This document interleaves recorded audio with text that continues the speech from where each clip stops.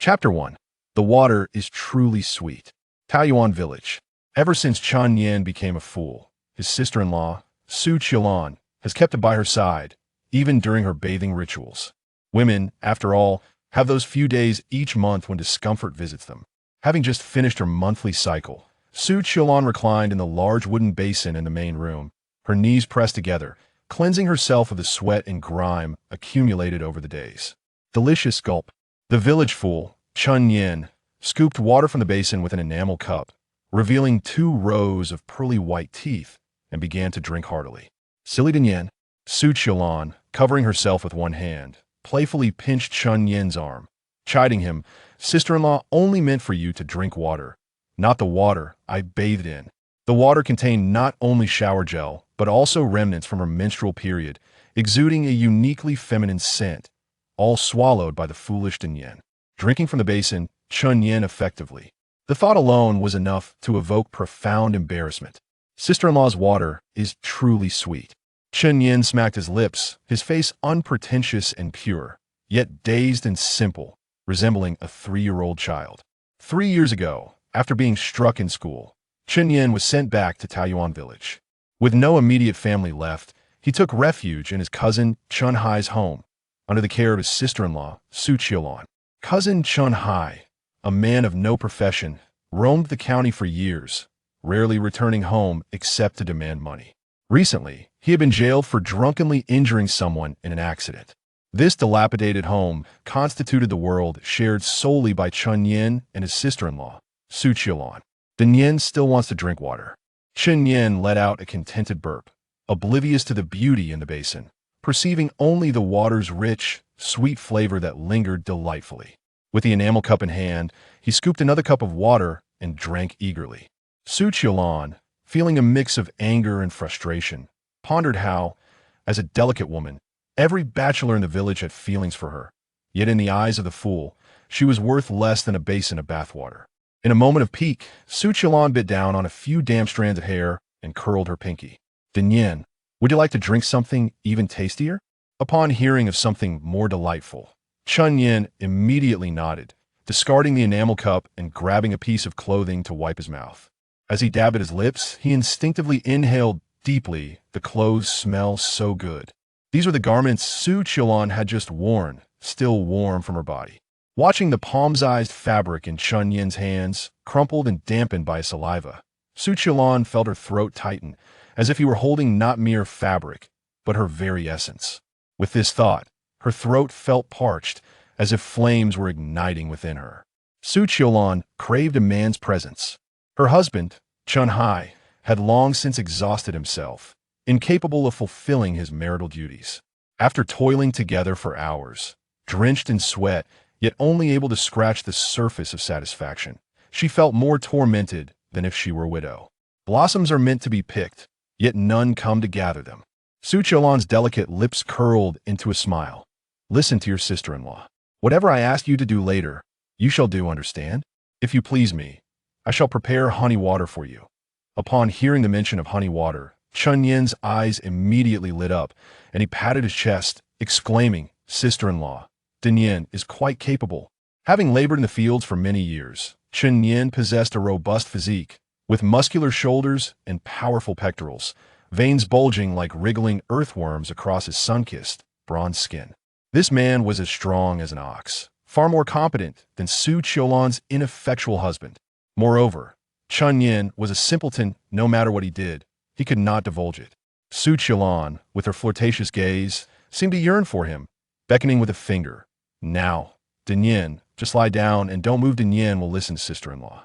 Just as Chen Yin was about to recline, he suddenly reached to loosen his belt, mumbling, "Dinyan needs to relieve himself." Relieve himself meant using the restroom. At that moment, Chen Yin stood before the wooden basin, poised as if to unleash a flood. Su Qilan's face flushed with embarrassment without guidance. The proximity would surely lead to an awkward encounter. That would be quite uncomfortable. Thus, she instructed Chen Yin to hold it, and like a water snake emerging from the basin, she let her damp hair cascade over her shoulders, don a garment, and prepare to take Chen Yin to the restroom. A sister-in-law is akin to a mother. Having cared for Chen Yin for 3 years, she was accustomed to tending to his needs. In the ensuing commotion, the fervor that had previously ignited had cooled considerably. Sister-in-law is truly beautiful. Before a simpleton, Su Qiulan felt no need to conceal her charm. Yet at that moment, Chun Yin's eyes were wide as saucers, his mouth watering as he stared unabashedly at her. Being gazed upon so intently by a man made Su Qiulan's cheeks bloom like peach blossoms, and she shot Chun Yin a reproachful glance. Silly Din Yin, do you understand women? Do you know what women are for? Her heart fluttered sweetly. A foolish man was still a man, and a capable one at that. To have a man's admiration was preferable to solitary self-adoration. Clang! At that moment, the gate to the courtyard clanged open. From the sound, someone had entered the courtyard, striding toward the main hall, and then came the voice of her mother-in-law, Zhang Guifan. Qiulan, quickly open the door. Your husband is being saved. Last month, her husband, Chun Hai, had been taken to a detention center. The reason was a drunken driving incident where he had collided with the local bully, Donkey San, leading to a violent beating that left him bloodied, alongside a hefty compensation of 30,000 yuan, which had been their last savings meant for buying fertilizer and seeds. Donkey San, relentless in his pursuit, had ultimately led the traffic police to imprison Chun Hai in the county detention center. Initially, as a devoted wife, Su Qiulan was deeply concerned about her husband's predicament. However, as time passed, she found life much quieter without a husband who gambled and resorted to domestic violence. Thus, upon hearing her mother-in-law's intention to rescue her husband, Su Qiulan felt no joy, only a hint of trepidation. Silly Din Yin, quickly hide. As her mother-in-law's footsteps grew nearer, Su Qiulan was as anxious as an ant on a hot pan. She, the sister-in-law, was soaking in the basin, while her younger brother-in-law, Chen Yin, watched nearby. In ancient times, this would have warranted severe punishment. The room was barren, devoid of any hiding spots. With no options left, Su Qiulan furrowed her brow and resolutely declared, Silly Din Yin, listen to your sister-in-law and quickly hide in the basin. Without further ado, she pressed Chun Yin into the wooden basin. Before Chun Yin could fully comprehend the situation, he found himself lying at the bottom of the wooden tub. Just as he contemplated making a few splashes, Su Qiulan leaped into the tub and firmly stepped on him twice, insisting he remain still. My sister-in-law said to stay put.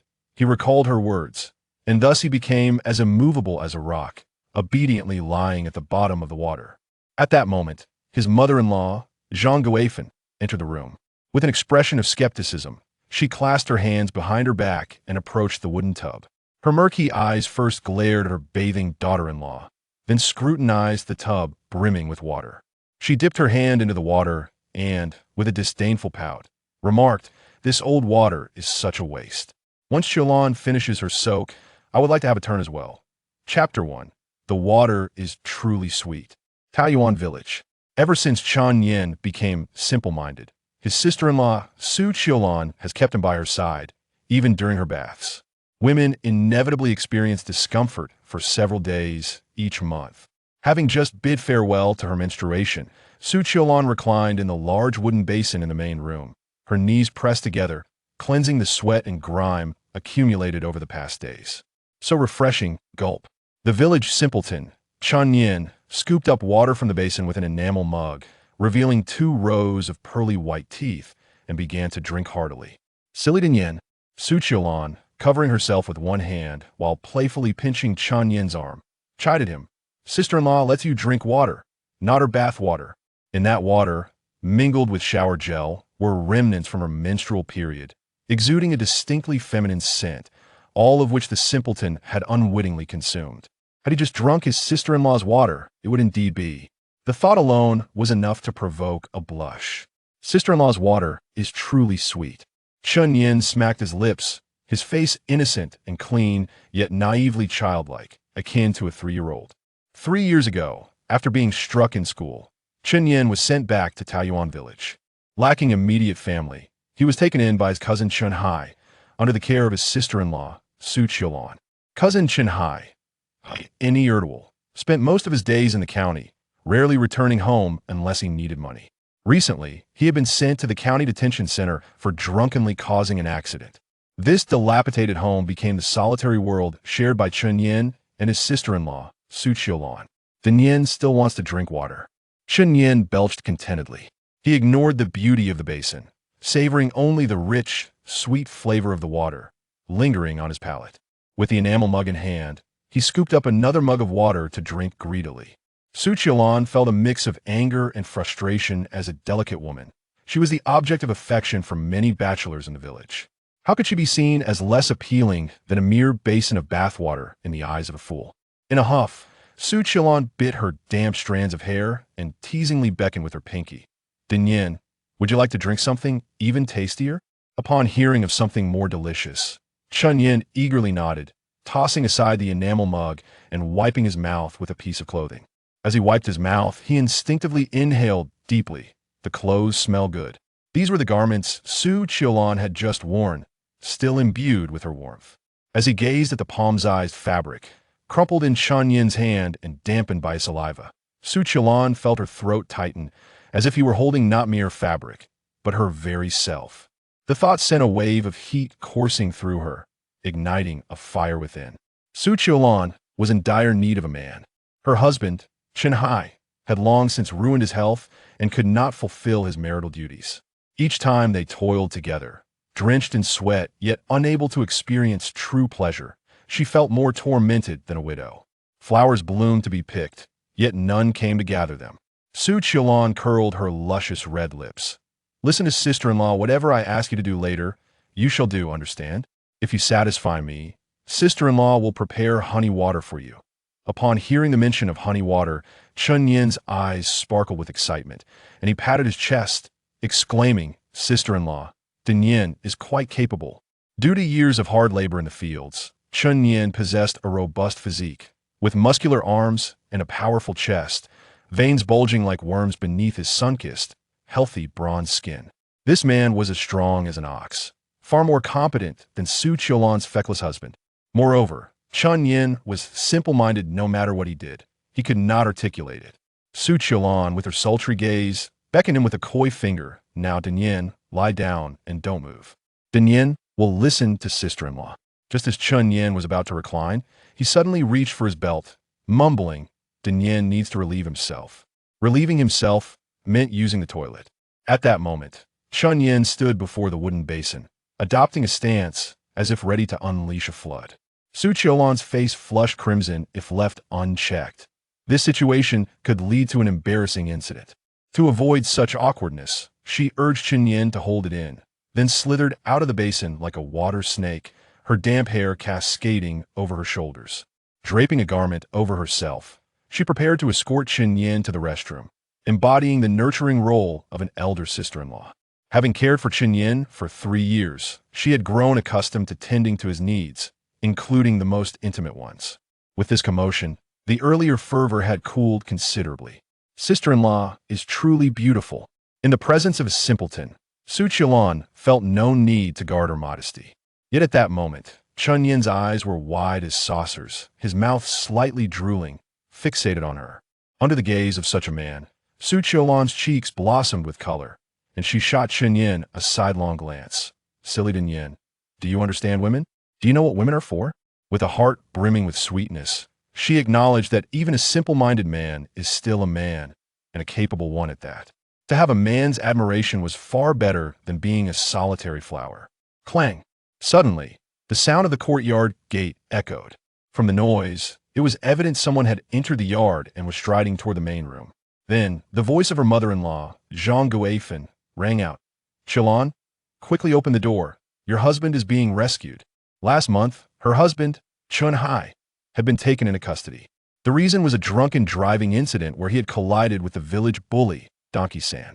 Chen Hai had endured a severe beating, resulting in bloodshed, and had to pay Donkey San 30,000 yuan, which was the last of their savings meant for fertilizers and seeds. In the end, Donkey San remained unrelenting, and the traffic police intervened, leading to Chen Hai's imprisonment in the county detention center. Initially, as a wife, Su Qiulan felt a pang of anxiety, but as time passed, she found life considerably quieter without her gambling, abusive husband. Thus, upon hearing her mother-in-law's intent to bail out her husband, Su Qiulan felt not joy but a twinge of fear. Silly Dinyin hide. Listening to her mother-in-law's approaching footsteps, Su Qilan became as restless as an ant on a hot pan. With her sister-in-law soaking in the basin and her simple-minded brother-in-law, Chun Yin, observing, this situation could lead to dire consequences in ancient times. The house was devoid of any hiding places. With no other options, Su Qilan furrowed her brow and resolutely declared, Silly Din Yin, listen to sister-in-law. Quickly hide in the basin. Without further ado, she pressed Chun Yin into the wooden basin. Before Chun Yin could fully comprehend the situation, he found himself lying at the bottom of the wooden tub. Just as he contemplated splashing around, Su Qilan leapt into the tub and firmly stepped on him twice, admonishing him to remain still. Sister-in-law said to keep still. He recalled her earlier words, and thus he lay at the bottom of the water like a steadfast stone. At that moment, his mother-in-law, Zhang Guifan, entered the room. Zhang Guifan wore a skeptical expression as she approached the wooden tub with her hands clasped behind her back. Her murky eyes first directed a glare at her bathing daughter-in-law, then shifted to the large tub filled to the brim with bath water. She dipped her hand into the water, wrinkling her nose in disdain. Isn't this old water a waste? She remarked. Once Qilan finishes her soak, I would like to have a dip as well. Chapter 2. The Peach Blossom Empress Foolish Danian. Your beard is far too prickly.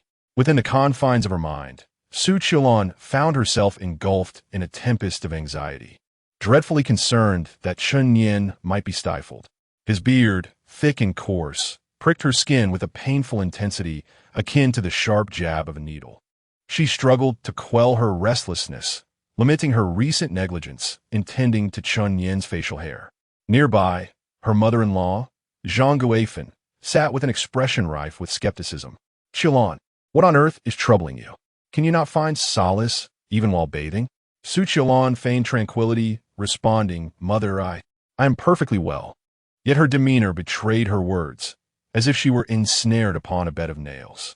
Anyone who took her at her word would have to be a fool. With an incisive gaze, Zhang Guifan scrutinized Su Qilan, sharply demanding, Qilan, is there something amiss beneath you? The precision of her inquiry left Su Qilan momentarily speechless. Could her mother-in-law possess some form of X-ray vision? Zhang Guifan smirked, her tone laced with sarcasm. What lies beneath you? Could it possibly be hemorrhoids? A hen that fails to lay eggs, yet suffers from both hemorrhoids and financial woes. My son Chun Hai must have been cursed through 8 generations to wed a wife like you. So, her mother-in-law believed she had hemorrhoids. Su Qilan exhaled with a sense of relief. If it were merely hemorrhoids, it was a trifling burden to bear, provided that Chun Yin remained shielded from exposure. The villagers harbored superstitions. Hemorrhoids were often perceived as an omen of financial misfortune, and her mother-in-law's remarks were thinly veiled insults aimed at her. Having been wed into the Chun family for 5 years, with no indication of pregnancy, Su Qilan had grown accustomed to her mother-in-law's taunts, who frequently referred to her as a hen incapable of laying eggs. In contrast, the man submerged at the bottom of the water basin, Chun Yin, possessed a refreshingly forthright outlook. He embraced a candid approach. If something existed, it existed, and if it did not, it did not. He expressed his thoughts openly, unable to abide any form of deceit. Second, and is mistaken.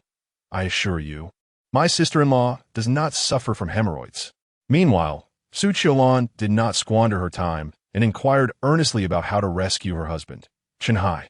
Chun Hai had been apprehended for driving under the influence after an unfortunate collision with a donkey named San.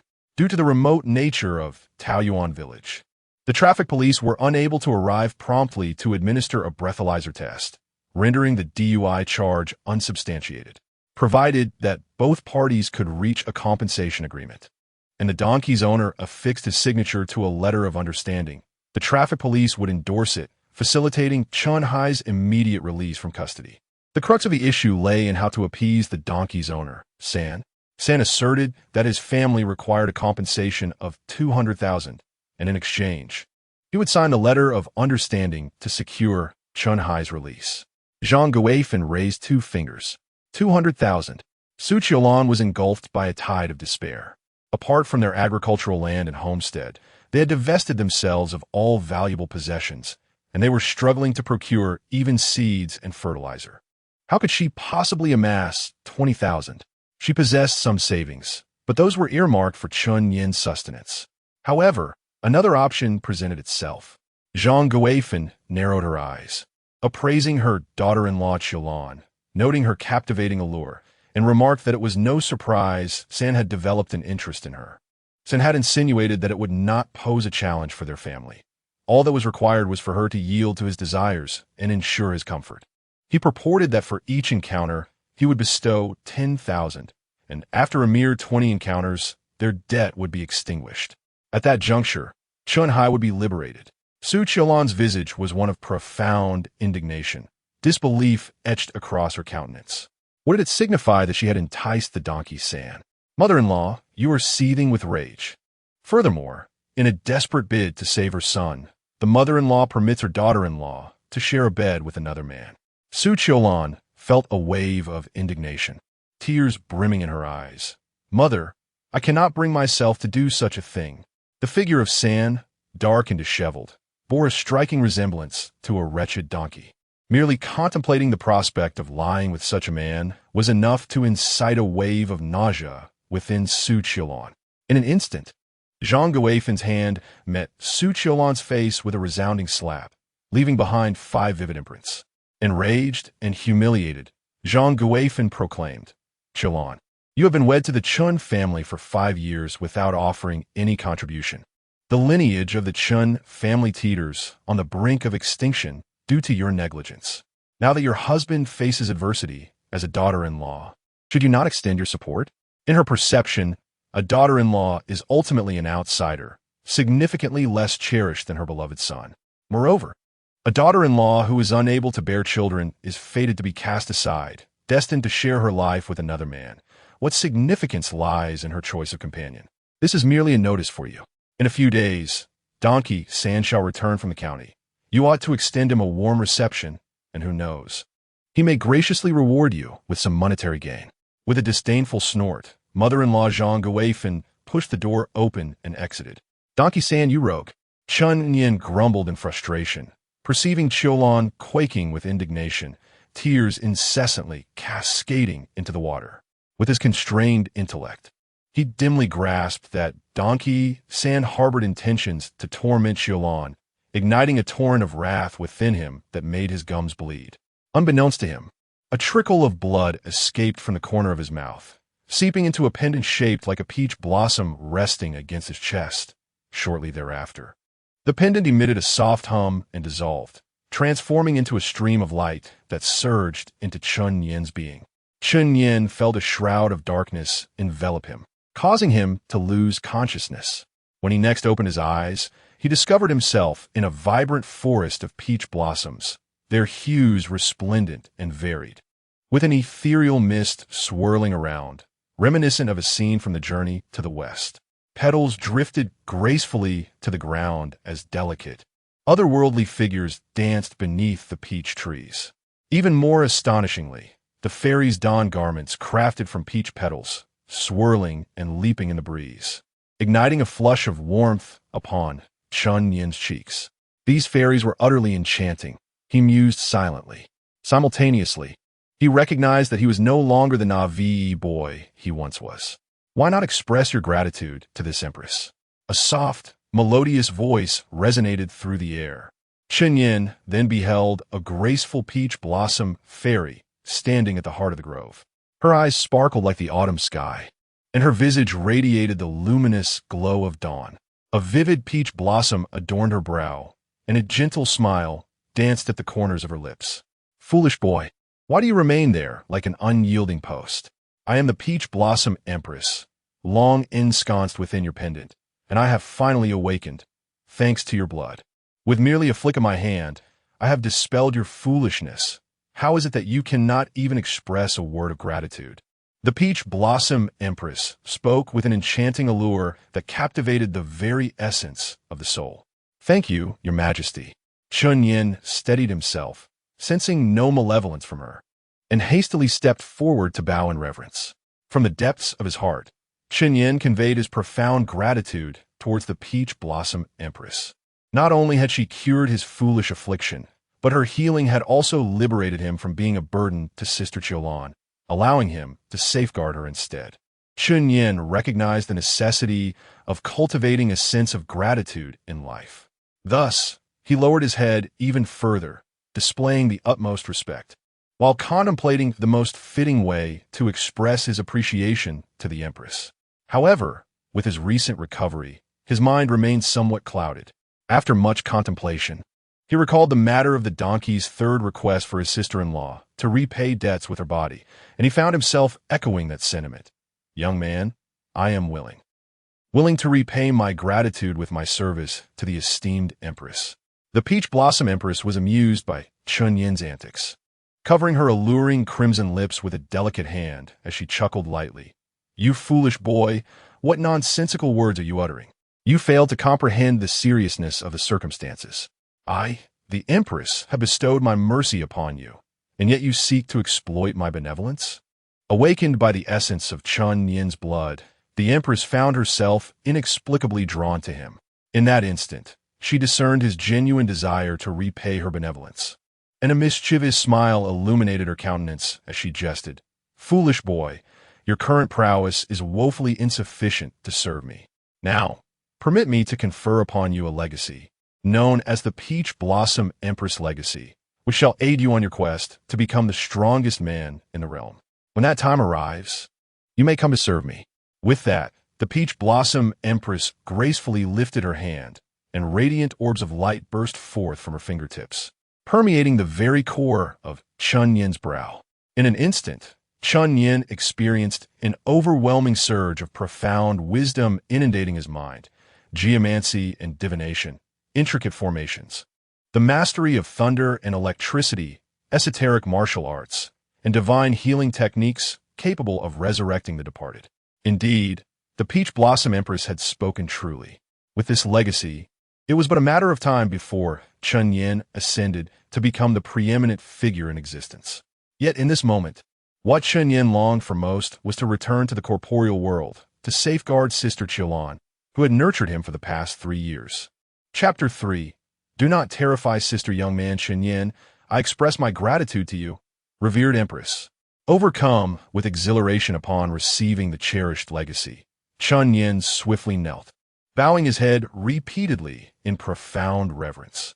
He struck his forehead with such intensity that it bled, yet remained blissfully oblivious to his own injury. This encapsulated the essence of Chun Yin's character. Sister Qilan had nurtured him for 3 years, igniting within him a deep-seated obligation to safeguard her. The Peach Blossom Empress had conferred upon him a life-altering legacy, rendering her akin to a benefactor comparable to his own parents, deserving of his utmost veneration. Observing Chun Yin's fervent prostrations, the Peach Blossom Empress felt an undeniable warmth. Foolish boy, please cease your bowing. It is rather heart-wrenching to behold. Throughout the years, the Peach Blossom Empress had remained in slumber, yet she had discreetly scrutinized Chun Yin with her divine consciousness.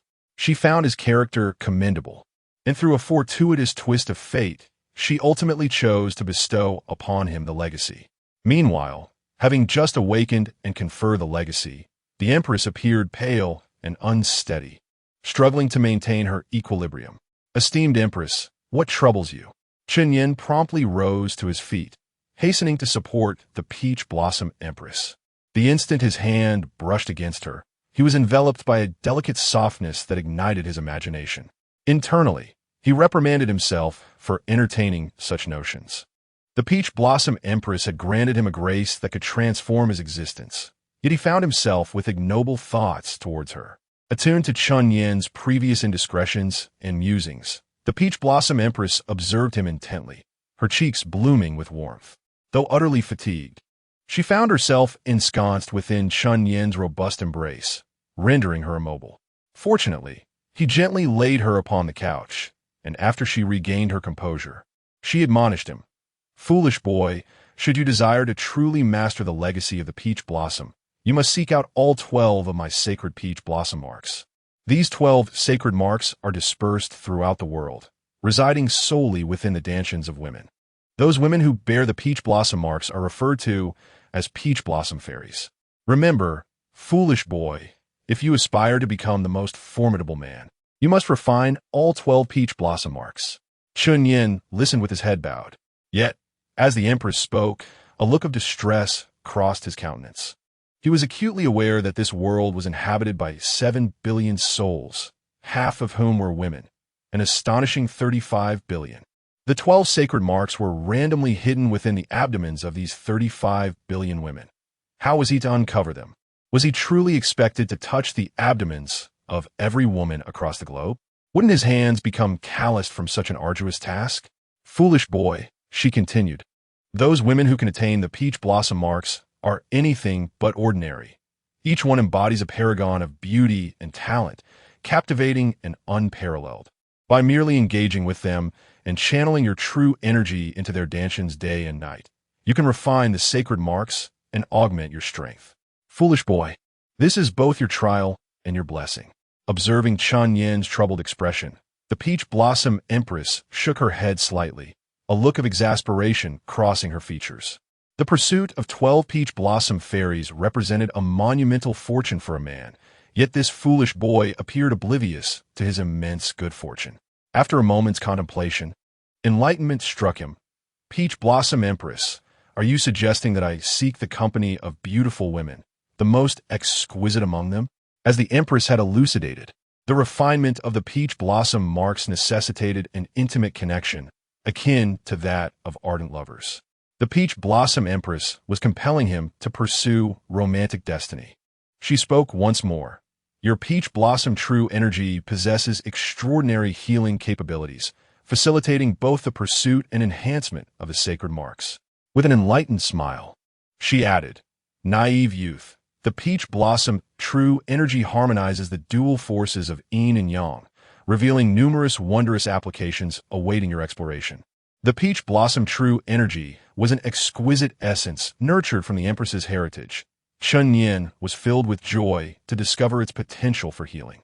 Intrigued by the extraordinary abilities of the peach blossom true energy, he resolved to conduct experiments upon his return to Peach Blossom Village. After imparting her profound wisdom, the peach blossom empress, weary from her exertions, gracefully surrendered to slumber. Rest assured, my empress, I, Chun Yin, shall not disappoint your expectations and will strive to become the mightiest man beneath the heavens. Chun Yin knelt in solemn vow. With tenderness, he removed her shoes and socks, tucking her legs beneath the covers. After a brief sojourn in the realm of peach blossoms, he steeled his thoughts and resolved to return to the tangible world. As the ethereal realm faded, it transformed back into the original peach blossom pendant, merging seamlessly into Chun Yin's dantian. The peach blossom empress and her marks lingered in his mind. Awakening in a daze, Chun Yin felt as though he had just emerged from an endless dream. Yet the lucidity of his thoughts assured him that all was indeed real. No longer a fool, he bore the legacy of the peach blossom empress. Equipped to support his family, there was no urgency to pursue the peach blossom sacred mark, he mused. First, he would delight Sister Qilong. The 3 years of folly had subjected Chun Yin to derision, yet they also illuminated the hearts of those who genuinely cared for him.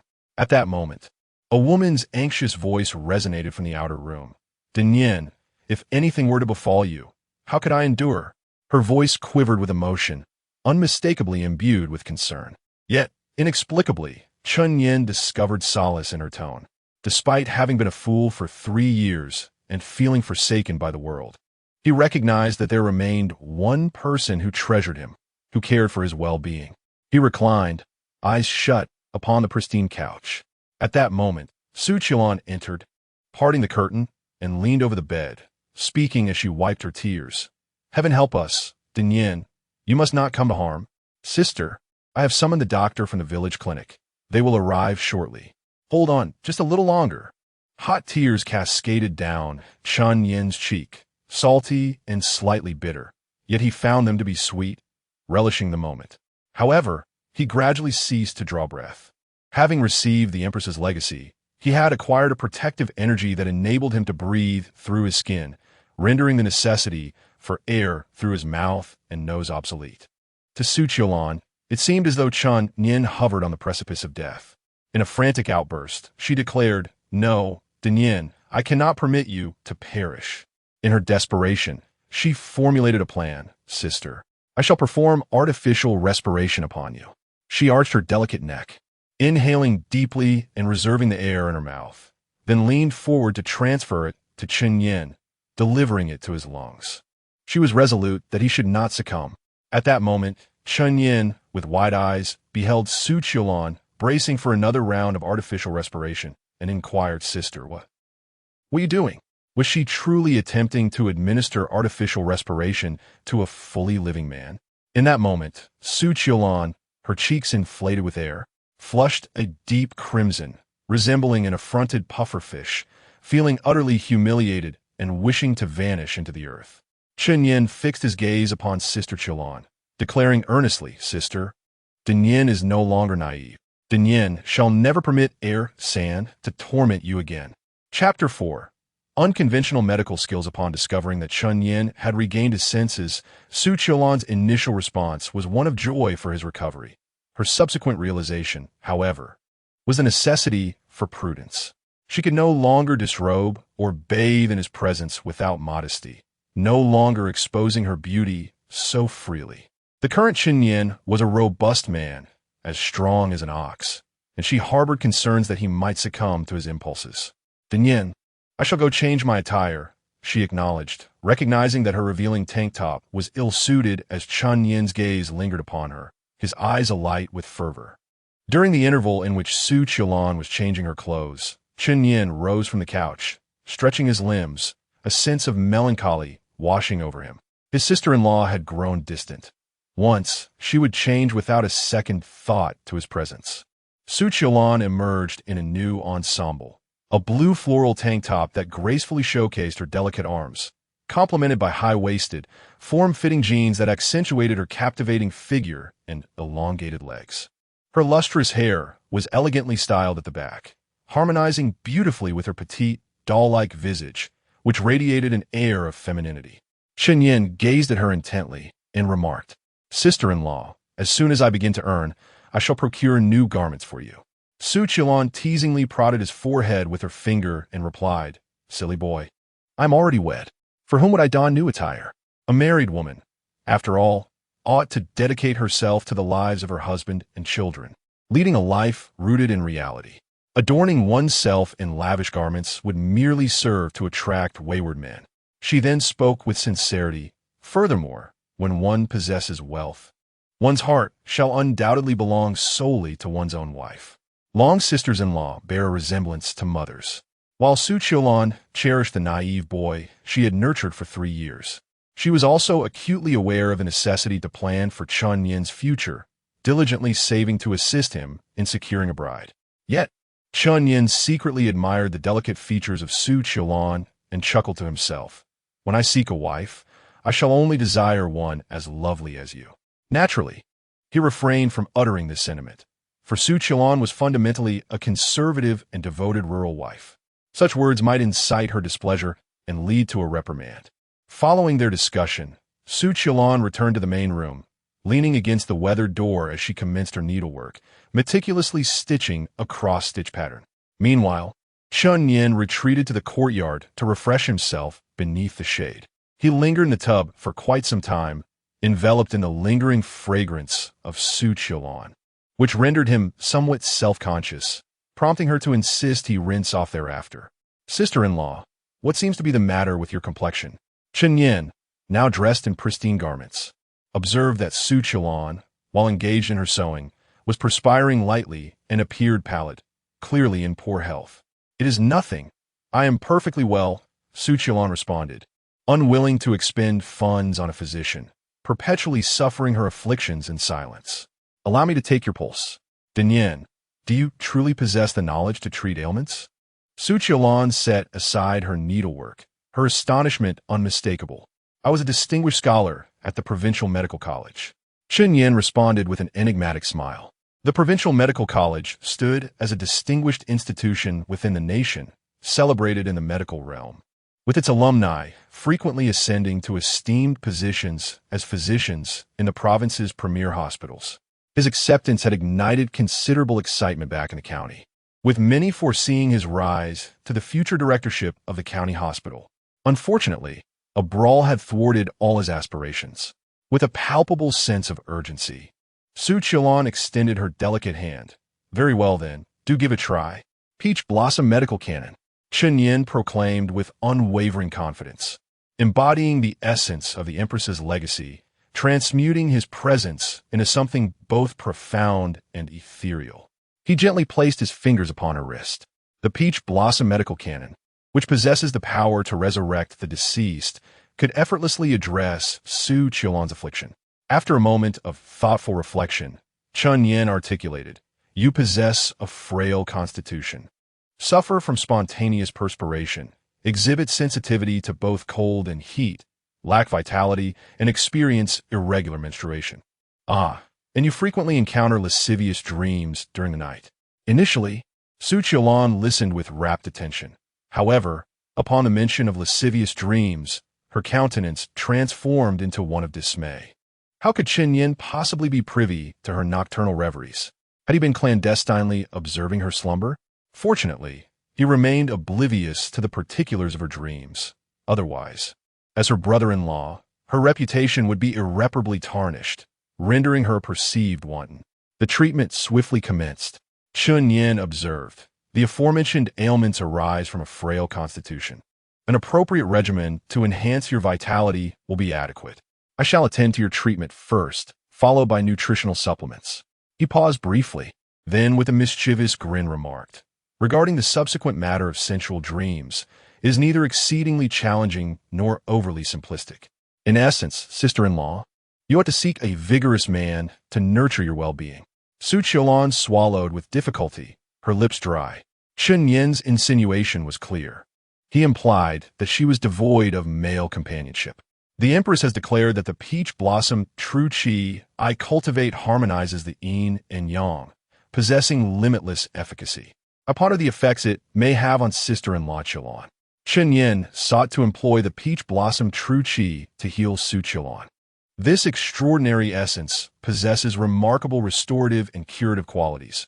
Being enveloped by it resembles an all-encompassing wellness treatment, far exceeding the advantages of ginseng or deer antler tonics.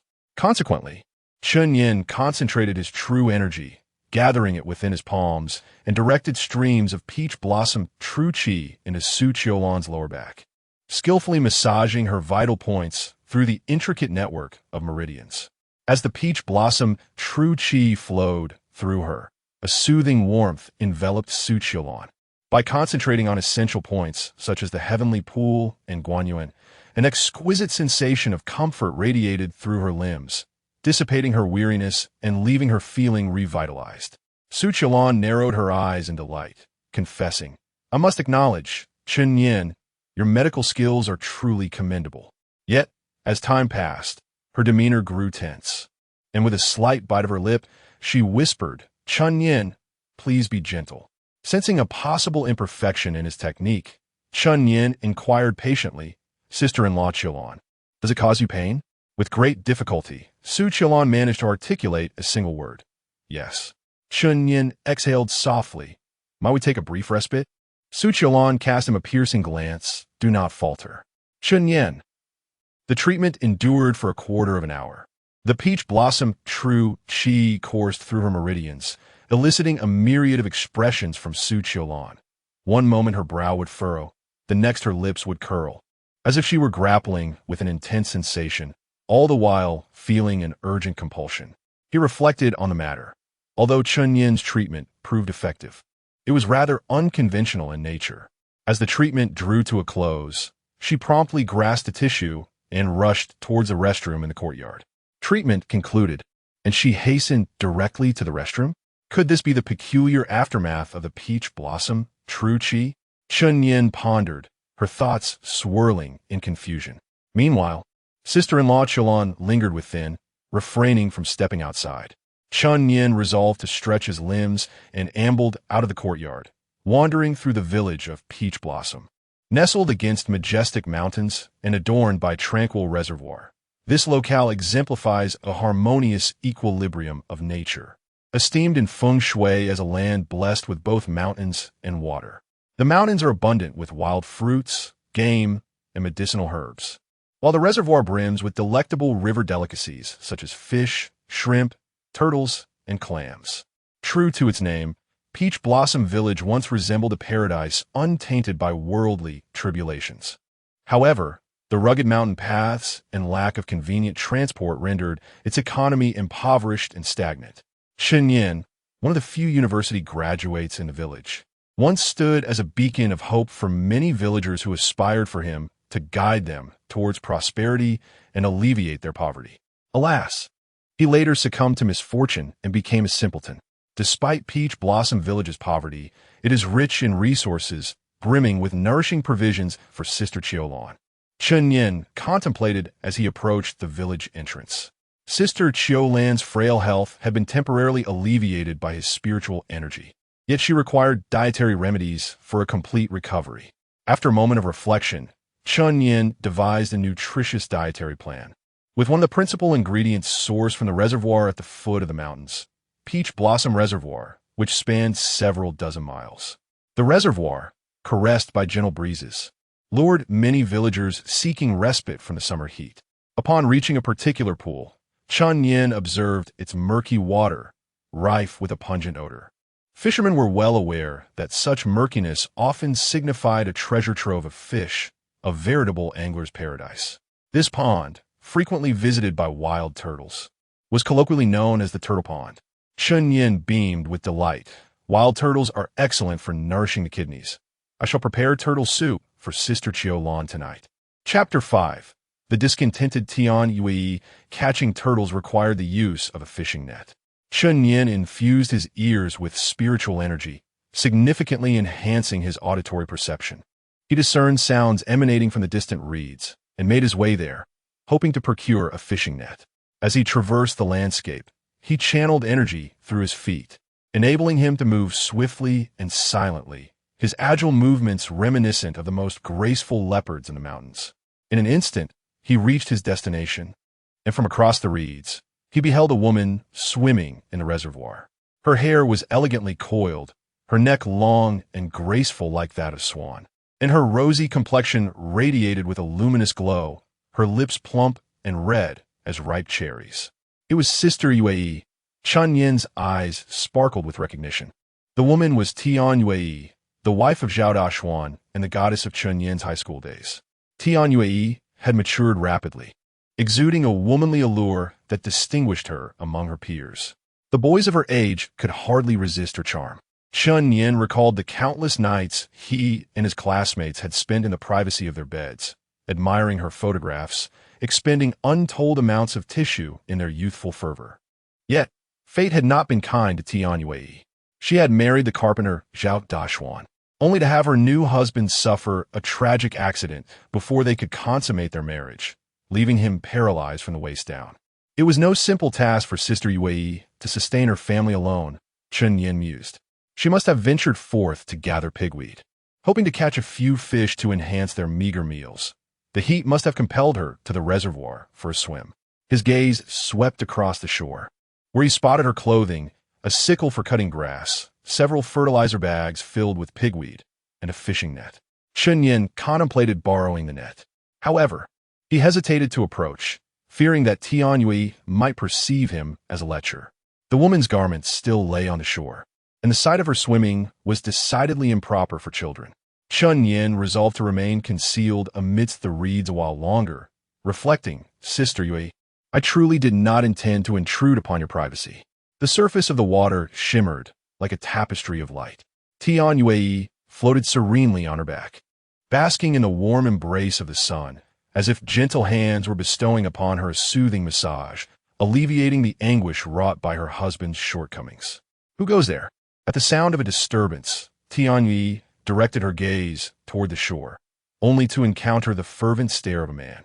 His eyes, filled with lewdness and avarice, scrutinized her entirely. The man, as slender as a reed, bore a conspicuous black mole upon his left cheek. He was the village's ne'er-do-well, known as Mudfish.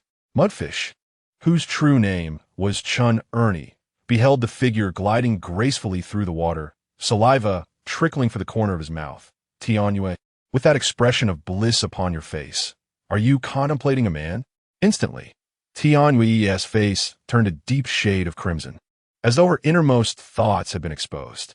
In a flurry of panic, she immersed herself in the water, exclaiming, "Lecherous scoundrel, begone! If you do not leave, I shall summon assistance."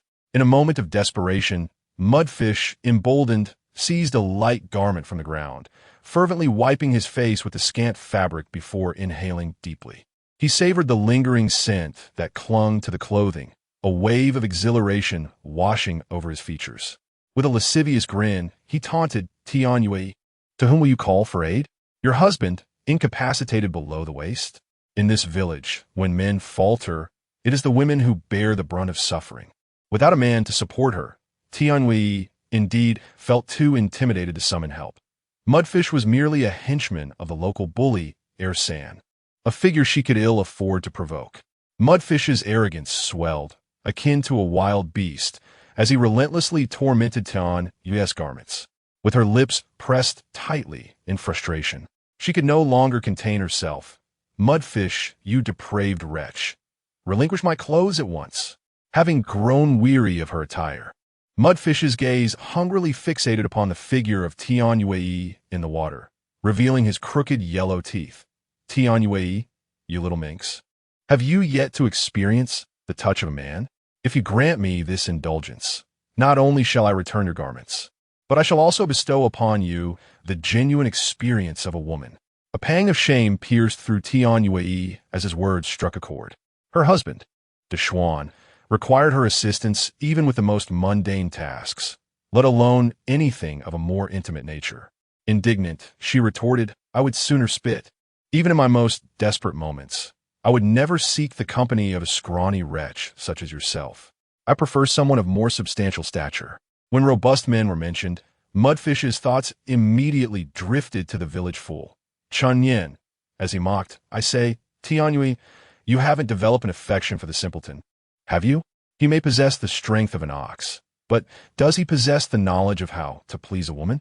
Tian Yui, if you are indeed drawn to a fool, you are truly in a desperate state." Unable to counter his taunts, Tian Yui submerged herself deeper into the water, fully aware that Mudfish was an inadequate swimmer and posed no threat to her. Mudfish, growing increasingly impatient and furious, extracted a mobile phone, directing the camera towards Tian Yui in the water. "Tian Yui, if you refuse to emerge, I shall capture your image and disseminate it online for the eyes of other men." With that declaration, he activated the camera, repeatedly immortalizing her visage, intensifying her feelings of shame and humiliation. 3 years of folly, I have endured enough. I never anticipated that Sister Yui's existence would be even more wretched than my own. In the reed marsh, Chun Yin felt a profound sense of sympathy. After all, Tian Yui had squandered so much of his toilet paper, and there existed a peculiar lens through which he preferred not to witness her being tormented. He surveyed his surroundings and picked up a small stone. Whoosh! Chun Yin took aim and flicked his finger, propelling the stone through the air like a bullet, striking the shoulder, acupoint on the left shoulder of the man known as Mudfish. The stone was imbued with his vital energy, and the force was executed with remarkable precision. Situated 100 meters away, Mudfish had yet to react when suddenly his left shoulder went numb, rendering his entire left arm limp and devoid of sensation, causing his phone to tumble to the ground. What on earth? Mudfish was bewildered, suspecting he was experiencing a spasm, and bent down to retrieve his phone. This device was newly acquired, costing over 2,000. If the screen were to shatter, it would result in a considerable loss. However, before he could grasp it, the shoulder acupoint on his right shoulder also succumbed to numbness, causing his right arm to droop as well. What is happening? Mudfish was engulfed in anxiety. The simultaneous numbness in both arms left him utterly perplexed. With no one in sight, he increasingly sensed that this was precisely what the village elders alluded to as being tormented by specters. A shiver coursed down his spine. Yet, he could not bring himself to abandon his phone, so he slowly crouched down, attempting to retrieve it with his mouth, only to find his great vertebra acupoint succumbing to numbness. In that moment, he found himself incapable of moving his neck. Terror gripped Mudfish. Haunted. I'm truly haunted. He began to scream and fled as if pursued by a phantom, vanishing in the blink of an eye. In the reed marsh, Chun Yin beheld the scene with a self-satisfied smirk, nonchalantly blowing on his fingers. Ah, dealing with such a trivial character demands no exertion on my part. With the inheritance of the Peach Blossom medical canon, he regarded Mudfish merely as a living acupoint map. There was no necessity for him to reveal his identity. With a flicker of distant acupoint striking technique, he could render Mudfish incapacitated from 100 meters away. Chun Yin recalled a profound saying from the medical canon. Medical skills serve as both a means of salvaging lives and a method of extinguishing them. Help! Help me! Suddenly, Tian Yui's cries reverberated, disclosing that she too had been terrorized by the specter, her legs beginning to cramp in the water. Cramps in water are no trifling matter. In a short while, Tian Yui had ingested several mouthfuls of water, her throat convulsing in paroxysms of dry heaving. Without aid, she was destined to succumb to drowning. Chun Yin was engulfed by a profound sense of urgency. All she desired was to borrow a fishing net. Why then did an avalanche of troubles continue to accumulate? Rescuing her was paramount. Without a moment's hesitation, Chun Yin plunged into the water, swimming towards the nearly submerged Tian Yui, and enveloped her in a protective embrace. Chapter 6. The withered flower. Moments later, Chun Yin returned to the shore, gently placing the soaked Tian Yui upon the grass. Her complexion appeared remarkably fair, glistening with droplets of water, akin to a flawless porcelain doll. Chun Yin refrained from gazing too long, apprehensive that he might squander excessive toilet paper upon his return home. He picked up a garment from the ground and presented it to her, saying, "Sister, please don this quickly. Take care not to catch a chill." Tian Yi responded with a soft murmur, her cheeks aflame, and swiftly adorned herself. Stealing a glance at Chun Yin, she observed his well-defined muscles and sun-kissed skin, radiating a vitality far surpassing that of her incapacitated husband, which left her silently yearning. With gratitude, she uttered, "Dinyin, thank you, dear sister." Chun Yin, eager to avoid any preamble, addressed her directly. "Sister Yui, I shall not impose, but might I borrow your fishing net?" Tian Yui, brushing aside her damp locks, exhaled deeply. "Brother Dinyin, you are far too courteous. Please, take the net. You have just rescued me, and I shall undoubtedly repay you in due course." Repay in due course? Why not at this very moment? Chun Yin, choosing to refrain from such contemplations, grasped the fishing net. Just as he was about to depart, he heard Tian Yui cry out in anguish as she collapsed heavily to the ground, landing with a resounding thud. The impact was so great that it brought tears to her eyes, her delicately arched eyelashes shimmering with droplets as she lamented, "This unyielding leg." At home, 2 sizable sows awaited their nourishment, and her incapacitated husband required her attention. She was irreplaceable, yet at this crucial juncture, her legs had betrayed her. "Yui, what ails your leg? What else could it be?" "It's cramped from exhaustion," she replied, her eyes reddened.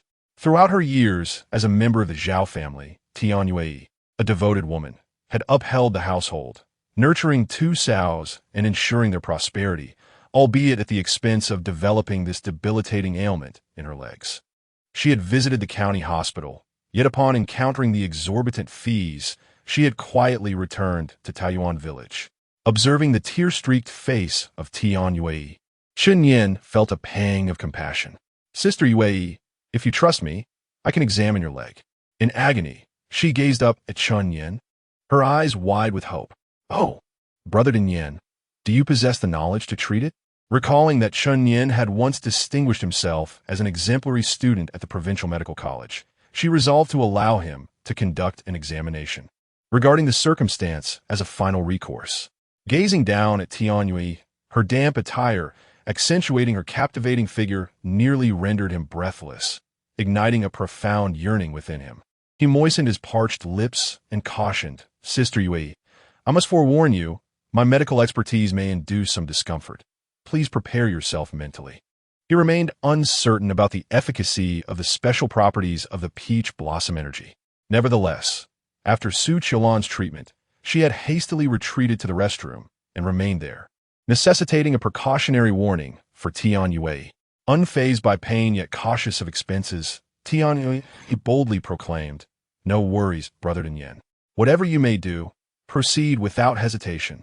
Due to the cramping in her leg, she flushed with embarrassment and lowered her newly acquired high-waisted leggings halfway, permitting Chen Yin to administer a close treatment.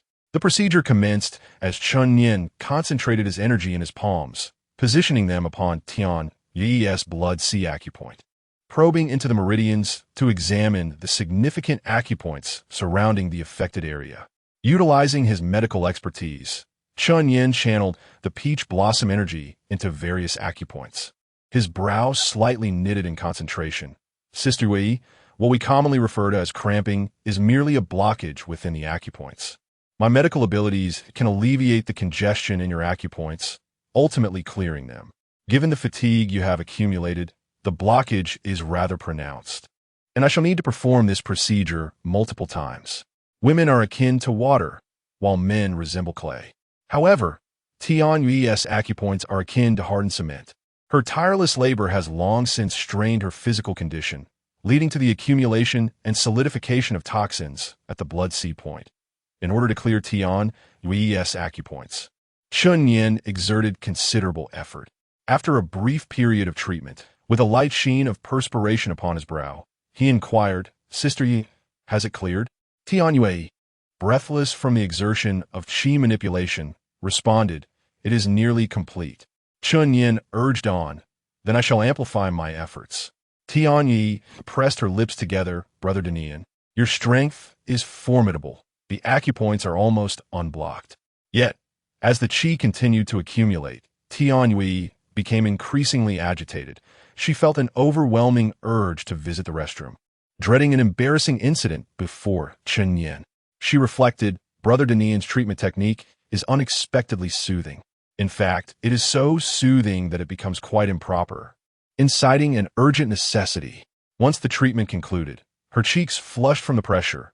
Tian Yui adjusted her leggings and hastily made her way toward the reeds, awkwardly exclaiming, "Brother Danian, please hold on for a moment. I have an urgent matter to attend to." An urgent matter? Chen Yin found herself momentarily bewildered, only to soon discern the sounds emanating from the reeds, leading to a sudden revelation. Much like Su Qiulan, Tian Yui hastened to the restroom immediately following her treatment. It appears that the peach blossom qi indeed possesses the remarkable ability to unblock bodily passages. After a considerable interval, Tian Yui emerged from the reeds, her demeanor significantly lighter and rejuvenated. Chen Yin could not help but gaze in admiration. She had matured early, her figure voluptuous, and her attire clung so snugly that the buttons seemed on the brink of bursting. After expressing her gratitude profusely, she discovered that Chen Yin had shed her former naivety and broached another topic. "Brother Danian, Deshan has been eager to invite you for a drink. When might you find the time to pay him a visit? Deshan wishes to share a drink with me?" Chen Yin was not particularly taken aback. He smiled and replied, "Very well, Sister Yui, I shall attend this evening."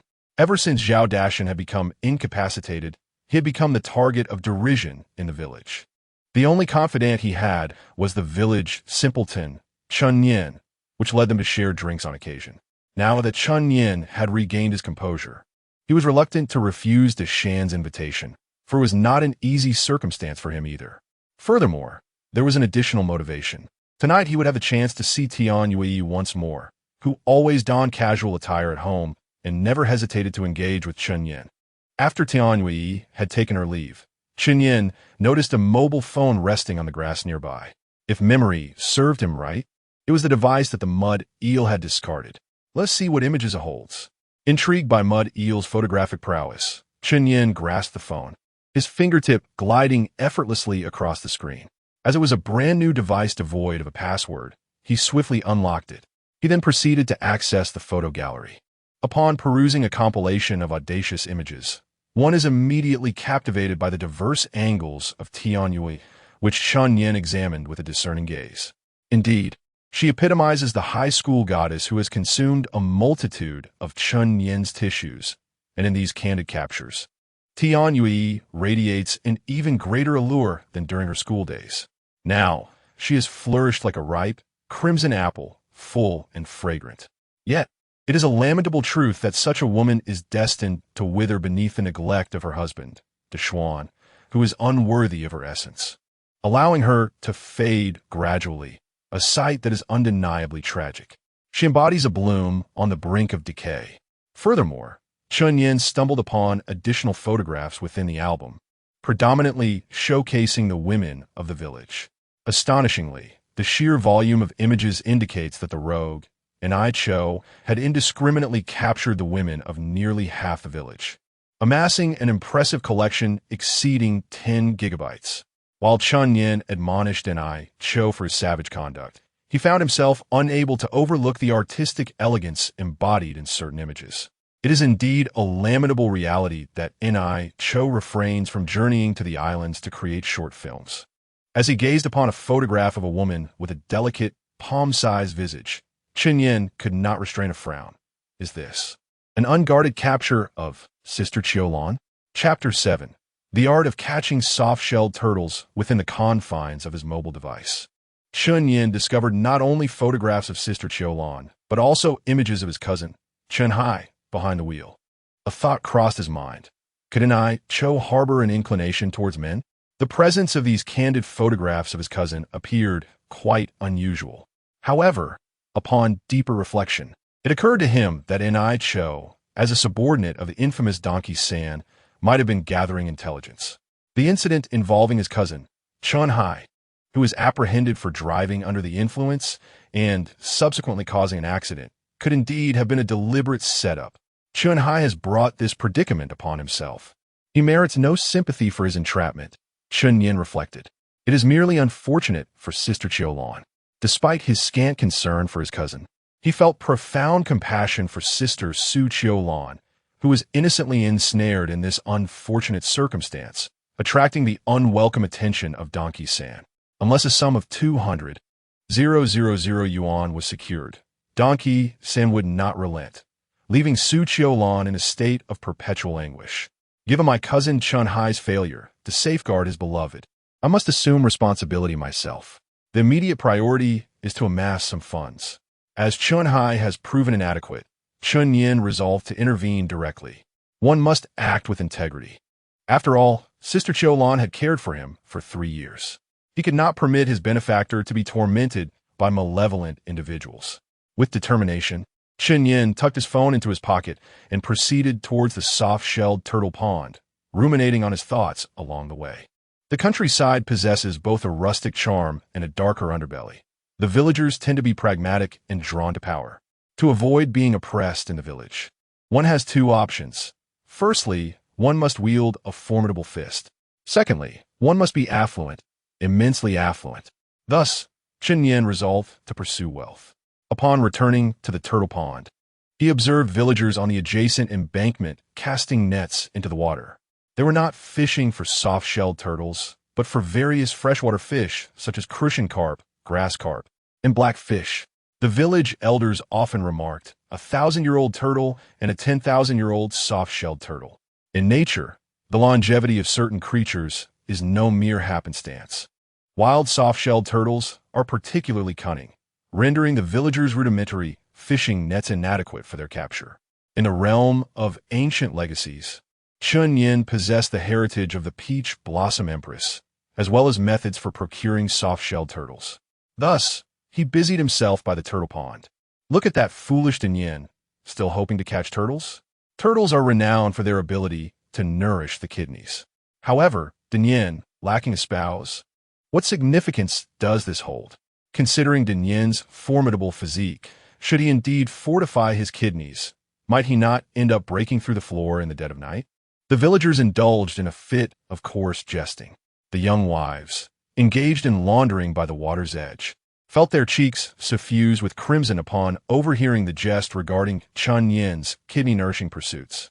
Known for his penchant for parading through the village bare-chested in shorts, the villagers recognized Dinyin's stature akin to that of a bull, one of the most formidable figures in the vicinity, capable of eliciting admiration from the village wives. Peach Blossom True Chi disperse. Chun Yin focused a strand of genuine energy at his fingertips, crouching before the turtle pond. agitating the water as the delicate essence of peach blossoms radiated outward like electromagnetic waves. As the true energy dispersed, the underwater realm unfolded before Chun Yin's eyes like an intricately detailed three-dimensional scan. Indeed, there were strikingly few turtles, while the waters brimmed with turtles. The villagers had been unable to capture them, for the majority dwelled concealed beneath the murky depths, evading ordinary nets. However, for Chun Yin, managing this group of turtles was a mere trifling endeavor. Their demise was imminent. Turtles possess an affinity for earthworms. Chun Yin unearthed a jar of worms from the embankment. Yet these commonplace creatures failed to entice the astute turtles. Thus, he summoned his vigor and retrieved the peach blossom pendant. This pendant bore numerous miraculous attributes, one of which enabled it to transmute infused true energy into a spiritual liquid, a quintessence of nature, irresistibly alluring to living beings. Plop, plop. As the spiritual liquid cascaded into the worm jar, the worms underwent a remarkable transformation. Their bodies solidified, embellished with delicate golden lines, astonishingly evolving into golden thread worms. Even more remarkable was the intoxicating aroma wafting from the worms. These worms exude an enchanting fragrance. Chun Yin swallowed with difficulty, for the first time in his life, realizing that even writhing worms could awaken his appetite. Golden thread worms, so exquisite. Surely the wild turtles would find them irresistible. The fishing began. Chun Yin secured the golden thread worms to his net and cast it into the turtle pond. Indeed, as the worms plunged into the water, the previously serene surface began to froth, and through the perception of the peach blossom true energy, the cunning turtles emerged from the mud. Reel it in. As the turtles surfaced and entered the net, Chun Yin summoned his strength, drawing the substantial net from the water. To his delight, the net yielded a bountiful harvest of plump turtles. Their shells exhibited a yellowish tint, their scales were rough, and their claws were sharp, clearly distinguishing them from their domesticated counterparts. These were undeniably exquisite wild turtles. Upon careful enumeration, he found a minimum of 8 in total. The largest among them weighed between 5 to 6 pounds, whereas the smallest were approximately 4 to 5 ounces. Chun Yin meticulously weighed each turtle, cleansing them thoroughly before placing them into a urea bag. Farm-raised turtles fetched 50 yuan per pound, while their wild counterparts commanded a remarkable 200 yuan per pound. This remarkable catch could easily be sold for 3 to 4,000 yuan. By heavens, Sha Yin has captured a soft-shelled turtle. A voice resounded, sparking the villagers' curiosity along the embankment.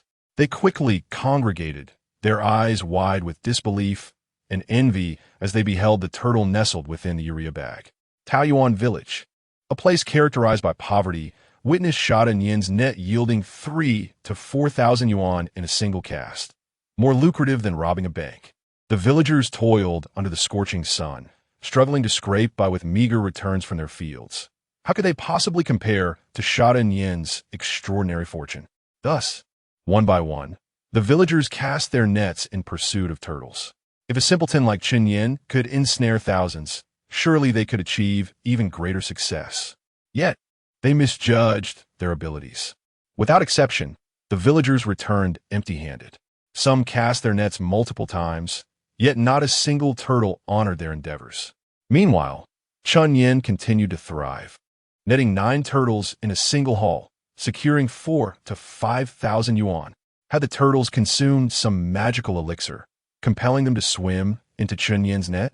One villager contemplated, gazing bewilderedly at his desolate net. Gradually, the villagers arrived at a shared understanding. They were convinced that Chun Yin possessed an extraordinary technique for capturing turtles. Thus commenced a chorus of entreaties for Chun Yin to unveil his secrets. Among them was the village's captivating widow, as sinuous as a water snake, who approached Chun Yin, entwining her arms around his in a playful embrace, flaunting her enchanting allure while casting flirtatious glances. True to her title, the widow's skin was as tender and smooth as a peeled egg. In Taoyuan Village, she was infamous for her loose morals, often receiving tokens of affection in the form of oil and flour from suitors eager to win her favor. Naturally, she reciprocated, occasionally inviting them to partake in meals of fine flour or local seafood if she found them appealing. Interpreting the widow's sultry gaze, Chen Yin perceived a golden opportunity. Should he impart to her the art of turtle catching, he could rely on her to keep her door ajar for him come nightfall, and perhaps even partake in a sumptuous feast of her exquisite stir-fried seafood. Chapter 8. Bullying the Fool. I apologize, dear friends, but the technique for capturing turtles is one that you would find difficult to grasp, Chen Yin contemplated before gently rejecting the villager's entreaties. His rationale was uncomplicated. Firstly, the method necessitated a distinctive essence, which, at present, only Chen Yin possessed. Secondly, such wisdom ought not to be disseminated indiscriminately. The widow, in a fit of vexation, stamped her foot, lamenting her excessively modest attire that had thwarted her chances with Chen Yin that very day. The villagers remained silent, acutely aware that had the circumstances been reversed, they too would have guarded such secrets with fervor. What lingered in their hearts was a profound mixture of envy and admiration for Chen Yin. He continued to cast and retrieve his nets. Yet the turtle pond had become overcrowded, inciting a flurry of turtle-catching activity. The turtles, alarmed by the uproar, primarily concealed themselves within the mud, unwilling to emerge. Chen Yin's catches diminished, rendering it increasingly arduous to procure 5 or 6 pounds of sizable turtles. That shall suffice for today. I shall return to indulge in a drink with Dashuan. As twilight descended, Chen Yin acknowledged the sagacity of knowing when to cease. With one final haul, he readied himself to journey home, the turtle secured within a urea bag, tightly bound with a hemp rope slung over his shoulder. The bag of urea bulged forebodingly, and with the turtles and water contained within, it weighed no less than 100 pounds. Even the sturdiest farmer would find a challenge to bear. Yet, with the ancient vigor coursing through his veins, he experienced an overwhelming surge of strength, as if he were merely toting a bag of cotton candy. His countenance relaxed, and he moved with the grace and swiftness of a gazelle. "Where on earth is my phone?" he exclaimed in exasperation. In the reed marsh. Mudfish was accompanied by 2 companions, wielding powerful flashlights as they scoured for the phone he had misplaced earlier in the day. The trio was utterly fatigued, resembling weary hounds. Having meticulously searched every inch of the marsh and examined each patch of sand, yet they found no trace of the elusive device. "Mudfish, how could you have lost your phone?" inquired a spirited young man who trailed closely behind. "It's a long story, one you wouldn't fathom," Mudfish retorted, recalling the harrowing experience from earlier that day, which still sent shivers down his spine. His arms had suddenly gone numb, and his neck had stiffened, feeling as rigid as timber, far more terrifying than any horror film. It was not until evening, when the numbness subsided, that Mudfish gathered his 2 companions to search by the water's edge for the phone. "Do you think that woman, Tian Yue, might have picked it up?" another young man inquired, to which Mudfish confidently replied that Tian Yue lacked the audacity for such actions. Her spouse was a feeble man, devoid of the instinct for self-preservation, perpetually maintaining a safe distance from any form of conflict. He would never dare to exploit others. In truth, Mudfish had paid a visit to Tian Yue's residence earlier that day, where she had fervently vowed by the heavens that she had not taken his phone. After a fruitless search and a protracted wait, the trio returned, their spirits dampened. As they approached the turtle pond, they were met with the lively spectacle of a group of villagers casting their nets, the air alive with excitement. Upon making inquiries, they discovered that the village simpleton, Chen Yin, had captured several dozen pounds of wild turtles that very afternoon. Wild turtles were regarded as a remarkable tonic, particularly beneficial for kidney health, celebrated for their capacity to nourish the kidneys and rejuvenate vitality. Not to mention, they fetched a substantial price. That imbecile Chen Yin is indeed fortunate despite his ignorance. Mudfish lamented, feeling a sharp pang of envy. He had lost a mobile phone valued at over 2,000 yuan, while the simpleton had amassed a fortune from his haul. The bitter comparison pricked his pride. At that moment, Mudfish caught sight of Chen Yin, and his eyes sparkled with greed as he hastened forward. "You, Chen Yin, halt right there," he barked, positioning himself and his companions to obstruct the path. "What do you desire?" Chen Yin inquired, steadying himself. I have a matter of importance to discuss with you, Mudfish replied, casting a sidelong glance at his accomplices. The two young men, adept in such schemes, swiftly maneuvered behind Chen Yin, rifling through his urea bag. They raised their fists, ready for confrontation. Should a scuffle erupt, the trio would encircle Chen Yin in a triangular formation, rendering him vulnerable to a surprise assault from behind. His fate would be grim. Chen Yin clutched the bag of urea with a firm grip, his gaze steadfast and serene. What do you desire? My sister-in-law awaits my return. Please speak swiftly. Mudfish arched an eyebrow, intrigued. This simpleton certainly knew how to maintain his composure. It was quite common for an ordinary villager to succumb to panic when confronted by a trio of thugs, often resulting in hasty and reckless actions. Once the villagers took the initiative to retaliate, it transformed into an act of aggression, a matter of grave consequence. In such instances, they would be obliged to pay a substantial sum, indeed, an exorbitant amount. This entire scheme had been skillfully devised by Mudfish and his leader, Donkey 3, who had amassed a considerable fortune through deceit. Yet, alas, Chen Yin, the simpleton, would not be ensnared by their ploys. Mudfish's gaze inadvertently drifted to the urea bag hanging over Chen Yin's shoulder. What a veritable treasure! A substantial bag brimming with wild, soft-shelled turtles, valued at no less than 10,000 yuan. If obtained, it could procure several high-end mobile phones. He boldly proclaimed, "Foolish Chen Yin. We previously agreed that this 21-pound bag of turtles is exclusively mine. 21 pounds. This constituted a mere tenth of the market value." His proclamation provoked a chorus of scorn from the villagers, for it was evidently an act of egregious theft.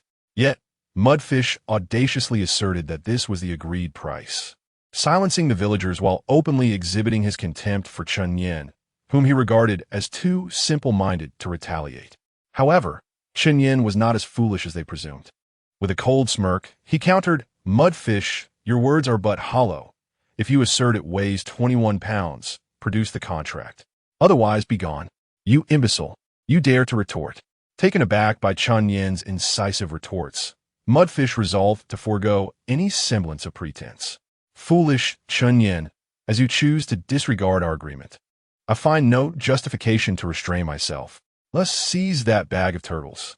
At his command, two young men, already poised for action, surged forth. Launching a surprise assault from either flank, their fists aimed squarely at Chen Yin's back. Their attack was both precise and ferocious, a reckless endeavor. Chen Yin, sensing the imminent peril as if endowed with a sixth sense, swiftly turned. Despite the considerable weight of the 100-plus-pound urea bag he bore, he moved with the grace of a leopard, delivering a swift kick to the assailant on his left. With a resounding thud, the left youth, utterly unprepared, received a devastating blow to the chest, causing him to stagger backward, ultimately losing his balance and plummeting into the turtle pond with a resounding splash. "You shall join him." Chen Yin raised his foot once again, delivering a precise kick to the chest of the right assailant, who staggered back and tumbled into the pond, grasping his chest in agony. In an instant, both men found themselves unceremoniously submerged in the turtle pond. The villagers of Taoyuan stood in astonished silence, their mouths agape in disbelief at Chen Yin's surprising skill. Someone uttered in astonishment, "Can it be that the foolish Chen Yin possesses martial arts prowess?" Chapter 9. In a state of panic, Mudfish was utterly astounded. In the blink of an eye, his two henchmen had been dispatched with the ease of mere chicks, sent tumbling into the turtle pond by Chen Yin. His face burned with humiliation. "Foolish Chen Yin, do you dare to lay hands on my men? You are in grave peril now." "Grave peril?" Chen Yin remained unperturbed, replying coolly, "The villagers bore witness. These two assailed me first. I merely acted in self-defense." What a fool. He even grasped the notion of self-defense. Mudfish realized for the first time that the typically submissive and quiet Chen Yin had metamorphosed into a formidable adversary. Before the assembled villagers, Mudfish could not afford to retreat. Otherwise, he would lose face in front of Chen Yin and jeopardize his standing in Taoyuan village. "Foolish Dian, you profess to be bold. Why not deliver a kick to me? Your reluctance to do so only proves your cowardice." The Mudfish thumped his chest. advancing with an audacious bravado, as though he were beckoning Chen Yin to deliver a blow. To label someone as a coward was the most profound affront among the men of the village. Incited by such remarks, an ordinary individual might indeed respond, eager to release their pent-up frustrations. In that instant, a voice resonated from the throng. "Foolish Dian, do not act rashly. Beware of the mudfish's cunning." It was Uncle Shuaijian, a renowned, benevolent figure hailing from a modest background, and Chen Yin bestowed a grateful gaze upon him. Chen Yin discerned the ulterior motive at play. The mudfish sought to incite him into a reaction. Should he merely deliver a kick, the mudfish would likely feign collapse, fabricating false allegations against him. It is not the rogue's martial prowess that one ought to dread, but rather their insidious cunning. Nevertheless, Chen Yin remained unfazed. After all, he was but a rogue, with a handful of techniques inherited from the Peach Blossom Empress's legacy. Subduing him would be an effortless endeavor. I have it. I shall employ distant acupuncture. A flicker of icy resolve ignited in Chen Yin's gaze as he resolved to act. Distant acupuncture, in layman's terms, represents a form of remote acupoint therapy, and at its zenith, it transforms into the most exquisite technique for combat. Foolish Dian, it seems you are indeed a coward. What a pity you were once a university scholar, tormented in your studies, only to return to the village and endure further humiliation. The mudfish scoffed, unyielding in his mockery. The question of who is truly the aggressor remains to be determined. With a deft movement, Chen Yin, burdened with a sack of urea, elevated his right foot and allowed it to descend softly, propelling a pebble silently towards the mudfish. In Chen Yin's perception, the mudfish represented nothing more than a living acupoint chart. The pebble was meticulously aimed at the very center of his navel, targeting the Shinjue acupoint. A sudden chill coursed through the mudfish's abdomen, catching him unawares, as his stomach began to churn audibly, reminiscent of a tumultuous gastrointestinal uproar. Before he could grasp the unfolding events, a rush of gas erupted from his stomach, traversing through his intestines and explosively escaping from his rear, producing a thunderous flatulence. What on earth was that resounding fart? Which comrade is igniting cannons in this vicinity? Who, in the name of all that is sacred, indulged in chive dumplings for lunch? The odor is unbearable. Might we not exercise a modicum of public decorum? Nearby villagers pinched their noses, endeavoring to locate the source of the foul stench. It was not I.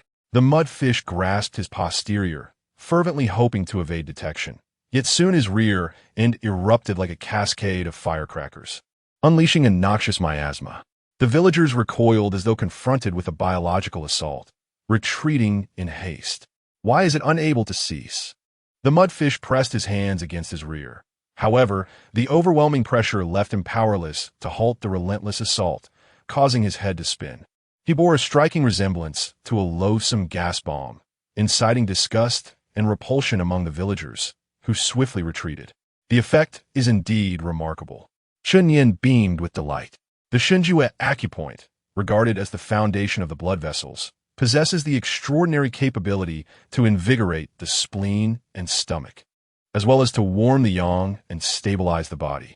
When coupled with the acupuncture techniques passed down from the Empress, it empowers patients afflicted with gastrointestinal disorders and blockages in the spleen and stomach to expel excess gas. Yet, if administered to a healthy individual, the outcome would mirror the present condition of the mudloach. Could it be that I am once again haunted? The mudloach felt tears welling in his eyes. Reminiscing about the earlier episode of possession, he was convinced he was facing a specter. His two lackeys finally managed to drag themselves ashore. Upon catching a whiff of the mudloach's odor, they recoiled as if confronted by a ghost. The stench was unbearable. "You two, come here and assist me in my departure," the mudloach commanded, shooting them a piercing glare. The pair appeared utterly despondent, filled with regret for not relishing a little longer in the gentle embrace of the turtle pond. With their aid, the mudloach departed in a most undignified manner, preoccupied with his own turmoil, entirely indifferent to Chen Yin's turtle. He harbored no desire to become entangled with Chen Yin. Yet, Chen Yin was not one to allow the mudloach to escape so easily. It was time to unleash a formidable strike. Chun Yin delicately lifted his right foot before gently lowering it, sending 2 pebbles soaring into the air. Whoosh! Whoosh! The stones ascended through the dimly lit sky, aiming for the mud loaches Guanyuan and Tianshu acupoints, both of which, akin to Xinjue, are pivotal points that regulate gastrointestinal motility. In the next instant, the mud loach sensed his imminent demise. His stomach erupted like a volcano, spiraling beyond his control. And then, before the astonished eyes of the men and women of Taoyuan village, he suffered a most unfortunate incident. How revolting! The mud loach soiled his trousers. At over 20 years of age, still succumbing to such disgrace. What utter humiliation! A man who acts thus is likely to find himself in a precarious position when seeking a bride. The villagers of Taoyuan were left utterly astounded. The 2 young men could no longer withstand the mud loach's noxious stench. They abandoned him and fled in haste. "This is not my fault. I am beset by misfortune," the mud loach lamented, earnestly striving to elucidate his predicament to those surrounding him. He comprehended that if this incident were to disseminate, his reputation would be irreparably compromised throughout the region. In a tightly knit rural community, once branded, it is exceptionally arduous to overturn such a stigma. The mud loach yearned to elaborate further, yet the villagers, overwhelmed by the foul odor, cast him into the turtle pond for a proper cleansing. Rest assured, for the ensuing days, the mud loach shall refrain from inciting further disturbances. Otherwise, even more formidable repercussions await him. Chun Yin cast a frosty glance in his direction. With a bag of urea slung over his shoulder, he prepared to take his leave. Before departing, Chun Yin called out to Uncle Shui Jian, presenting him with a wild turtle weighing over 2 pounds as a gesture of gratitude for the earlier kind reminder. This wild turtle, valued at approximately 400 to 500 yuan, instilled a pang of envy among the surrounding villagers, who lamented their earlier failure to support Chun Yin. For they too could have been rewarded with such a prize. Unbeknownst to him, Chun Yin had cultivated a reputation among the villagers for his fairness and generosity, always repaying kindness in kind. At the entrance of Taoyuan village, as previously arranged, Chun Yin sought out Dashuan for a drink. He arrived at Zhao Dashuan's doorstep and knocked on the iron gate, only to be greeted by the voice of Zhao Dashuan's wife, Tian Yue, for reasons inexplicable. Upon hearing her voice, Chun Yin was reminded of the photographs on his phone and the valorous act of rescuing her earlier that day, which had culminated in a hasty visit to the restroom following her treatment. His heart began to race, suffused with an inexplicable sense of guilt, as though he had committed some impropriety. Taking a deep breath, he endeavored to steady himself. "Sister Yue and I are innocent. With virtuous deeds and honorable conduct, there exists no cause for unease." Chapter 10. Intoxication. The evening air was tinged with a sultry warmth. Tian Yue adorned herself in a refreshing ensemble, a delicate white camisole that gracefully revealed her shoulders, complemented by high-waisted, form-fitting trousers. She opened the door, ushering Chun Yin into the courtyard. Their previous intimacy cast a veil of awkwardness over the atmosphere. Tian Yue averted her gaze, unable to meet Chun Yin's eyes, and he mirrored her unease, trailing behind her while admiring the rhythm of her movements. From his perspective, the high-waisted trousers accentuated her captivating silhouette exquisitely. "Sister Yue, you have just bathed, and your fragrance is enchanting," Chun Yin mused inwardly, inhaling discreetly. His acute sense of smell allowed him to discern the unique scent of her shower gel, a stark contrast to the earlier aroma. He marveled at the singularity of women, who appeared unfazed by the continuous application of shower gel throughout the day. Upon entering the main room, he observed the whitewashed walls, where Zhao Dashuan was seated in a wheelchair, indulging in a smoke. The table was already adorned with a sumptuous array of food and drink.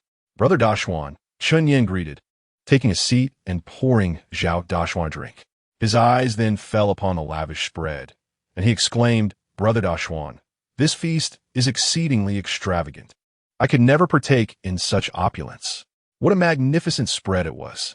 The table was graced with a sumptuous array of stir-fried kidney, braised eel, iron stick yam, and a steaming pot of donkey meat soup. Each dish was a culinary masterpiece. Chun Yin perceived that with such a feast, He could completely forego slumber and still possess the vigor to confront 10 men. Zhao Dashwan extinguished his cigarette with a smile, remarking, Dinyan, I have heard that you have emerged from your folly. Allow your brother Dashwan to commemorate your restored health. He signaled to Tian Yui to refill Chun Yin's glass and raised his own. Dinyan, today we shall drink to our heart's content. Chun Yin, yielding to the desires of his host, raised his glass in a toast, and as the robust liquor cascaded down his throat, it ignited a fire within him. The village's artisanal brew was exceedingly potent, rich in alcohol content, and Chun Yin silently summoned his inner strength to counteract the effects of intoxication. Before long, an entire bottle had been consumed.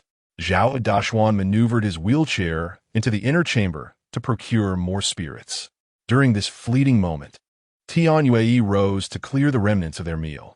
As she bent to tidy up, she navigated around the table, but as she passed Chun Yin, she stumbled over a table leg and teetered on the brink of falling. Sister Yui, do not be alarmed, Chun Yin reassured, one hand clutching his glass while the other wielded chopsticks, leaning forward in a gesture of helplessness. At that instant, Tian Yui collided against him, momentarily knocking the breath from his lungs. He leaned closer to her ear, whispering urgently, Sister, quickly rise. Brother Dashwan remains in the inner room. Tian Yui's complexion flushed, and her heart raced. Dinyan, I have struck a nerve and cannot stand, she confessed. Chun Yin found himself in a precarious predicament. Zhao Dashwan was still within the inner room, and should he emerge to witness their intimate tableau, he would undoubtedly misconstrue the situation, believing Chun Yin was taking undue advantage of his wife, leaving him no opportunity for redemption, even in the depths of the Yellow River. At that moment, the intensity of Tian Yui's discomfort compelled her to cry out. Yui, I beg your pardon, Chun Yin implored, swiftly covering her delicate lips to stifle her cries. He then summoned his vital energy, concentrating it in his fingertips, and through her stretchy pants, he pressed against the acupoints on her knees, Xiushuan and Heshe, with several precise taps. The effect of the peach blossom vital energy was instantaneous. As the energy flowed into her acupoints, her discomfort began to dissipate, and Tian Yi exhaled in relief. However, as the energy coursed through her, her nerves tightened anew. Chun Yin's physique was firm, exuding a distinctly masculine aura, causing Tian Yui to blush involuntarily at her ears. It was not until Chun Yin gently reminded her, Are you not going to rise? She emerged from her brief stupor, becoming aware that Chun Yin was fixated upon her, while her husband, Zhao Dashwan, was in the adjacent room retrieving wine for Chun Yin. She swiftly rose to her feet. At that moment, Zhao Dashwan wheeled himself into the room, merrily brandishing a bottle of Erguo Tu. Dinyan, let us relish another bottle together, he exclaimed, seemingly oblivious to the earlier peculiarity. The two robust gentlemen indulged in their libations. Meanwhile, Tian Yui was not idle, her mind weighed down with contemplation. She surreptitiously cast glances at Chun Yin, serving him ample portions of pig kidneys. Chun Yin mused, what is Yui insinuating? As a solitary man, why does she insist on having me consume pig kidneys? Is she truly intent on robbing me of a restful night's sleep? It was as though she possessed the ability to decipher his innermost thoughts. Tian Yui, her cheeks aglow and her eyes shimmering with a trace of anticipation, suggested, Dinyan, partake more of the kidneys. They shall fortify you for your endeavors. What tasks could possibly await at such a tardy hour? Chun Yin sensed a lingering nuance in her words, casting another furtive glance in her direction and noting the provocative cut of her collar, seemingly crafted to ensnare his attention. Compelling him to linger in his gaze, his thoughts spiraling uncontrollably as he swallowed with difficulty. Yet, he admonished himself for his own baseness. After all, Zhao Dashwan remained in their midst. Zhao Dashwan had always treated Chun Yin with great kindness, frequently inviting him for drinks, out of loyalty and reason. He could never betray Zhao Dashwan's trust. Yet in an unexpected turn, Chun Yin suddenly slumped over onto the table, appearing intoxicated and unconscious. My apologies, Dinyan, Zhao Dashwan murmured, lighting a cigarette and taking 2 deep puffs, seemingly untroubled by Chun Yin's sudden collapse. He then cast a glance at the enchanting Tian Yue. Please tidy up and promptly attend to matters concerning Dinyan. It became evident that the wine had been laced with sedatives. Zhao Dashuan found himself in a predicament. Following his incapacitation, he faced insurmountable challenges in that regard. Initially, he had contemplated in vitro fertilization, but the results had consistently fallen short of expectations. However, if he failed to provide Tian Yue with a child, she would inevitably depart, leaving him a cripple awaiting his demise. For the sake of his family, a small sacrifice of Chun Yin was necessary. If required, he could always summon him for drinks at a later time. Tian Yue swallowed nervously, feeling a flicker of embarrassment.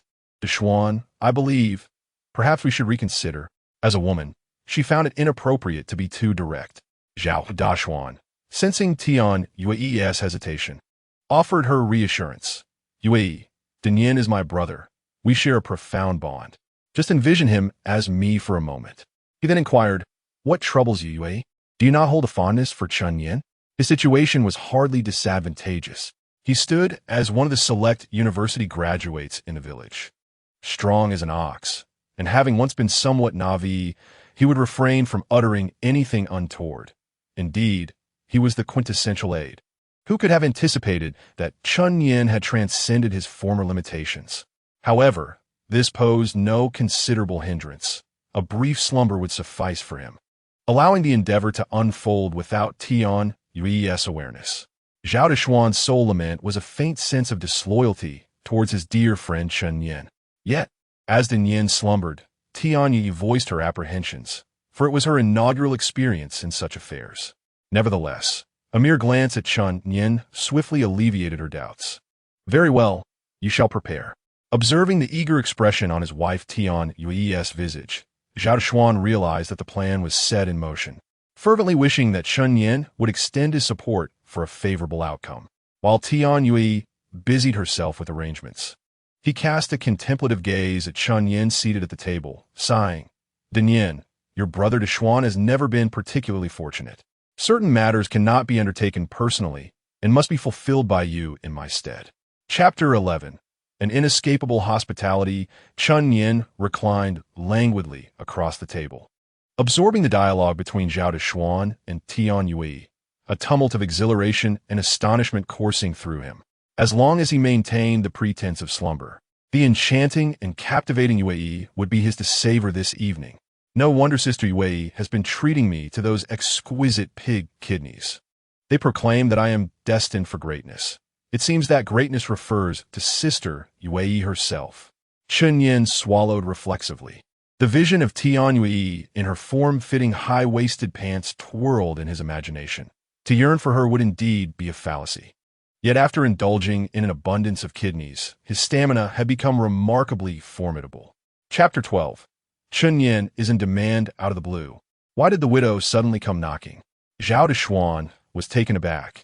Tian Yue was engrossed in a conversation with Chun Yin, reaching a pivotal moment that ought not to be interrupted. As the door remained steadfastly closed, the widow's voice pierced through the air like a volley. Dashuan, why do you hesitate to open the door? Is your wife inside, being unfaithful while you linger outside? Sometimes, the most ludicrous remarks can unveil the most profound truths. Zhao Dashuan trembled at the thought. This widow was not merely. Chapter 13. A willing helper, the widow obstinately refused to depart, leaving Tian Yue in a state of frenzied impatience, her countenance becoming increasingly vexed. Was this widow not impeding her critical endeavor? Tian Yue, I have no gentleman to accompany me. I had hoped you might offer some companionship, the widow lamented. I have a gentleman with me. Tian Yue responded with assurance. What value does your gentleman hold? The widow erroneously assumed that Tian Yue was alluding to Zhao Dashuan, who struggled even to ascend the column.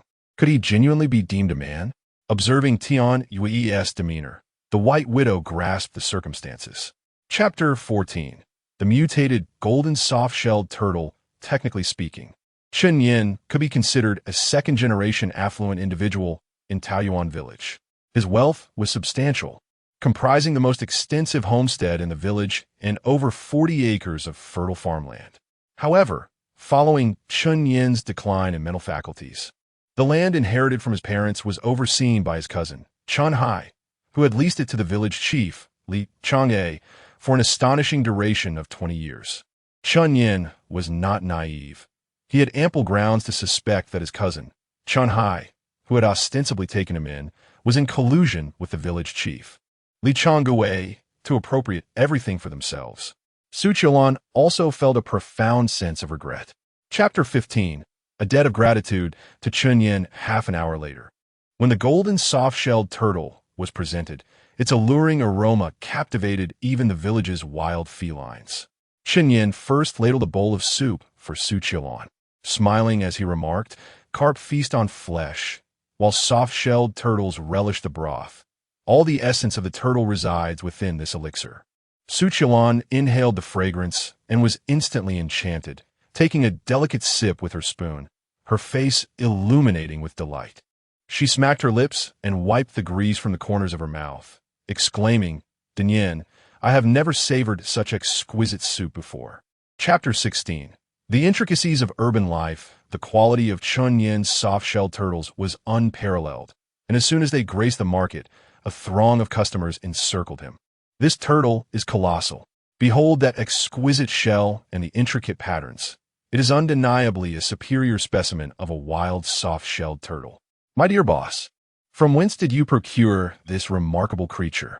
Its appearance is truly captivating. This turtle could easily command a price of no less than 300 yuan per pound." The patrons were abuzz with excitement. The diners who savored the turtle were predominantly connoisseurs, possessing the ability to discern quality and value with but a mere glance. Chapter 17. Abnormal affections. The sight of a large black dog, injured and suffering, filled Xiong Xiujuan with profound anguish. In a moment of urgency, she retrieved her phone and dialed her beloved, "Tiger Yi.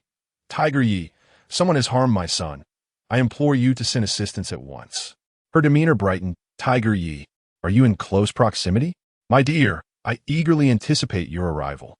The endearment, "my dear," that slipped from Xiong Xiujuan's lips felt almost sacrilegious, sending a shiver down Chun Yin's spine. One must admit, Tiger Yi certainly possessed eccentric tastes. After terminating the call, Xiong Xiujuan cast a fierce glare at Chun Yin. Chapter 18. Unfamiliarity breeds contempt. Yang Liehu inhaled deeply from a cigarette, feeling thoroughly cursed at the notion that the woman he had once exploited was now entangled with Dehei. A few men clad in black, eager to restore their leader's honor, approached the provocateur, Chun Yin, demanding, "You insolent brat, why do you not kneel before Tiger Yi?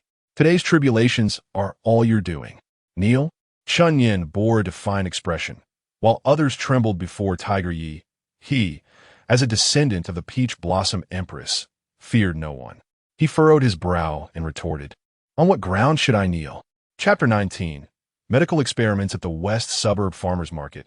After bidding farewell to Yang Liehu, Chun Yin suddenly realized he had neglected to display the price tags for the soft-shelled turtles. Upon observing the prices, the customers' reactions were entirely predictable. "Young man, your soft-shelled turtle is priced exorbitantly. Others are selling it for merely 200 yuan per pound. Might you consider reducing the price?" The customers uniformly voiced their desire for a discount. They held a genuine affection for the aged soft-shelled turtle, yet their financial limitations restrained their enthusiasm. Chapter 20. A modicum of medical knowledge. The door swung open. Entering were the head nurse from the county hospital, accompanied by several security guards. The head nurse glanced at her watch and inquired, "Director Liu, what seems to be the issue?" "Miss Shin Mingtong is awaiting you in the ward. When shall we proceed?" Today, a distinguished patient graced the county hospital, the renowned local entrepreneur, Shun Mingtong, the proprietor of the illustrious Shun family banquet. The head nurse had taken it upon herself to summon Lu Chun to cater to Shun Mengtong's requirements. Attend to her medical necessities? Chapter 21. The 13 Needles of Nirvana. Could an ordinary fisherman possess such medical acumen? The head nurse was utterly astounded, having dedicated decades to her profession. She had only acquired a superficial grasp of medicine. "What? You were an exemplary student at the Provincial Medical College." Yet, upon hearing Su Qiulan's introduction, the head nurse's demeanor transformed instantly. The Provincial Medical College was an esteemed institution. Thus, she declared, given this revelation, Mr. Chen Yan, I respectfully request your presence. However, Miss Shen Mengtong is notoriously discerning regarding her physicians. Will she acquiesce to your treatment? Chapter 22. An unexpected discovery of cancer, alas. I have consumed an excessive amount of water this morning. The acupuncture session persisted, yet Shen Mengtong experienced profound discomfort.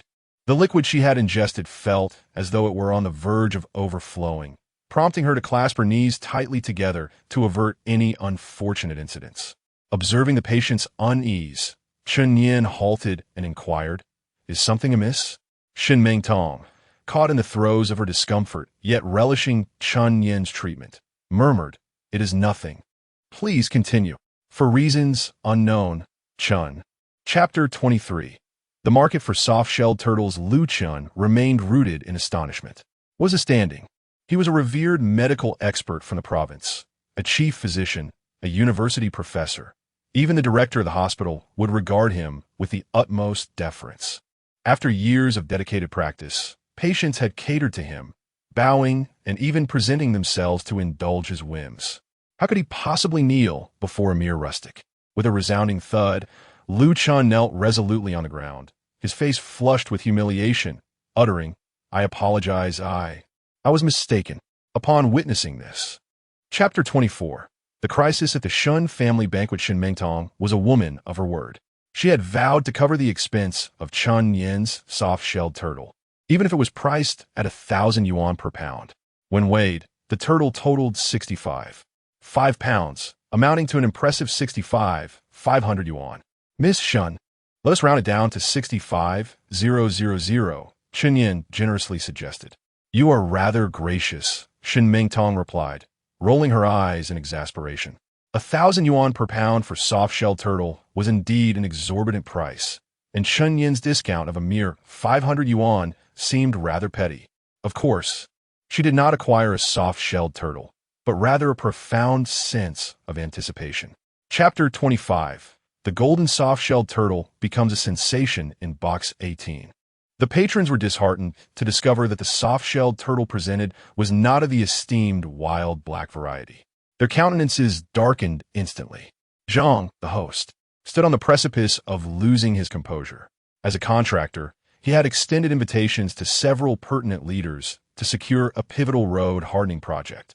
Yet such an esteemed banquet showcased only commonplace soft-shelled turtles? The soft-shelled turtle of today presents itself in a rather splendid manner, remarked one of the esteemed guests, their appetites aroused by the delectable aroma emanating from the dish. Zhang soon discerned that the flavor of the soft-shelled turtle on this occasion was indeed. Chapter 26. Punishing Zhanghua. Uncle Zhanghua. This behavior is intolerable. Within the confines of a dilapidated courtyard, a girl resembling a student resisted the advances of an inebriated man before her. The man was known as Li Zhanghua, the village chief of Taoyuan. Ying, what troubles you? Li Zhanghua, reeking of alcohol, leered at the young girl, his mouth watering with inappropriate desire. Having indulged in numerous women, primarily village wives and older matrons, he had grown weary. He had never encountered a youthful and vibrant student like her. Uncle Zhanghua, if you persist in this manner. Chapter 27. The tailgater, Cheng Yingying. Li Zhanghua fled, clutching his backside. He felt he had brought shame upon himself. As villagers of all ages lined the roadside, laughing uproariously at his expense. I must stew that dog tomorrow. Fuming with embarrassment, he contemplated how he, the esteemed village chief of Taoyuan, could have ever endured such humiliation before his fellow villagers. Yet, the large yellow dog appeared to comprehend the situation. Upon perceiving the chief's threat, the dog bared its teeth and ferociously lunged at Li Zhanghua, leaving him utterly exposed. Chapter 28. Repairing the pond. The lingering essence of ancient energy enveloped Cheng Yingying, evoking an unsettling sensation within her. It felt as though a tumultuous heat surged through her, reminiscent of ants skittering uncomfortably across her skin. Nevertheless, she resolutely refused to submit. She buried her head into the pillow, attempting to retreat like a timid turtle. However, she evidently underestimated the potency of the ancient energy. As Chun Yin vigorously summoned the essence of the peach blossom, he suddenly noticed Cheng Ying pouting. Her cheeks flushed like a sheep caught in wrongdoing. He sniffed in exasperation, saying, "Cheng Ying, you actually." Chapter 29. Treasures in the pond. Chun Yin plunged into the muck and yanked Cheng Ying out, pinching his nose with an expression of distaste. "Cheng Ying, you smell atrocious." Chun Yin laughed heartily. Cheng Ying, who usually appeared fair and delicate, now looked utterly filthy, creating a stark contrast. "Smelly Chun Yin, you dare to mock me." Rubbing the spot that had been painfully jabbed, she exclaimed, "Chun Yin, there is something beneath indeed." Chapter 30. Jealous Tian Yue on the ridge of the field. The widow playfully caressed Tian Yue's face, teasing her, "Hey, my dear, why does your delicate visage radiate so brilliantly today, akin to a perfectly shelled egg? What man could possibly resist such allure?" I have no idea." Flattered by such commendation, Tian Yue felt a twinge of embarrassment. In truth, she possessed an innate beauty, and in her youth, she had captured the hearts of many suitors. However, the tribulations of recent years had exacted a toll. Subsisting on little more than pickled vegetables and plain rice, her nourishment had faltered, leaving her emaciated and aged beyond her years. Chapter 31. The arrival of air, San. A gentle breeze caressed the fields, causing the trellis to sway gracefully. The harmonious symphony of frogs, flowing water, and insects resonated through the countryside for an extended period. Tian Yue exhaled softly, casting a furtive glance at the deeply slumbering Chun Yin. A mischievous smile graced her lips as she whispered, "Fortunately, Dun Yin is in a profound slumber. Were he to uncover this, I would be left with no dignity to sustain my existence." Tian Yue was acutely aware of the perils her actions entailed that day. Yet in her fervent quest for motherhood, she felt compelled to take the risk. Thankfully, fortune favored her. Chun Yin remained blissfully oblivious. Chapter 32. The retribution of the Loach. With the unwavering support of Zhang Guifan, Ersan became increasingly audacious. Alongside the Loach, they seized Su Qilan by her arms, forcefully dragging her towards the entrance. The rear door of the off-road vehicle swung open with a resounding creak. Harnessing their strength, Ersan and the Loach propelled Su Qilan into the back seat. She fought valiantly against their grasp, and with a sharp, tearing sound, a significant portion of her pant leg was ripped away, revealing her delicate calf. Ersan beheld the exposed limb, a wide grin spreading across his face, his mouth watering with anticipation. "By heavens, once we arrive at the county, I shall indulge myself thoroughly," he declared. Chapter 33.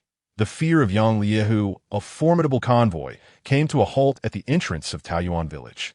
A man with a scar adorning his brow, leaning on a golden silkwood cane, weakly descended from the Maybach, surveying the dilapidated village with a sense of bewilderment. "Master Chun, is this where you choose to seclude yourself?" Yang Liehu's complexion resembled that of parchment, and he coughed feebly twice. It came to light that the day following his departure from the farmer's market, Yang Liehu was suddenly beset by discomfort in his heart. A subsequent examination at the hospital unveiled a malignant coronary thrombosis, which not only obstructed the blood vessels entering and exiting the heart, but also exhibited signs of expansion, perilously close to the heart itself. Chapter 34.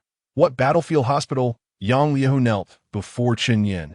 Ersan was utterly confounded. How could a destitute individual like Chun Yin, who lacked the means to muster even 20,000, inspire such veneration, compelling the leader of Ningyi County to bow before him? After contemplating this enigma, Ersan could offer but one explanation and cautiously queried, "Master Hu, might you have mistaken him for another?" Yang Liehu, rubbing his reddened brow, brimming with lethal intent, glared fiercely at Ersan. "Ersan, do you presume me blind?" Under that penetrating gaze, Ersan felt as if he had been struck, his countenance draining of color, too terrified to utter a word. Chapter 35. Bar shares with no alternative, Yang Liehu lay submissively upon the operating table, awaiting the ministrations of Chun Yin. "Will Master Chun administer anesthetics first?" Yang Liehu's lips formed the words. "What troubles you, Master Hu? Are you apprehensive about experiencing discomfort?" Chun Yin quipped. as he poured a porcelain jar of high-proof liquor, immersing the silver needles for sterilization. It is quite astonishing that the underground leader of Ningyi County harbors a fear of pain. He proceeded to explain, your condition, in medical terms, is classified as malignant coronary arteriosclerosis.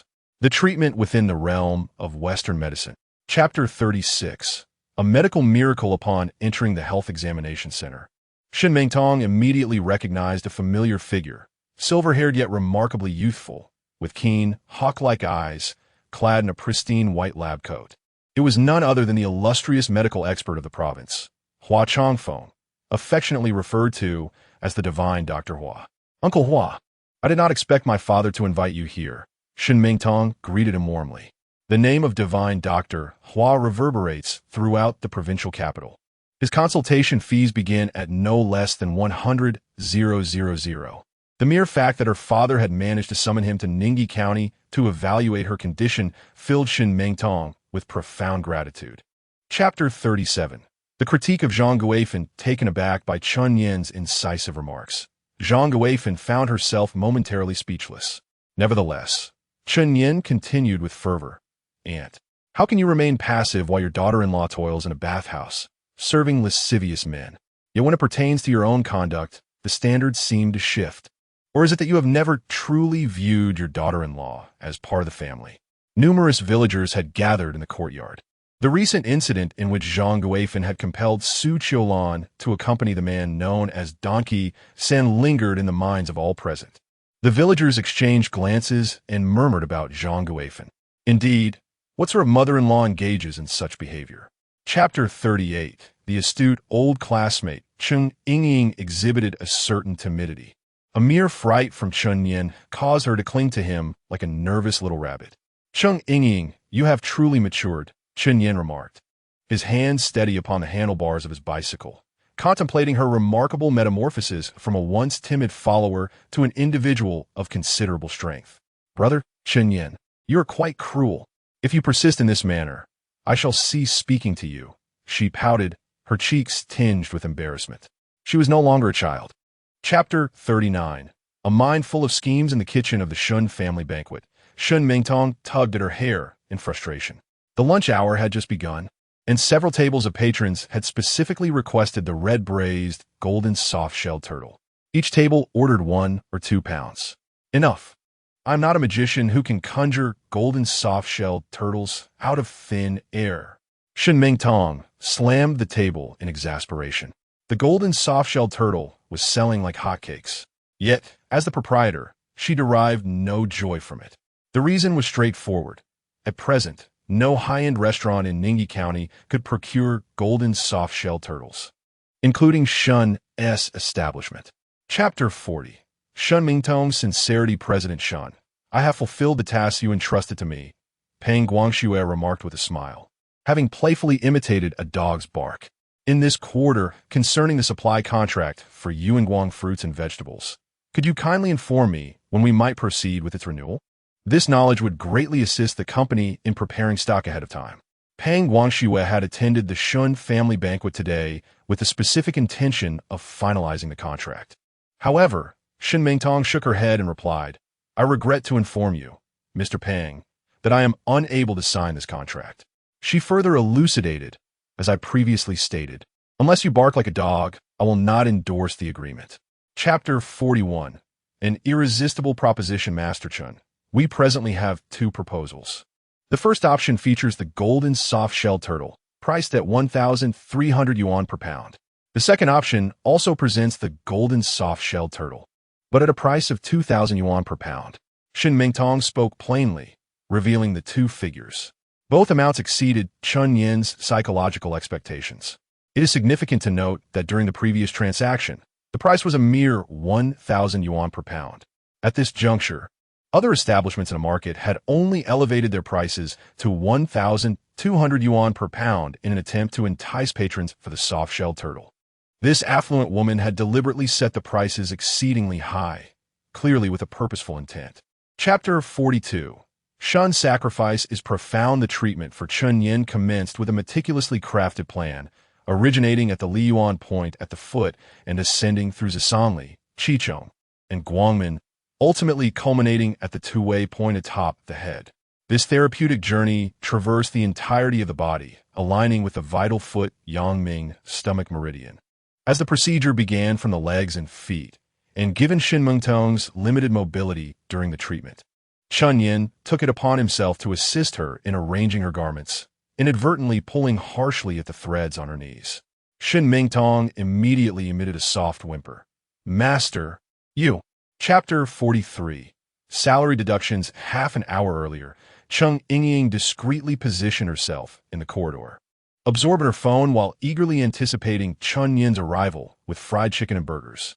The thought of sharing fried chicken with brother Chun Yin filled her with a sense of romantic delight. A sweet smile graced Chung Yingying's lips. In the county town, young couples often relish romantic escapades over fried chicken and burgers.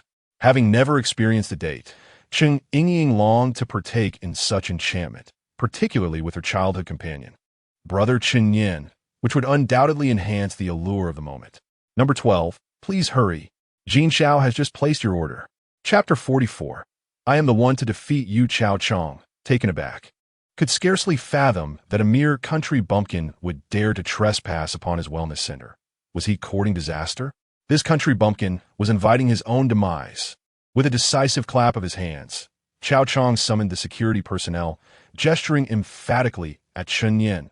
Subdue him. I shall cover any medical expenses incurred. Having navigated the treacherous realms of the underworld, the majority of the security staff were his loyal subordinates, adept in the art of combat. They brandished their clubs and encircled Chun Yin, eager for confrontation. Inviting doom, Chun Yin, uninterested in futile exchanges, snatched a hamburger from a fast food bag and hurled it at the foremost security guard. Then, with a resounding clang, that guard.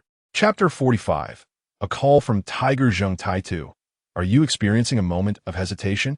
Chao Chong inquired, observing Zheng Taitu's unyielding stance with perplexity. However, in an instant, Zheng Taitu pivoted to confront him, his gaze icy and unyielding. Chao Chong's brow furrowed in concern. Zheng Taitu, do not let avarice consume you. I have already waived your fees for an entire month. Avarice? Zheng Taitu's eyes ignited with wrath as he raised his foot and forcefully propelled Chao Chong to the ground. Yet, still unsated, he advanced to unleash a series of kicks upon Chao Chong's rear. What madness has overtaken you, Zheng Taitu? Why do you strike your own? Chapter 46. Where did you acquire your flirting skills? Chun Yin treated the two to a fast food repast before mounting his bicycle and hastening toward the historic district. Chung Yingying, filled with curiosity, inquired, Brother Chun Yin, where are you leading us? 2. The Blue Dandy Bar. The aged steering wheel quivered slightly as the road became increasingly uneven. Chun Yin found himself wedged between the two young ladies, struggling for breath. He then elucidated. Did I not just mention your desire to seek new employment? Allow me to escort you to the Blue Dandy Bar, where I can aid you in your pursuit of a job. Chun Yin is now a shareholder of the Blue Dandy Bar, holding 50% of its shares, thus enabling him to facilitate their employment. Chapter 47. My dear brother, you are indeed affluent. The Blue Dandy Bar flourishes with remarkable success, generating monthly dividends exceeding 400,000, a true golden treasure. In light of Yang Liehu's earnestness, Chun Yin felt no obligation for formalities and readily accepted a box brimming with cash. Brother Chun Yin, why are you bestowing money upon me? Chung Yingying exclaimed, her eyes nearly glazing over. She vowed she had never encountered such a copious amount of currency outside the realm of television. She tugged at Chun Yin's sleeve, inquiring, Brother Chun Yin, you aren't entangled in any nefarious activities, are you? Zhang Xia's lips quivered with trepidation. Chapter 48. What is this gift for sister-in-law? At the esteemed Jinling restaurant, Jin Shuwen made a fleeting visit to the hospital to attend to a minor wound before returning to dine at his own establishment. Accompanying him was Chao Chong, a steadfast ally who aided Jin Shuwen in his endeavors, partaking in the sumptuous offerings. Meanwhile, the restaurant staff, noticing the evident injury on Jin Shuwen's visage, murmured among themselves, speculating on how the young master could have sustained such harm. Who in Ningyi County would possess the audacity to strike the heir of the Jin family? The manager, He Kuei, a long-standing associate of the Jin family and a trusted confidant of the elder Jin, had assumed the responsibility of overseeing the restaurant. Chapter 49. Troubles abound at the widow's Dorchen Yin was taken aback to discover that the establishment had included health products among its complimentary offerings. How might Sister Qiu Lan perceive him now? Would she suspect him of harboring ulterior motives? Sister, I'm satiated.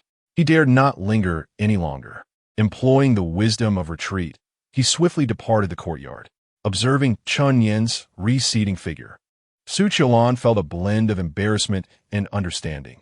It is entirely natural for a man of his age to possess such desires. But how may I assist him? Having cared for Chun Yin for 3 years, she harbored profound affection for him and yearned to alleviate his burdens. Chapter 50. Dajing. Do you look down upon me? In light of Li Changgui's misdeeds, Chun Yin commanded a concentrated strategy against him, ensuring that Li Changgui would, at least for a time, relinquish his pursuit of women. Dodging my gratitude, the White Widow maneuvered her bicycle out the door, evidently recognizing that it was Chun Yin's large yellow dog that had come to her assistance. In the basket affixed to the rear of her bicycle sat a young girl. Afflicted by a severe cough, the White Widow was preparing to seek aid at the local clinic. Chun Yin had initially intended to depart, yet upon catching sight of the girl, he found himself frozen in place, his countenance transforming into one of solemnity. Chapter 51. The enraged villagers. The resolute White Widow remained steadfast for the ensuing 2 days, irrespective of how incessantly Chief Li Changgui pounded upon her door. She resolutely refused to grant him entry. With a pair of scissors clutched tightly in her grasp, she pledged to resist should he attempt to intrude.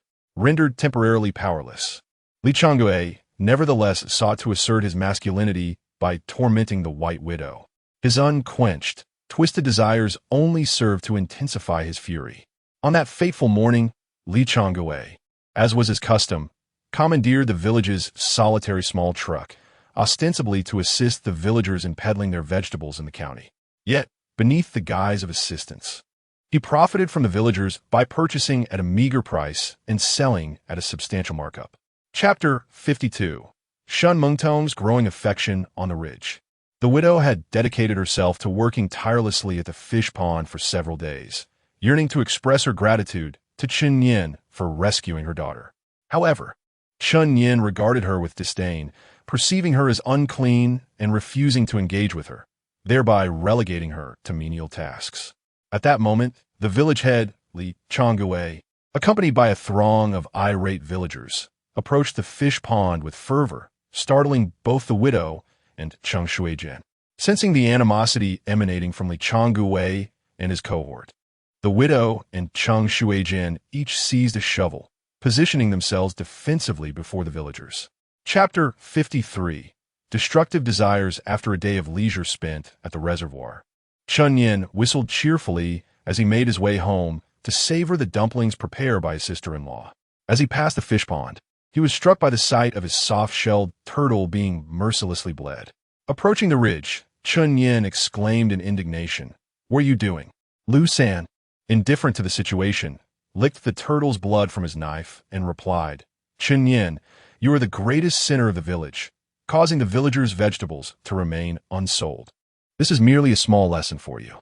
Village head Li Changgui, with a countenance filled with envy, added Chun. Chapter 54. A desire for aquatic healing. The soft-shelled turtle, valued an astonishing 2,000 yuan per pound, was resolutely rejected by Lu San and Li Changgui. They were not naive. Why should Chun Yin's turtle command such a price when others were merely 200? Their reasoning was unassailable, and they remained unperturbed by the prospect of legal consequences. Shen Mingtong's forehead glistened with indignation. The golden soft-shelled turtle she yearned for weighed over 200 pounds, sufficient to sustain the Shun family banquet for an extended period. Yet, it was completely drained by Lu San and Li Changgui. With an icy demeanor, she ordered, "Wang Qin, procure the contract." Wang Qin replied, "Understood, Shun." Chapter 55. The man behind the boss without a moment's hesitation. Chun Yin and Shun Mengtong set their belongings upon the verdant grass and plunged into the inviting waters of the Taoyuan Reservoir. Shun Mengtong, delighting in the sheer pleasure of swimming in the reservoir, found it infinitely more gratifying than any indoor pool. Chen Yin, regaining his composure, proclaimed, "Miss Shun, let us commence the treatment." Shen Mengtong acquiesced with a nod. "Very well." To ensure Shen Mengtong's stability in the water, Chen Yin enveloped her with one arm, while channeling his energy into her with the other. Chapter 56. Compensation for the widow. Chen Yin trailed closely behind the widow, subtly appreciating her enchanting silhouette and savoring her delicate fragrance until they reached her abode. Once inside, the widow secured the door and drew the curtains, her heart pounding as if bracing for a momentous occasion. "Dinyan, what delightful surprise do you have in store for me?" Without a moment's hesitation, Chen Yin reached for an object at his waist. This gesture caused the widow to flush, as she felt that Chen Yin had finally embraced her. After days devoted to preserving her virtue, it appeared her efforts were not in vain. Chapter 57. Regrets of Jin Shuwen. The regulations governing the banquet at the Shun residence stipulate that for every pound of golden soft-shelled turtle ordered, it must be accompanied by an array of dishes and beverages valued at 3,000. Jin Shuwen and his companions indulged in 2 pounds of turtle, complemented by 6,000 worth of exquisite culinary offerings, culminating in a total expenditure that surpassed 9,000. Jin Shuwen could not restrain his astonishment, exclaiming, "The Shun residence banquet is nothing short of highway robbery." Soon after, the waiter presented a pot of braised turtle at their table. As the lid was lifted, a sumptuous aroma wafted through the air, provoking a chorus of eager salivations from the assembled guests. Jin Shuwen turned to He Kuei and remarked, "Manager He, you are the true connoisseur when it comes to savoring turtle." Chapter 58. The secret of the turtle pond. Upon learning that the fishing of turtles was forbidden, the villagers erupted in righteous indignation. "Donkey-san, you have overstepped your bounds. The turtle pond belongs to the village. Why should the village chief hold absolute authority? I suspect Li Changguei seeks to monopolize this resource." Indeed, the villagers had envisioned prosperity throughout the night, only to awaken to the harsh reality of being stripped of even the opportunity to catch turtles. A few enraged villagers attempted to breach the confines of the turtle pond, only to be met with a savage assault from Donkey-san's henchmen brandishing steel pipes, leaving them writhing in agony upon the ground. Chapter 59. The enigmatic jade. Tortoise Chen Yin contemplated the means by which to obtain the jade artifact amidst the throng of onlookers. At that moment, he observed the large yellow dog, Xiao Tian, reclining at his feet. An ingenious idea blossomed in his mind. He gently patted Xiao Tian on the head and instructed Xiao Tian, "Retrieve that jade piece, but exercise caution to remain unseen." He assured the dog, "I promise to reward you with something delectable." Upon hearing the enticing promise of a treat, Xiao Yan's ears perked up with keen interest. In the next instant, the villagers beheld a large yellow dog, its golden eyes wide with excitement, sprinting wildly towards the turtle pond. Chapter 60. The bamboo basket fetches water. Fish on the hook at a price of 1,000 per pound. This rate was merely half of the 2,000 per pound demanded at the Shun residence banquet. Li Changguei, instantly losing interest in the sale, fell silent and began loading the box of turtles onto his truck, intending to transport them to the Shun residence banquet for sale. Jin Shuwen, with a furrowed brow, remarked, "You na ve rustic, do you believe you can come and go at will at the Jinling dining hall?" With a mere glance, he signaled Chao Chong, along with a few henchmen, seized Li Changguei, and offloaded the boxes of turtles. Chapter 61. Li Changguei's heavy loss as dawn broke. Chen Yin stretched languidly and rose from his slumber. He had spent the night in a revelry with the Xuan, leaving him somewhat weary. After refreshing himself, he made his way into the living room, where his sister-in-law, Su Qilan, had already prepared a sumptuous breakfast. Upon spotting Chen Yin, she exclaimed, "Dajun, I have steamed your favorite meat buns." Chen Yin glanced at Su Qilan, noting the snug fit of her camisole, and found himself unable to resist licking his parched lips as he replied, "Hee, I have an insatiable appetite for your meat buns. I could easily devour 2 in a single bite." Chapter 62. Qin Shiuru's revenge. Was Qin Shiuru exhibiting excessive audacity by confronting Li Changguei? Chen Yin found himself consumed by thoughts unrelated to the libations, as a mischievous little sandal beneath the table incessantly diverted his attention, evoking an unusual sensation. As the drinking continued, the ambience intensified. When the moment was ripe, Li Changwei proposed a toast to Chen Yin, clearly articulating his desire. On this celebratory occasion, I am curious if you would consider parting with your half-acre fish pond. Indeed, his intentions were unmistakably aimed at the fish pond. Upon hearing this, Chen Yin immediately shook his head vehemently, resolutely declining. Chapter 63. Reclaiming Ancestral Heritage. Qin Shiru, unable to sway, Chen Yin arranged her dark braids before her, tugged at her floral shirt, revealing her back, and Chen Yin was momentarily taken aback. This woman, in her early 30s and in the prime of her life, bore numerous scars that marred her back. Chen Yin furrowed his brow. Did Uncle Changwei inflict these wounds? Qin Shiru nodded. As long as I dress attractively, I cannot escape a thrashing. Her mind wandered, recalling the countless days and nights spent with Li. Chapter 64. The mutated golden lotus seeds along the path by the fields. Villagers gathered to register, eager for 200 yuan a day without the necessity of labor elsewhere. This opportunity was simply irresistible. Chen Yin, disinterested in such trivialities, entrusted the selection process to Cheng Shuijian. Is that Sister Yue? With legs elegantly crossed, Chen Yin found solace in the shade, her gaze catching a familiar silhouette amidst the bustling crowd. It was none other than Tian Yue, the wife of De Shuang, clad in coarse linen. She struggled to obscure her generous form, a seemingly fragile woman, yet here she stood, vying with a group of men for the more arduous tasks. Chapter 65. The remarkable efficacy of golden lotus seeds. Du Shan, the deputy director of the county television station, alongside his wife and Jia Hui, a prominent figure in the county's business association, both occupied positions of considerable influence. Despite their opulent lifestyle and esteemed social status, a lingering anxiety plagued them, and Jia Hui, in her 40s, had yet to conceive. Taking matters into her own hands, she ordered a bowl of golden lotus seed soup, filled with hopeful anticipation. Old Du, the doctor remarked that your little tadpoles lack vigor. While others swim like champions, yours barely manage to stir, failing to reach their destination. Perhaps this lotus seed soup will offer assistance. Chapter 66. Nurturing Connections. Deputy Director Du Shan. Upon leaving the hospital, Du Shan and Jia Hui made their way to the Shun family banquet, intending to convey their gratitude in person. During the journey, Du Shan engaged in profound reflection. After years of pursuing treatment for his infertility, he had miraculously discovered a remedy in a simple bowl of lotus seed soup. This revelation was too splendid not to share with fellow patients. He extracted his phone, captured an image of the test results, and shared it within the WeChat group titled Companions on the Path to Parenthood. Immediately, the group burst into fervent excitement. Old Du, what is happening?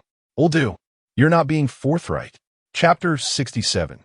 The Secret of Tian Yue. After exchanging pleasantries, when Du Shan discovered that even the illustrious golden turtle of Ningyi County was a creation of Chen Yin's ingenuity, his admiration for Chen Yin magnified tremendously.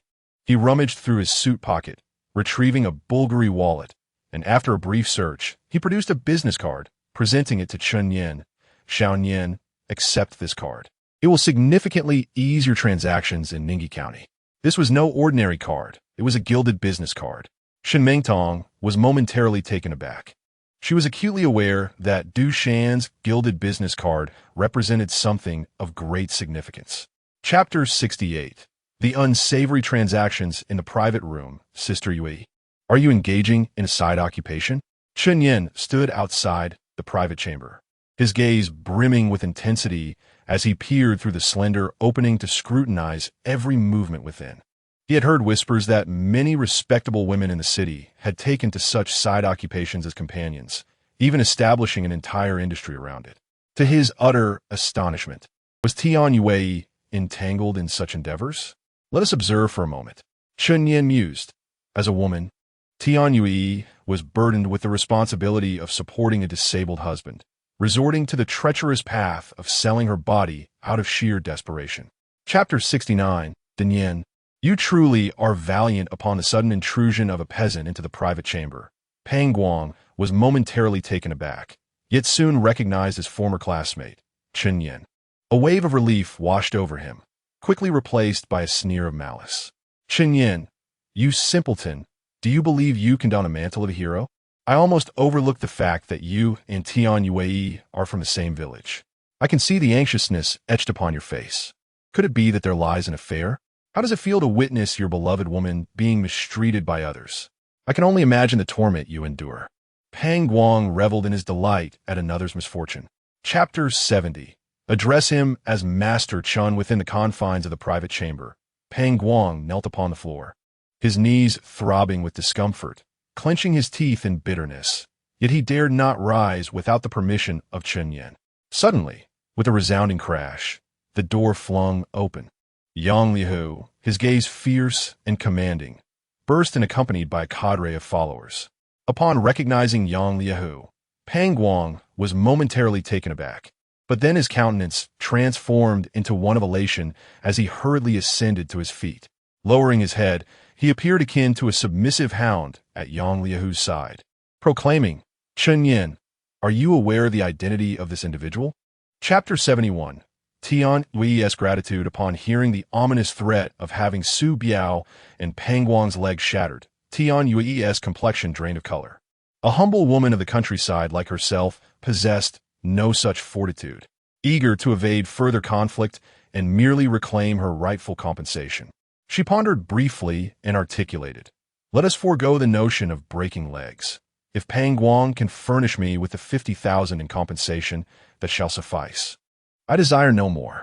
As her words resonated in the air, Pang Guang exhaled a breath of relief and promptly bowed to Tian Yue in a gesture of contrition. Your generosity is truly remarkable, a testament to your character. I shall immediately arrange for the transfer of 50,000 to you upon my return. Su. Chapter 72. The Motorcycle Queen. Du Yinren, the waiter, retrieved a fertilizer bag from the back. Chen Yin opened the bag to unveil blooming lotus flowers, emanating a refreshing floral fragrance. Yang Liu, intrigued, inquired, Master Chun, what purpose do these lotus flowers serve?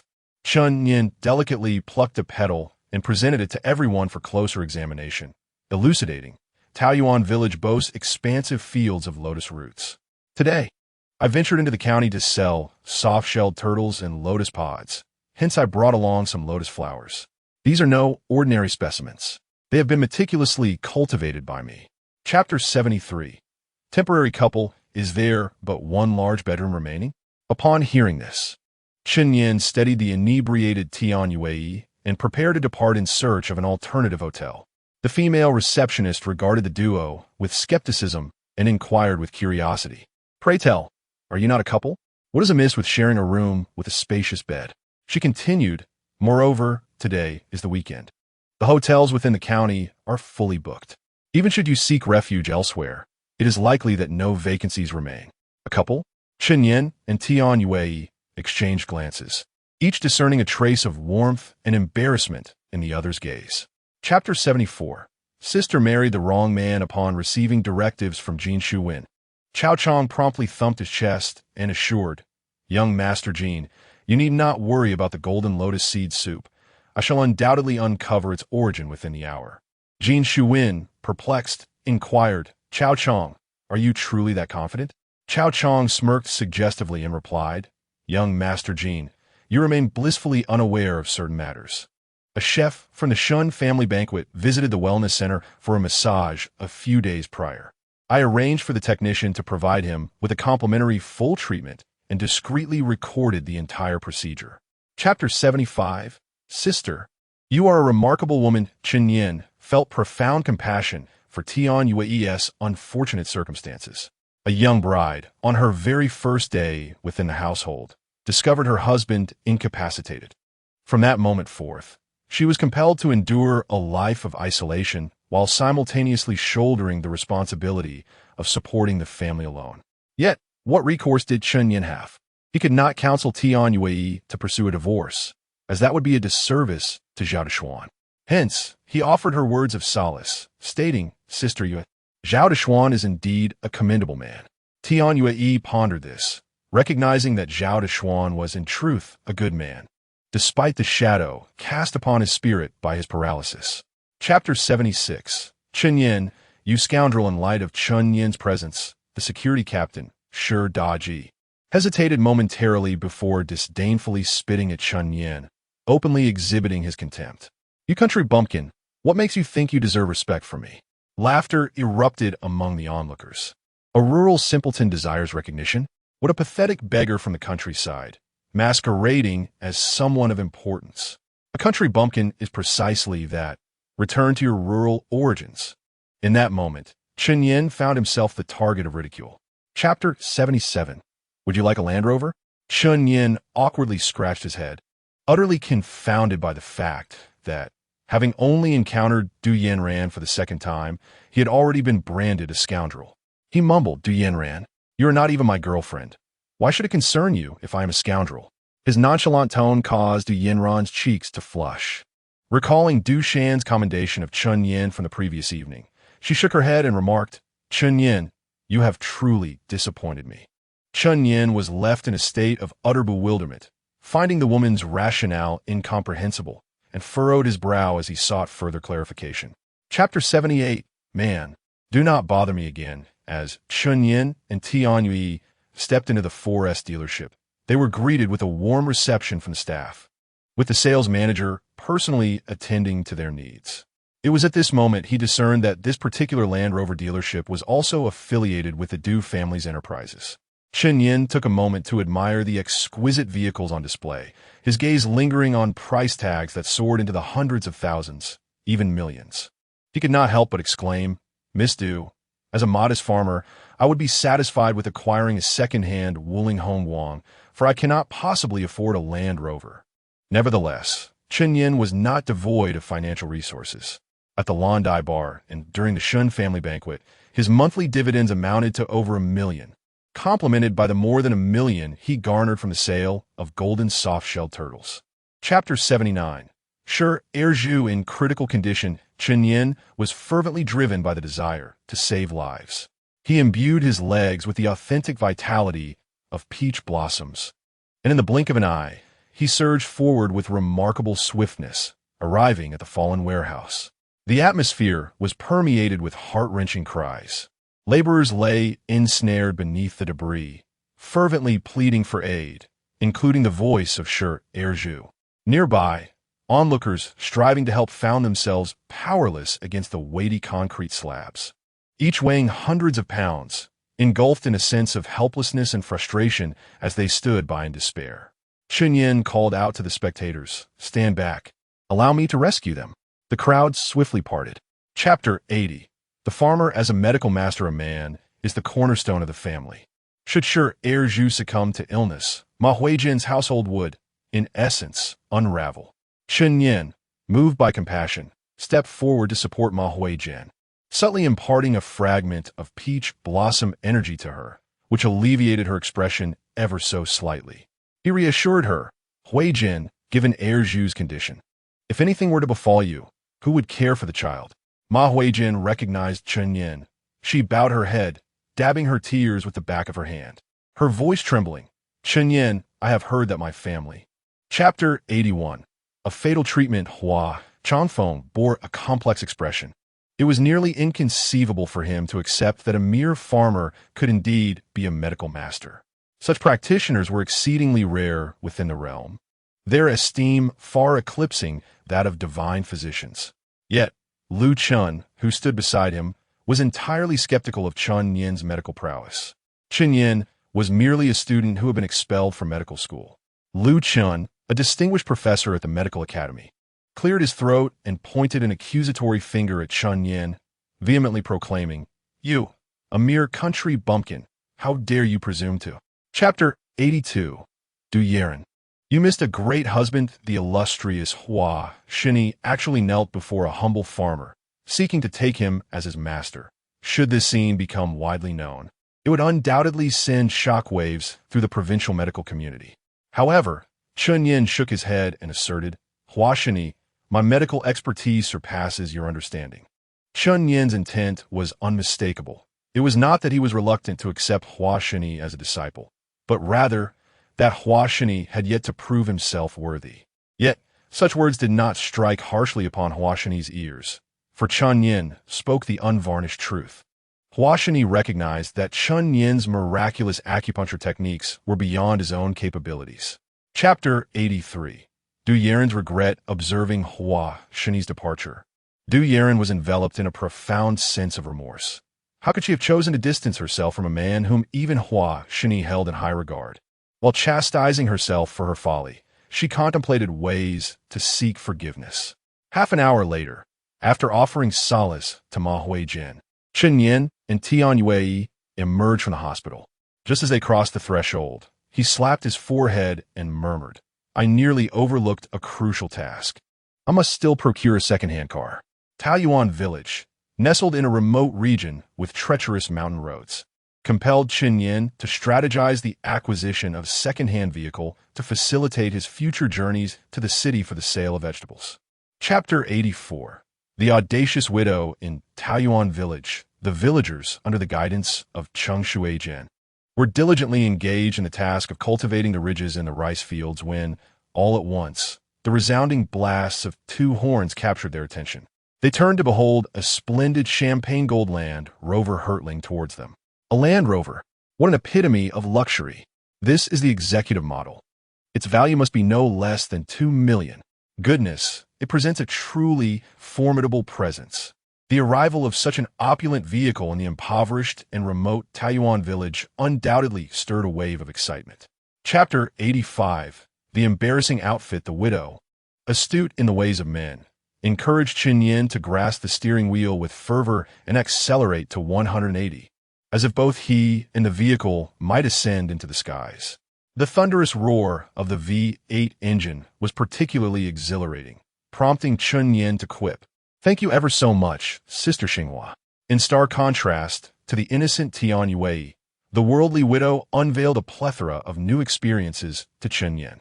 With her cascading black hair and a complexion as radiant as a ripe apple, she beamed and laughed with enchanting charm. Chapter 86. The Restless Sister-in-Law. The following morning, Su Qiulan rose early, steaming meat buns and preparing egg drop soup, then refreshed herself before summoning Chun Yin to breakfast. As Chun Yin's gaze wandered over Su Qiulan's impressive figure while he relished the delectable meat buns, the rich flavor exploded in his mouth, offering him immense comfort. However, upon catching sight of Su Qiulan's face, he could not restrain a frown. "Sister-in-law, what troubles your complexion? Did you not enjoy a restful night?" It was evident that her delicate visage bore 2 prominent dark circles. Chapter 87. The Ingratitude. Villagers choose sides. Li Changgue summoned Chen Yin, his posture imposing and his tone haughty. "Chen Yin, I am aware of the grievances you harbor towards Jin Shao. Yet if you acquiesce to sell the Land Rover to him, you may absolve all animosities. What do you say? It's quite the proposition, is it not?" In Li Changgue's perspective, Jin Shuwen, the son of the president of the county's catering association, was a person of considerable influence, not to be trifled with. It would be a privilege for Chen Yin to have his vehicle coveted by Jin Shuwen. However, what Li Changgue failed to comprehend was that Chen Yin had once forcefully subdued Jin Shuwen, pressing his head into the earth. Chapter 88. The cost of betraying Chen Yin in response to Cheng Shuigen's admonition. Li Daong remained undeterred and audaciously retorted, "What is the value of conscience? Old Cheng, it would be wise for you to step aside. Conscience will not procure me a Land Rover, and should you impede my opportunity for substantial gain, I vow I shall make you suffer the consequences." To Li Daong, allegiance to Chen Yin equated to a mere 200 yuan per day, whereas aligning himself with Jin Shuwen and Li Changgue promised considerable profits.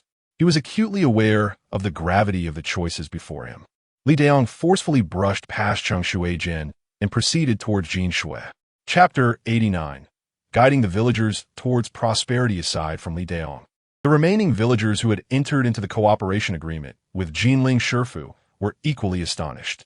As per the terms of the agreement, Jinling Shifu was not obligated to pay any contracting fees.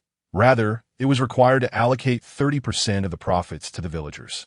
However, The price at which agricultural products would be purchased was to be determined solely by Jinling Shifu. In essence, the vegetables and fruits cultivated by the villagers could be acquired at merely half the market price, thereby curtailing profits and depriving the villagers of their rightful earnings. Furthermore, the purported high wage of 250 yuan was merely a cap, while the minimum wage. Chapter 90. Painting a grand vision for the villagers, Chun Yin guided the villagers to his rice fields, nonchalantly plucking a lotus pod and extracting the seeds to share with them. In Taoyuan village, lotus pods were commonplace, and the villagers had grown accustomed to their taste. However, Chun Yin's lotus pods were strikingly unique, embellished with golden streaks on their surface, reminiscent of a layer of gilded sand. Cheng Shuijin sampled one, and his expression transformed immediately. He gave a thumbs up and exclaimed, "Dajing, this lotus pod is truly exquisite."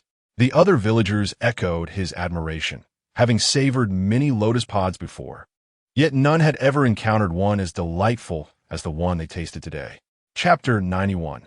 I am not an indiscriminate woman confronted with Jin Shuwen's lascivious gaze. Su Qiulan, as she maneuvered her bicycle, found herself ensnared in a dilemma. On one hand, as a woman of the village, she hesitated to provoke Jin Shuwen. Conversely, should she dare to defy him, it was highly probable that this pampered heir would unleash even greater retribution upon Chun Yin. As the eldest sister-in-law, she was willing to sacrifice greatly for Chun Yin, even her own sense of dignity. Yet, the mere contemplation of being tarnished by Jin Shuwen compelled her to ponder how Chun Yin would perceive her thereafter. Would he see her as sullied? This contemplation led Su Qiulan to a firm resolution. Chapter 92. The human touch of an ancient warrior sister-in-law. Let us depart. After Chun Yin had dealt with Jin Shuwen and his accomplices, he assisted the weakened Su Qiulan to rise and gently settled her into the passenger seat of the Land Rover. Xiao Dian occupied the rear seat. Chun Yin ignited the engine, pressing the accelerator, and with a thunderous roar, the Land Rover surged towards Taoyuan village. In that moment, Su Qiulan's heart, still racing from fear, began to find tranquility as she beheld Chun Yin's striking profile. Her face illuminated with gratitude as she expressed, "Dajing, I am truly thankful." Chapter 93. The widow's desire for a joyride reclining in his hospital bed, Jin Shuwen's gaze was suffused with humiliation and animosity. He addressed his father, Jin Mingde, expressing his fervent wish. "Father, I desire for Chun Yin to languish in prison for a decade or two, utterly obliterating his existence. Given the Jin family's formidable influence in Ningyi County, incarcerating a mere rural man posed little difficulty. In the past, whenever Jin Shuwen found himself in confrontation, it was invariably his father, Jin Mingde, who intervened, wielding the family's connections to accuse adversaries of various offenses, ultimately securing their imprisonment, leaving them at the very least battered and broken. Chapter 94. The live broadcast from Li Changgui's home. As soon as they entered the vehicle, the White Widow began to fidget restlessly. Inching closer to the driver's seat, Chun Yin, discerning her intentions, gripped the steering wheel with determination and pressed the accelerator to the floor, propelling the speed to a staggering 180. The thrill surged within him, nearly causing him to embed the accelerator into the engine compartment.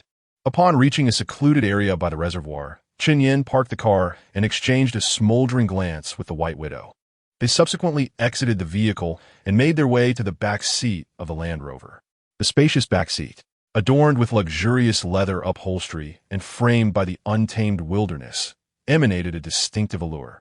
As dusk descended and the sun began its descent. Chapter 95. The woman's Det Chun Yin stood at the threshold of the main chamber, tilting his head ever so slightly to catch the murmurs within. He discerned labored breaths, both masculine and feminine, emanating from the room, indicative of sheer exhaustion. Li Changgui appeared to be tugging at the woman's hair as he bellowed, "Wretched woman, adorning yourself so scantily each day, are you endeavoring to entice men?" He continued, "Today, I shall impart to you the reality of who the true man of Taoyuan village is." With that proclamation, Li Changgui unleashed a series of stinging slaps upon his wife. Qin Shiru, seemingly caught in a fervor of excitement, Chapter 96. The enigmatic Jade Buddha utilizing a woman to resolve debts? Through the open neckline of Qin Shiuru's attire, Chun Yin beheld her captivating figure and savored a generous sip of tea. He could not deny the stirrings of temptation within him.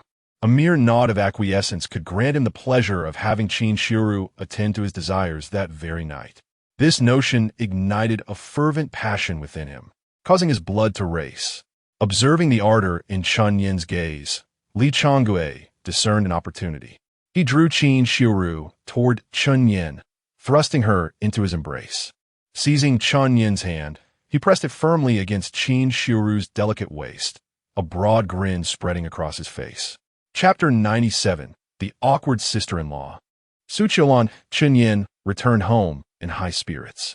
His sister-in-law, Su Qiulan, had prepared a lavish dinner and even simmered a pot of turtle soup for him. "Come, Dajing, indulge in the turtle soup I have crafted," she urged. "Now that you are an ancient martial artist, it is essential to consume more nourishing foods. Do not allow your health to falter." Clad in breezy shorts and a tank top, Su Qiulan, exuding charm, filled a generous bowl of turtle soup and brought it to Chun Yin's lips. "Sister-in-law, you are truly considerate," he remarked under the warm glow of the incandescent light as he savored the delectable soup. Chapter 98. Borrowing Money. Qin Shiuru's scheme by the reservoir. The woman dismounted her bicycle and took a few steps toward the edge of the dam, her fragile figure reminiscent of a leaf caught in the breeze, as if she might succumb to the vast waters of Taoyuan at any moment. "Sister, please do not act impulsively," as she appeared poised to leap into the depths. Chun Yin called out, infusing his feet with Taohua, true qi. In a swift motion, he soared over a distance exceeding 10 meters, moving with the swiftness of a gust of wind. In an instant, he reached the woman from behind and enveloped her delicate waist in a tight embrace. Their bodies pressed intimately together. "Dajing, please, release me," she implored. Chapter 99. Lick My Shoe Sole. The Shun family banquet has unexpectedly ceased operations. Chun Yin harbored a foreboding sense of unease as he descended from his Land Rover, casually grasping a bag of lotus pods, and made his way towards the entrance. Within the opulent hall, the restaurant staff had suspended their activities, congregating in small clusters at scattered tables, their expressions imbued with an unusual gravity. The abrupt closure of the establishment signified a loss of income for them, and to assert otherwise would be a fallacy. "I wonder if Mr. Shun can weather this storm?" sighed the head waiter, Wang Qin. At that moment, a voice pierced the tension. Shun Ming Tong emerged from the rear courtyard, her countenance etched with disbelief. Having gleaned the situation from Wang Qin and others, she was acutely aware that Shun Hao Jun had brought this calamity upon himself through his own actions. With Shun Ming Tong interceding and Chun Yin's ire having subsided considerably, he chose to relent and release Shun Hao Jun. "Spit it out, spit it out." Shun Hao Jun sprang to his feet, seizing a bottle of mineral water from the table, fervently rinsing his mouth, expelling the remnants of mud. "Do not provoke Qin Yin." Wang Meihua and Shun Hao Jun exchanged perplexed glances, struggling to fathom the source of such profound reverence for this rustic individual. Xie Tian then retracted his hand, his expression solemn as he fixed his gaze upon Chun Yin, gradually enunciating, "Madam, young master, if my hypothesis proves accurate, this young man, Chun Yin, is truly an authentic practitioner of ancient martial arts. It would be wise to refrain from inciting his ire." Chun Yin, a practitioner of ancient martial arts. Wang Meihua and Shun Hao Jun exchanged knowing glances, their expressions transforming profoundly as they wrestled with the startling revelation regarding someone they had long underestimated. Chapter 2. The Peach Blossom Empress. "Foolish Danian, your beard is excessively prickly." Su Qiulan felt an overwhelming sense of urgency, fearing that Chun Yin might be suffocated. Moreover, Chun Yin's beard was thick and coarse, inflicting discomfort akin to the sting of an injection, leaving her in a state of restlessness and anxiety. She lamented her recent idleness, regretting not attending to Chun Yin's beard and hair. Her mother-in-law, Zhang Guifan, sat nearby, her expression laden with suspicion. "Qiulan, what on earth is the matter with you? Can't you find solace even while bathing?" Su Qiulan endeavored to maintain a facade of tranquility. "Mother, I I am well. Yet, despite her assurances, she seemed as though she were seated upon a bed of nails. To assert her well-being would deceive only the most naive. Zhang Guifan, with her keen perception, cast a discerning look at Su Qiulan and queried incisively, "Qiulan, is there something troubling you?" Taken aback by her mother-in-law's perceptiveness, Su Qiulan contemplated whether her mother-in-law possessed some extraordinary insight.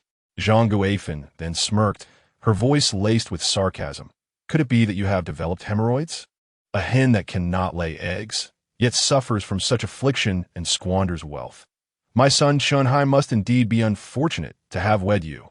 It seemed her mother-in-law was convinced that she was afflicted with hemorrhoids. Su Qiulan exhaled with relief, embracing the label of hemorrhoids if it meant safeguarding Chun Yan's secret. The villagers, steeped in superstition, often linked hemorrhoids with bloodshed, interpreting them as a sign of wealth leaking away, an ominous portent.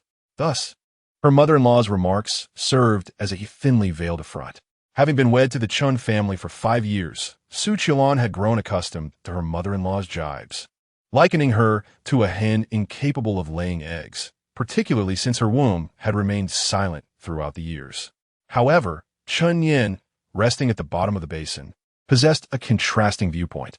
Chun Yan was candid. He held firmly to the veracity of the situation. Second, aunt is merely spouting nonsense. I can assure you, sister-in-law does not suffer from hemorrhoids. In the meantime, Su Qiulan seized the moment to inquire about the rescue of her husband, Chunhai. Chunhai had been apprehended for driving under the influence and colliding with a donkey named San. Due to the secluded nature of Taoyuan village, the traffic police were unable to arrive at the scene promptly to administer a breathalyzer test, resulting in the absence of any evidence of his intoxication. As long as both parties could reach a compensation agreement and San affixed his signature to a letter of understanding, the traffic police would endorse it, leading to Chunhai's release from custody. The crux of the matter rested on how to appease the aggrieved party, San. San has insisted that our family must compensate him 200,000, and he will sign the letter of understanding to facilitate Chunhai's release, declared Zhang Guifan. Raising 2 fingers. 200,000. Su Qiulan was engulfed by a profound sense of despair. Apart from their agricultural land and home, they had relinquished all possessions of worth, and the resources for seeds and fertilizers were woefully inadequate. Where could she possibly acquire such a sum? Though she possessed a modest reserve of money, it was earmarked for Chun Yan's sustenance. However, Zhang Guifan narrowed her eyes, scrutinizing her daughter-in-law with a calculating gaze. "Qiulan, my dear Qiulan, with your enchanting allure, it is no surprise that San was captivated by you. San has expressed that our family's struggles could be alleviated. All you need to do is yield yourself and ensure San's satisfaction." He claimed that for each encounter, he would bestow 10,000, and after 20 such meetings, our debts would be cleared. At that juncture, Chunhai would be liberated. Su Qiulan's visage flushed with indignation, unable to fathom the audacity of such a proposition. "What do you mean by implying that I should seduce the donkey San?" "Mother-in-law, this is a groundless accusation. Moreover, in a desperate bid to rescue her son, the mother-in-law audaciously implores her daughter-in-law to consort with another man." A swell of indignation and grief surged within Su Qiulan, tears brimming in her eyes as she declared, "Mother, I refuse to engage in such an act." The very notion of sharing a bed with the repugnant donkey, San, whose appearance was akin to that of a dark donkey, filled Su Qiulan with profound revulsion. In an instant, Zhang Guifan's hand struck Su Qiulan's face, leaving behind 5 distinct crimson marks. Consumed by rage and humiliation, Zhang Guifan retorted, "Qiulan, you have been wed to the Chun family for 5 years without offering any contribution. The lineage of the venerable Chun family teeters on the brink of extinction because of you.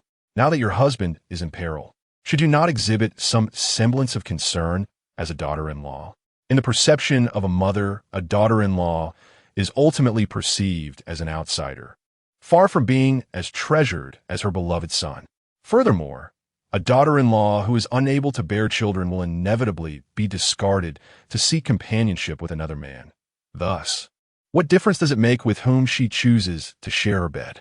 This serves merely as a notification for your consideration. In a few days, Donkey Sam will return from the county town, and upon his arrival, ensure that he is entertained. Perhaps he may even bestow upon you some monetary reward to indulge in. With a disdainful sniff, mother-in-law Zhang Guifan pushed the door open and departed. Donkey San, you rogue! Chen Yin was consumed by a tempest of rage as he beheld Su Qiulan quaking with indignation, tears cascading into the water. With his limited understanding, he discerned that Donkey San sought to torment Su Qiulan, igniting a fierce fury within him, causing his gums to bleed from the strain of his clenched teeth. Unbeknownst to him, a trickle of blood escaped from the corner of his mouth, mingling with a pendant shaped like a peach blossom upon his chest, which then vibrated and transformed into a luminous stream, coursing into Chen Yin's very being. In an instant, the world around him plunged into darkness, and he succumbed to unconsciousness. Is this the realm of immortals? When Chen Yin once again opened his eyes, he discovered himself in a magnificent grove of peach blossoms, where vibrant blooms swirled amidst an ethereal mist, evoking the celestial imagery found in Journey to the West. Petals cascaded gracefully to the ground as enchanting fairy figures danced beneath the peach trees. Even more astonishing was the sight of these fairies, adorned solely in garments crafted from delicate peach blossom petals, twirling and leaping in the gentle breeze, a vision that ignited a flush of warmth to Chen Yin's cheeks. These fairies are undeniably enchanting. Chen Yin pondered in silence. At that moment, he came to the realization that he was no longer the Na'vi youth he once was. Foolish boy, why do you not express your gratitude to this empress? A delicate voice interjected. Only then did Chen Yin observe a resplendent peach blossom fairy, standing gracefully in the heart of the grove, with eyes that sparkled like stars and a countenance reminiscent of dawn. The fairy bore a vivid peach blossom insignia upon her forehead, her lips adorned with a gentle smile. Foolish boy, why do you remain as rigid as a wooden post? I am the peach blossom empress, who has slumbered within your pendant. Thanks to your blood, I have at last awakened. With but a flick of my hand, I have dispelled your foolishness, and yet you cannot even summon a simple expression of gratitude. The peach blossom empress gazed down from her exalted perch, her voice both enchanting and soul-stirring. Thank you, revered empress, he replied. Regaining his composure, Chen Yin sensed no malice and hastened forward to bow with the utmost respect. Deep within, Chen Yin harbored profound gratitude for the peach blossom empress. Not only had she liberated him from his folly, but now, unburdened, he could safeguard his sister-in-law, Qiulan, rather than encumber her. Chen Yin grasped the essence of gratitude in life. With his head bowed in deep reverence, he contemplated how best to convey his appreciation to the peach blossom empress. Yet, as his intellect was still mending from his recent affliction, he found himself grappling for inspiration. After a prolonged period of reflection, he recalled how Lu San had requested his sister-in-law to settle her debts with her body, and he echoed that sentiment. Young man, I am prepared to repay my gratitude through my service to your excellency, the empress. The peach blossom empress found Chen Yin's earnestness delightful, covering her enchanting lips with her hand as she chuckled softly. You foolish boy, what nonsense are you uttering? How audacious you are! This empress has rescued you, and yet you seek to exploit my kindness? As the empress stirred to life, awakened by the essence of Chen Yin's blood, an innate connection blossomed between them. As she discerned the purity of his intentions, rooted solely in a wish to reciprocate her benevolence, a mischievous smile danced upon her lips as she playfully chided him. Dear boy, your strength remains insufficient. You are not yet deemed worthy to serve this empress. Now, I shall bestow upon you a legacy known as the Peach Blossom Empress Heritage, which shall assist you in your quest to become the most formidable man in the world. At that juncture, you may come to serve me. Upon the conclusion of her words, the Peach Blossom Empress elegantly lifted her hand, and a spectacular cascade of radiant light erupted from her fingertips, infusing itself into the very core of Chen Yin's forehead. In that instant, he was inundated with a deluge of profound knowledge, geomancy, intricate formations, mastery over thunder and electricity, arcane martial arts, and divine medical skills capable of resurrecting the deceased and restoring their corporeal forms. The Peach Blossom Empress had indeed spoken with veracity. With these teachings, it was merely a matter of time before Chun Yin ascended to become the mightiest man on earth. However, in this moment, his paramount desire was to return to the tangible world to safeguard the sister-in-law who had nurtured him for 3 years, Qiulan. Chapter 3. Do not startle my sister-in-law, young man Chun Yin. I express my gratitude to you, Your Excellency the Empress. Overcome with exhilaration upon receiving the legacy, Chun Yin hastily knelt and bowed his head repeatedly in profound gratitude. He struck his forehead with such intensity that it drew blood, yet he remained oblivious to his injury. Such was the essence of Chun Yin's character. Qiulan had nurtured him for 3 years, and he felt a solemn obligation to protect her. The Peach Blossom Empress had bestowed upon him a transformative legacy, akin to a second chance from his parents, compelling him to express his reverence. Observing Chun Yin's incessant bows, the Peach Blossom Empress could not help but feel a sense of warmth. Dear boy, please cease your bowing. It pains my heart to witness such devotion. Over the years, while in slumber, the Peach Blossom Empress had quietly observed Chun Yin with her divine perception. She recognized his noble spirit and, through a fortunate twist of fate, ultimately decided to grant him the legacy. However, having just awakened and conferred the legacy, the Empress felt weak and unsteady on her feet. My Empress, what troubles you? Chun Yin rose abruptly, hastening to support the Peach Blossom Empress. The instant his hand made contact with her, he was enveloped in a sensation as delicate as gossamer, igniting a tumult of thoughts within him. He then chastised himself for harboring such unworthy musings. The Peach Blossom Empress had granted him the precious gift of rebirth, yet he allowed himself to entertain base thoughts towards her. Confronted by the audacity of his previous reflections, the Empress felt a blush suffuse her cheeks. Although her body lacked strength, she found herself ensnared in his embrace, rendered immobile. Fortunately, he conducted himself with propriety, gently laying her upon the couch. After a brief interlude to regain her composure, she admonished him. Foolish boy, if you wish to truly master the Peach Blossom legacy, you must gather all 12 of my Peach Blossom sacred marks. These 12 sacred marks are dispersed throughout the world, residing solely within the danshans of women. Those blessed with the Peach Blossom sacred marks are known as the Peach Blossom Fairies. Remember, if you aspire to become the mightiest of men, you must refine all 12 sacred marks. Chun Yin listened intently, his head lowered in deep thought. However, as the Empress continued to speak, a look of concern shadowed his features. With a global population of 7 billion, of which half are women, an astonishing 3.5 billion, how could he ever hope to uncover the 12 sacred marks concealed within the abdomens of these women? Did this imply that he would need to touch the bellies of every woman on the planet? Would his hands not become callous from such an arduous endeavor? Foolish boy, she admonished softly. The women who bear the Peach Blossom sacred marks are not mere mortals. Each one is a paragon of beauty, a mesmerizing presence capable of enchanting entire nations. All you must do is forge a connection with them, infusing their danshans with your vital energy day and night, to refine the sacred marks and elevate your strength. This is both your trial and your fortune. Noticing the furrowed brow of Chun Yin, the Peach Blossom Empress subtly shook her head, her expression tinged with disappointment at his obliviousness to the treasure that lay before him. After a moment of contemplation, clarity illuminated his mind. Empress, are you suggesting that I pursue women, specifically the most exquisite ones in the world? As she had implied, refining the Peach Blossom sacred marks required an intimate bond, likely necessitating a romantic relationship.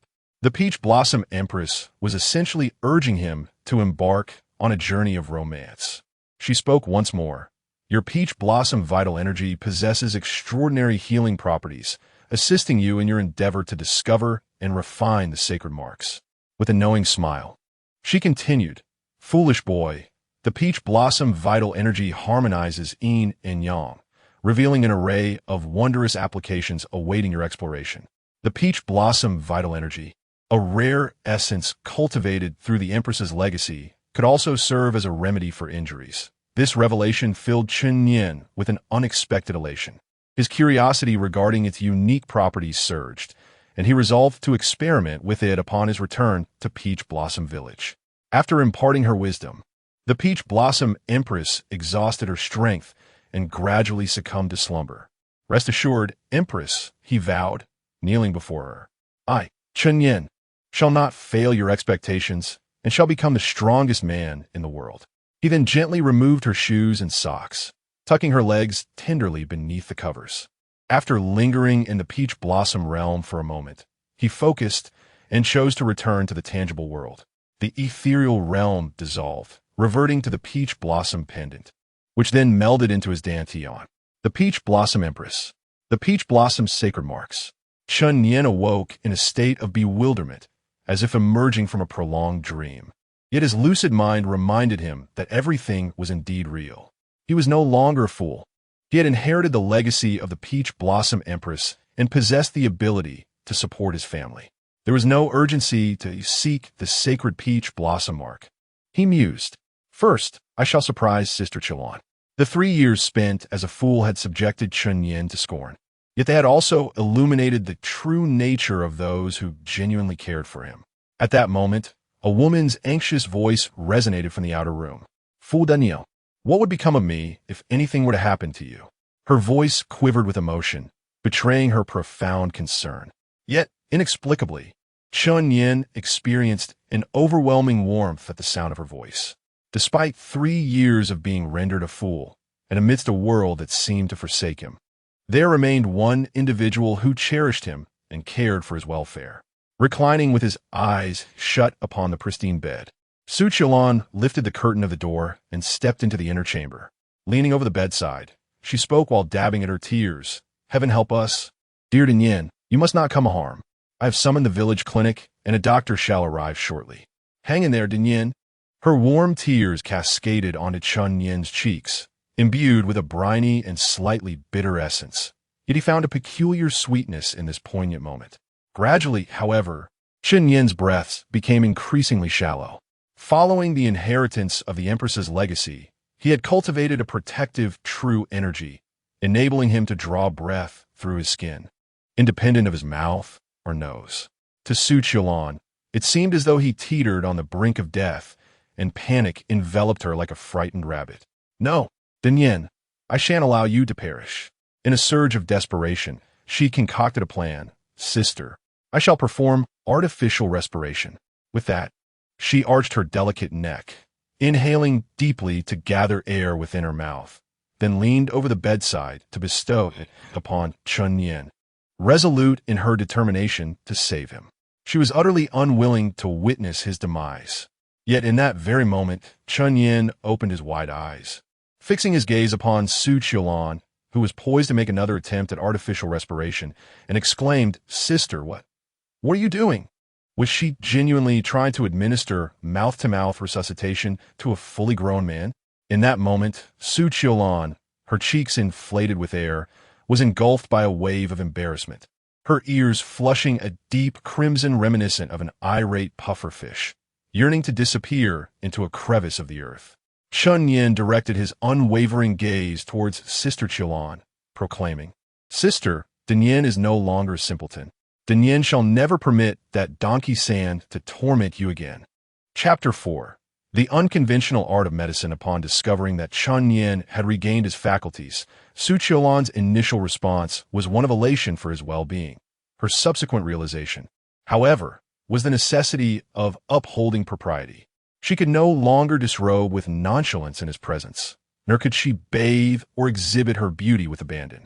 He had transformed into a robust, virile man, as powerful as an ox, and she harbored concerns that he might succumb to his primal instincts.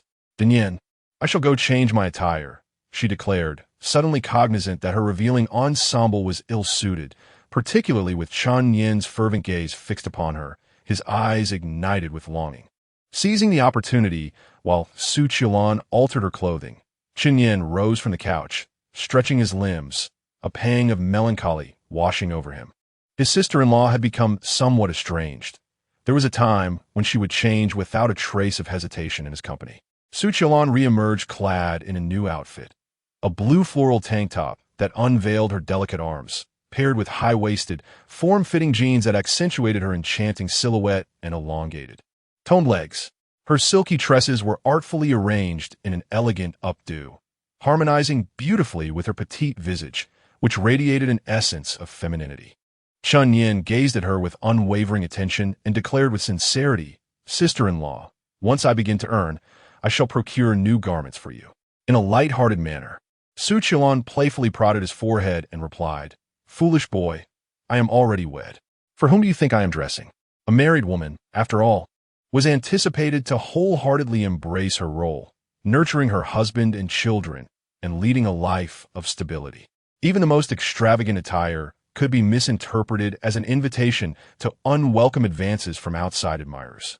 Then, with a tone imbued with sincerity, she remarked, "Moreover, once one possesses wealth, one's heart shall undoubtedly belong solely to one's wife." Long sisters-in-law are akin to mothers. Although Su Qilan cherished the foolish man she had cared for over the past 3 years, she recognized it was time to contemplate Chun Yin's future, to save for him to wed a suitable bride. Yet, Chun Yin secretly admired Su Qilan's delicate visage, chuckling to himself, "When I seek a wife, I will only pursue one as beautiful as you." Naturally, he dared not articulate this sentiment. Su Qilan, at her core, was a conservative and devoted woman of the countryside. Such words might incite her anger and earn him a reprimand. Following their conversation, Su Qilan returned to the living room, leaning against the weathered door to engage in her needlework, meticulously stitching a cross-stitch pattern. Chun Yin stepped into the yard and rinsed himself beneath the shade of a trellis.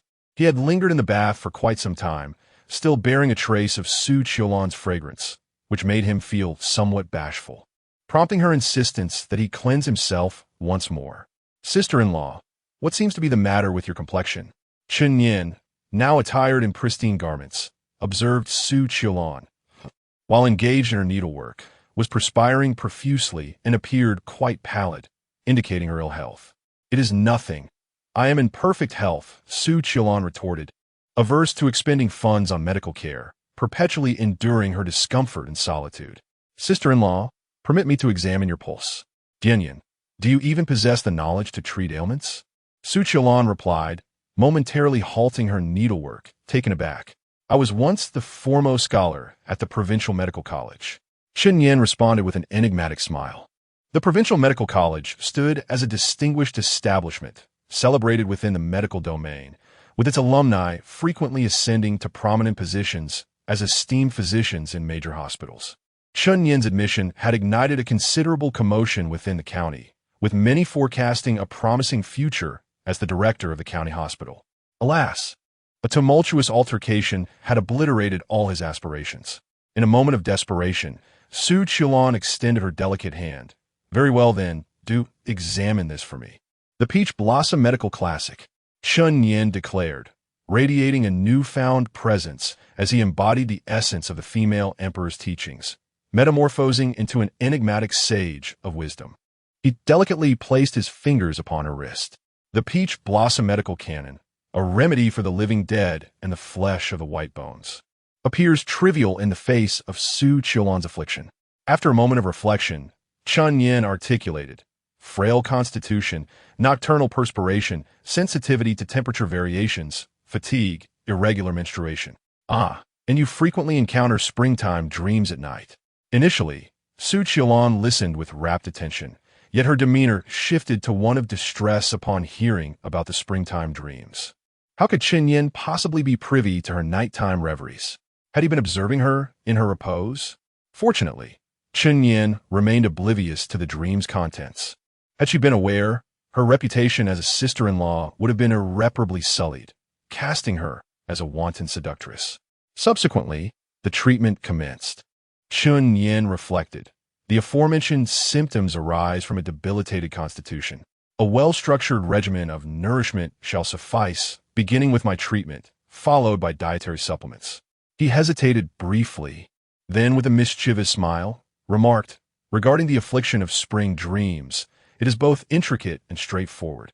Sister-in-law, you simply need to seek a vigorous man for some appropriate indulgence." Su Qilan swallowed hard, her lips parched. Chun Yin's insinuation was unmistakable. She was bereft of masculine affection. The Empress has proclaimed, "I cultivate the peach blossom vital energy, harmonizing yin and yang, with limitless applications. I am curious to discover what effects it may have on you." Sister Qiulan? Chen Yin prepared to harness the peach blossom vital energy to facilitate Su Qiulan's recovery. This energy possesses remarkable restorative properties, akin to an extensive rejuvenating treatment, vastly exceeding the efficacy of ginseng or deer antler. Thus, Chen Yin summoned his vital energy, concentrating it within his palms, and directed waves of peach blossom vital energy into Su Qiulan's lower back, skillfully massaging her meridians. As the peach blossom vital energy flowed through her body, Su Qiulan experienced a comforting warmth enveloping her. Centered around key acupoints such as Qianqi and Guanyuan, a sense of tranquility spread throughout her limbs, dispelling her previous fatigue and leaving her revitalized. Su Qiulan, her eyes narrowing in delight, remarked, "I must confess, Dinyan, your medical skills are exceptionally soothing." However, her expression gradually tightened as she bit her lip, adding, "Dinyan, please be gentle." Sensing a potential misstep in his technique, Chen Yin patiently inquired, "Sister Qiulan, does it hurt?" With immense exertion, Su Qiulan succeeded in articulating a solitary word. "Indeed." Chen Yin exhaled softly. "Shall we take a moment's respite?" Su Qiulan cast him a sharp glance. "Do not halt." Chen Yin. The treatment persisted for a quarter of an hour. The peach blossom vital energy coursed through her meridians, evoking a tumult of emotions within Su Qiulan. One moment her brow would furrow, the next her lips would curl, as if she were grappling with an inner conflict, while simultaneously experiencing an overwhelming urgency. She silently recognized that although Chen Yin's methods were undeniably effective, they appeared rather unconventional. Once the treatment reached its conclusion, she promptly hurried to the outdoor restroom without uttering a single word. Had the treatment concluded, and she immediately sought the restroom? Was this the extraordinary effect of the peach blossom vital energy? Chen Yin pondered in bewilderment. Once Su Qiulan entered, she remained absent for an extended period. Chen Yin, stretching his limbs, resolved to take a leisurely stroll around the village. Peach Blossom Village, nestled against the majestic mountains and adorned by a serene reservoir, represents a true gem of natural splendor from a geomantic perspective, embodying the exquisite harmony of mountain and water. The mountains are abundant with wild fruits, game, and medicinal herbs, while the reservoir brims with delectable freshwater treasures such as fish, shrimp, turtles, and clams. Peach Blossom Village truly lives up to its name, resembling a paradise untouched by the outside world. However, the rugged mountain paths and insufficient transportation leave it economically impoverished and underdeveloped. Chen Yin, one of the few college graduates hailing from the village, bore the aspirations of numerous villagers who envisioned him as the guiding light to lead Peach Blossom Village out of its impoverished state. Regrettably, he later succumbed to mental incapacitation. Despite the economic hardships faced by Peach Blossom Village, it abounds in resources, particularly nourishing supplements for Sister Qiulan, Chen Yin pondered as he approached the village entrance. Sister Qiulan's fragile health had seen a temporary improvement through energy healing. However, she required a regimen of dietary therapy for her complete recovery. After a moment of contemplation, Chen Yin devised a potent dietary remedy, with one of the primary ingredients sourced from the reservoir nestled at the foot of the mountain, Peach Blossom Reservoir. Stretching over several dozen miles, the reservoir served as a sanctuary of cool breezes, where countless villagers sought refuge from the sweltering heat. Upon reaching a particularly murky section of the water, Chen Yin detected a strong fishy odor. Seasoned fishermen are aware that such murky waters often hint at a wealth of prize catches, rendering it an exemplary fishing locale. This pond, frequented by wild soft-shelled turtles, was affectionately known as the Turtle Pond. With a smile, Chen Yin reflected, wild soft-shelled turtles nourish the yin and fortify the kidneys. I shall prepare turtle soup for Sister Qiulan this evening. Chapter 5. The discontented Tian Yue, capturing a soft-shelled turtle required the use of a fishing net.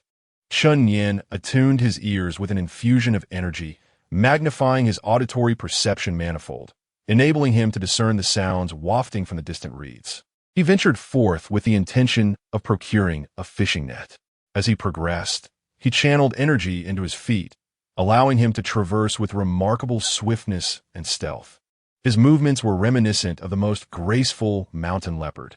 In the blink of an eye, he reached his destination, and from across the reeds, he beheld a woman swimming in the reservoir. Her hair was elegantly arranged, her neck elongated like that of a swan, and her rosy complexion emanated vitality. Her lips were full and crimson, akin to ripe cherries. "It is Sister Yue," Chen Yan exclaimed, his eyes sparkling with recognition. The woman was Tian Yue, the wife of Zhao Daxuan, and she had been the object of Chen Yan's admiration during his school days. Tian Yue had matured swiftly, even as a student. She possessed the enchanting curves of a woman, setting herself apart among her peers, and the boys of her age found her utterly irresistible. Chen Yan reminisced about the countless hours he and his classmates had devoted to their private reveries, fixating on her photograph, expending their youthful exuberance while unwittingly depleting an endless supply of tissue paper. Alas, Tian Yue's destiny was far from benevolent. She had wed the carpenter Zhao Daxuan, yet tragically, before they could even savor the joys of their honeymoon, her newlywed husband encountered a calamitous misfortune, struck by a falling timber that rendered him severely paralyzed. It is a formidable challenge for Sister Yue to sustain her family single-handedly. She must toil to gather pigweed and perhaps catch a few fish to enrich her meals. The oppressive heat has compelled her to immerse herself in the reservoir, Chen Yan noted, casting his gaze toward the shore. There, he beheld a collection of women's garments. A sickle for harvesting grass, several bags of fertilizer brimming with pigweed, and a fishing net. Chen Yan pondered the idea of borrowing the fishing net. However, she hesitated to step outside, apprehensive that Tian Yue might view her as a lascivious individual. The woman's garments were strewn upon the shore, and the sight of her swimming was undeniably unsuitable for the innocent gaze of youth. Chen Yan resolved to linger concealed among the reeds for a while longer. Reflecting, "Elder Sister Yue, I assure you, I did not intend to pry." The water's surface glimmered like jewels. Tian Yue floated serenely on her back, basking in the warm embrace of sunlight, as if gentle hands were soothing her, alleviating the burdens wrought by her husband's shortcomings. "Who goes there?" Upon hearing a rustle, Tian Yue turned her gaze toward the shore, encountering the fervid stare of a man. Those eyes, lascivious and penetrating, roamed over her form. The man, as thin as a reed, bore a prominent black mole on his left cheek, and his eyes sparkled with mischief. He was a scoundrel from the village, known by the moniker Mud Eel. Mud Eel, whose true name was Chun Ernie, fixated on the figure gliding through the water, drooling. "Tian Yue, you appear to be reveling in your leisure. Are you perhaps contemplating a man while immersed in the water?" Instantly, Tian Yue's countenance turned a deep shade of crimson, as if ensnared by a clandestine secret. She swiftly immersed herself, exclaiming, "Wretched scoundrel, depart at once. Should you refuse to leave, I shall summon assistance." A plea for assistance? Mud Eel, emboldened, grasped a delicate garment from the ground, fervently rubbing it against his face before inhaling deeply. The fragrance emanating from the fabric ignited a fervor within him. With a lascivious smirk, he taunted, "Tian Yue, whom will you summon?" "Your husband, who lies incapacitated. In this village, when men falter, women bear the brunt." Devoid of man's protection, Tian Yue, indeed, dared not call for aid. Mud Eel was a minion of the local tyrant, Ersan, a menace she could not challenge. Mud Eel, brimming with arrogance, reveled in his dominion, treating Tian Yue's attire with contempt. Unable to endure any longer, Tian Yue bit her lip and exclaimed, "Mud Eel, you lecherous scoundrel, relinquish my clothes at once." Growing weary of the garment, Mud Eel's gaze hungrily fixated on Tian Yue in the water, revealing his yellowed teeth. "Tian Yue, you have yet to experience the touch of a man, have you? Permit me to fulfill your desires, and not only shall I restore your garments, but I shall also bestow upon you the experience of genuine femininity." Once more, she felt the sharp sting of his words.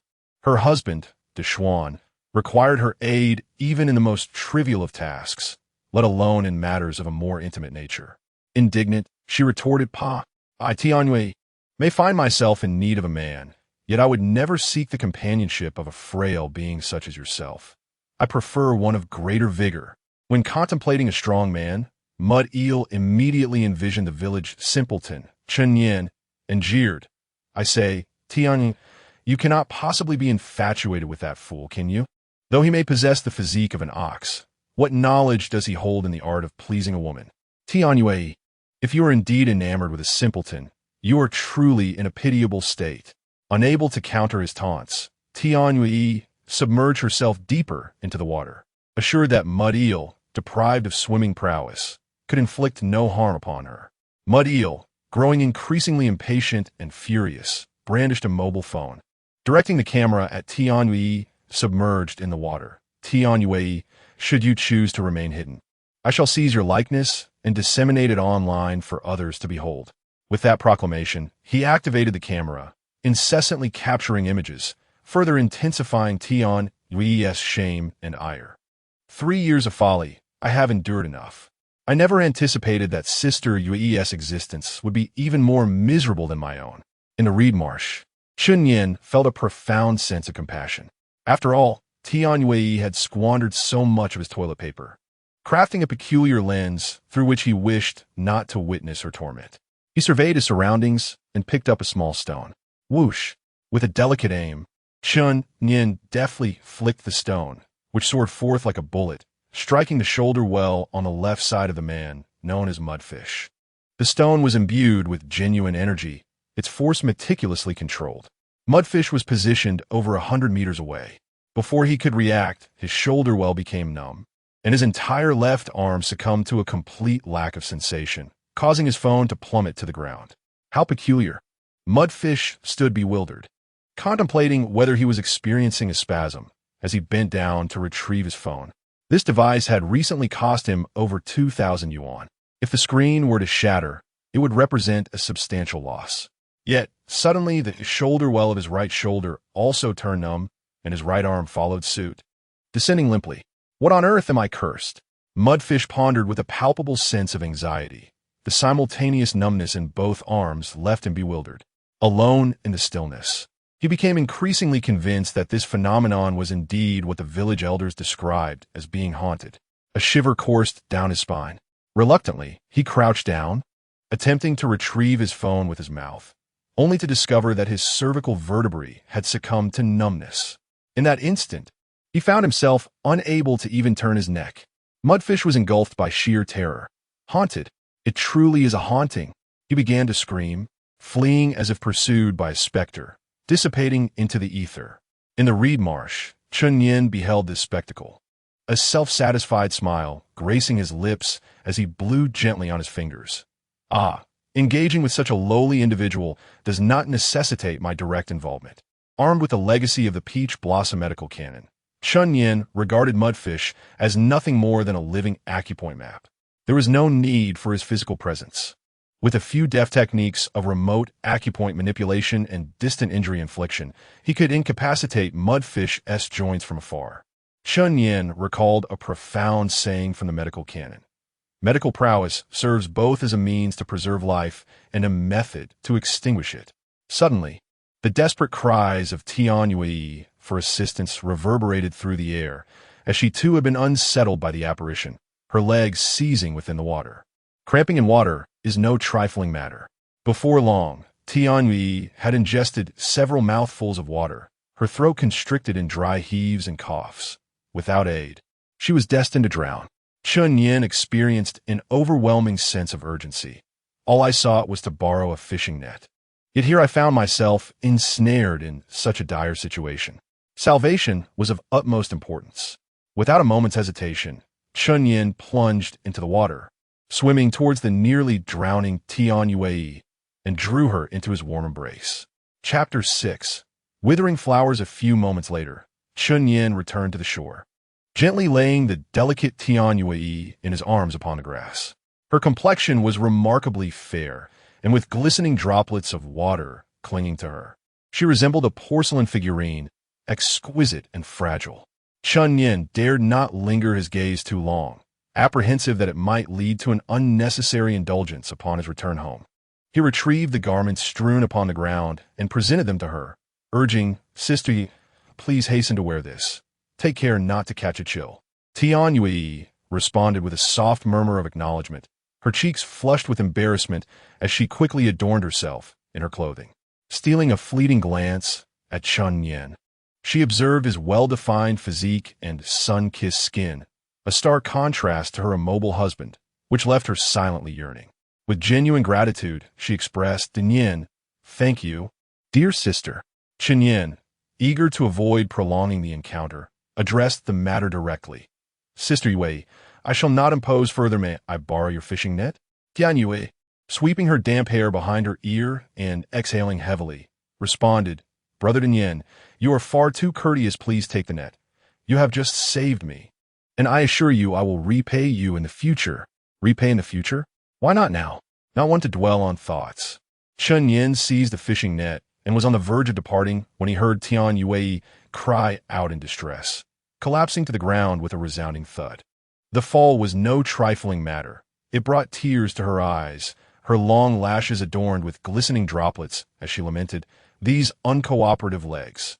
At home, 2 large sows awaited their feed, and her incapacitated husband required her assistance. She was indispensable, yet at this critical juncture, her legs chose to betray her. "What has befallen your legs, Sister Yue?" Chen Yin inquired. "What else could it be?" "They are suffering from exhaustion," she replied, her eyes glistening with unshed tears. Over the years since her marriage into the Zhao family, Tian Yue, a devoted woman, had shouldered the entirety of the household responsibilities, tending to 2 sows and managing her home with remarkable efficiency, yet at the expense of developing this crippling ailment. She had sought help at the county hospital, but upon encountering the prohibitive medical expenses, she quietly returned to Taoyuan village. Observing the distressed Tian Yue, Chun Yin felt a surge of compassion. "Sister Yue, if you trust me, I could examine your legs." Already in considerable pain, Tian Yue looked up at Chun Yin, her eyes wide with hope. "Oh, Brother Yin, do you possess the knowledge to treat such ailments?" Upon reflecting on the fact that Chun Yin had once been a distinguished student at the Provincial Medical College, she resolved to take a risk, permitting him to conduct an examination.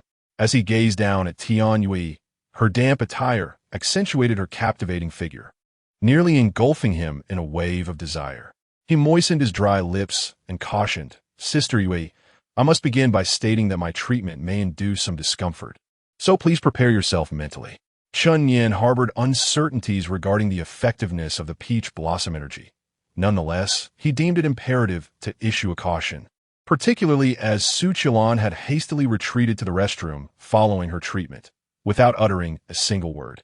Tian Yue, unperturbed by the prospect of discomfort, yet wary of potential expenses, boldly proclaimed, "Fear not, Brother Yin.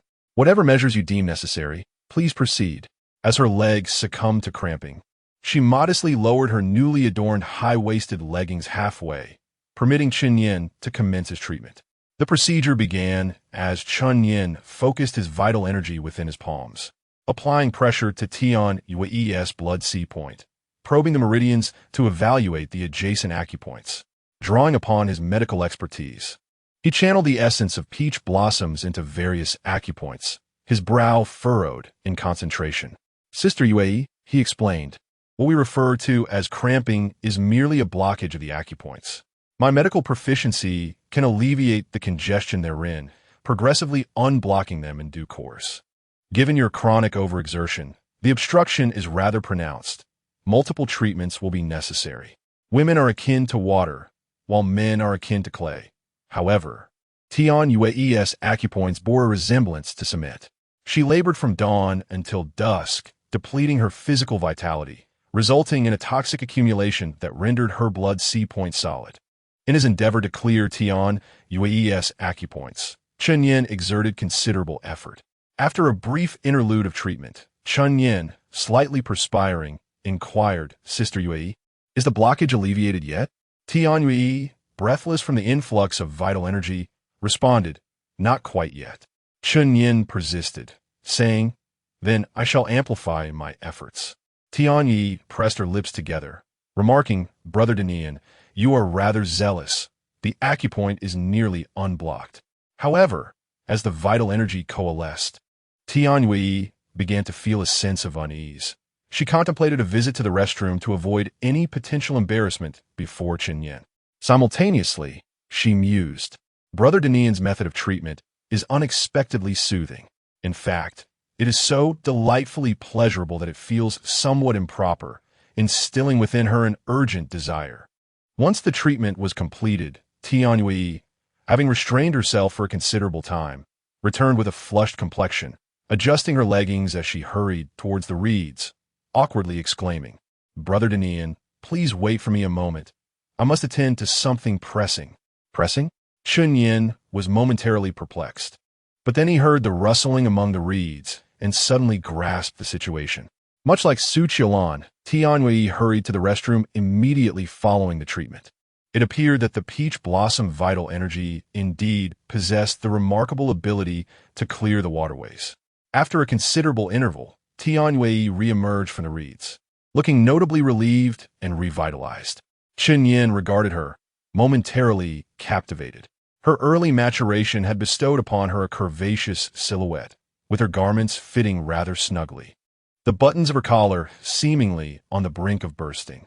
Tian Yui expressed her gratitude profusely before recognizing that Chen Yan was no longer as naive as he once seemed. She then broached another subject, "Brother Danian, your acquaintance Zhao Dashuan has been eager to share a drink with you. When might you find the opportunity to visit him?" Zhao Dashuan seeking him for a drink. Chen Yan was not particularly astonished. He responded with a smile, "Very well, Sister Yue, I shall visit him this evening." Since his disability, Zhao Dashuan had endured mockery from the villagers. The sole confidant Zhao Dashuan found solace in was the village simpleton, Chen Yan, and thus they would occasionally indulge in shared libations. Now that Chen Yan had emerged from his earlier foolishness, he saw no reason to decline Zhao Dashuan's invitation. After all, his circumstances were far from easy. Moreover, there was yet another motive. He would once again have the chance to behold Tian Yui, who always donned rather revealing attire at home and never hesitated to engage with Chen Yan. After Tian Yui took her leave, Chen Yan noticed a phone lying on the grass nearby. If his memory served him right, it was the device that Mudfish had carelessly discarded. Let us see what images reside within. Chen Yan picked up the phone, captivated by Mudfish's photographic prowess. He swiped the screen. It was a new device devoid of a password, allowing him to unlock it with ease. He promptly navigated to the photo gallery. The images that seized his attention comprised an audacious collection showcasing Tian Yui from myriad perspectives, meticulously examined by Chen Yan through a discerning lens. Indeed, she epitomizes the high school goddess who has captured a significant portion of Chen Yan's sentiments. In the spontaneous captures, Tian Yui exudes an enchanting allure that transcends her student years. Now, she has transformed into a sumptuous, fragrant red apple, ripening on the branch. Alas, it is a tragedy that such a woman, as the spouse of Ishuan, is fated to wither, evoking a sense of melancholy for her inevitable decline.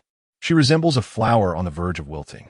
Furthermore, Chen Yan stumbled upon a plethora of additional photographs within the album, predominantly highlighting the women of the village. What a treasure trove! The immense quantity of images indicates that Ni Cho, without prejudice, had encapsulated the essence of nearly every woman in the village, amassing an astonishing collection exceeding 10 gigabytes. As Chen Yan reprimanded Ni Cho for his lack of restraint, he found himself unable to suppress his admiration for the artistic quality of certain images. It is indeed a lament that Ni Cho does not embark on journeys to the islands to produce adult films. Upon coming across a photograph of a woman with a delicate, palm-sized visage, Chen Yan knitted his brow. Could this be the candid portrayal of Sister Qiulan? Chapter 7.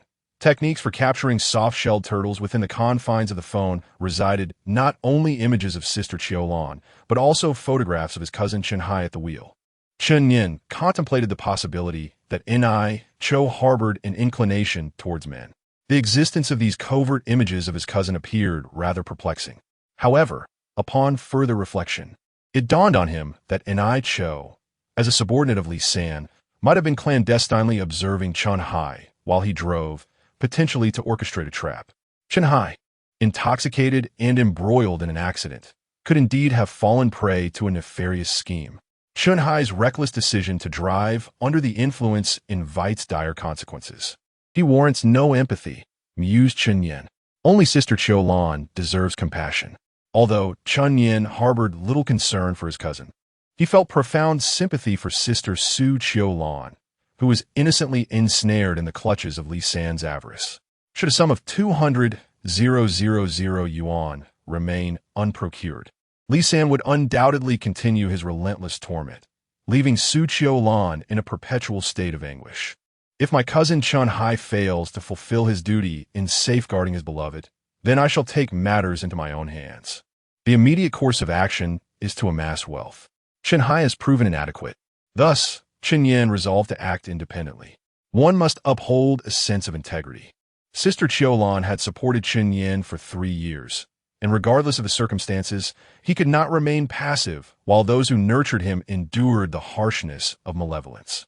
Chen Yan tucked his phone into his pocket and made his way toward the turtle pond, pondering his strategy along the journey. The countryside embodies a paradox, a fusion of simplicity and shadow. The villagers, for the most part, are pragmatic and enticed by power to evade victimization within the village. One must tread 2 paths. The first is to possess formidable strength, and the second is to accumulate substantial wealth. Thus, Chen Yan resolved to pursue riches. Upon his return to the turtle pond, he observed villagers casting nets into the water. They were not in pursuit of soft-shelled turtles, but rather freshwater fish such as crucian carp, grass carp, and black fish from the reservoir. As the village elders often proclaim, a 1,000-year-old turtle and a 10,000-year-old soft-shelled turtle. In the realm of nature, long-lived creatures are anything but simple, and wild soft-shelled turtles are particularly astute. The villagers' rudimentary fishing nets are utterly insufficient for ensnaring them. With the inheritance of the Peach Blossom Empress, Chen Yan discovered methods to capture soft-shelled turtles and busied himself by the turtle pond. Look at that foolish Din Yan. Does he truly believe he can catch turtles? Turtles are beneficial for kidney health. However, what need does the foolish Din Yan have for such matters, being devoid of a spouse? With a physique like his, should he enhance his kidney vitality, would he not simply wear out the floor by night? The villagers chuckled boorishly. The young wives, engaged in washing clothes by the water, upon overhearing the jest regarding Chen Yan's kidney health, lowered their gazes, their faces suffused with embarrassment. Frequently seen dashing about shirtless in his shorts. The villagers were well aware that Din Yan's body was as sturdy as that of an ox, the sort that could make the village wives swoon. Peach Blossom vitality disperse. Chen Yan summoned a strand of vital energy at his fingertips and crouched by the turtle pond, gently stirring the water. The delicate vitality of peach blossoms radiated outward like waves of electromagnetic energy. As the energy expanded, an underwater realm unfurled before Chen Yan's gaze, revealing every intricate detail as if rendered by a 3-dimensional scan. Indeed, there were few turtles. The water thrived with their presence.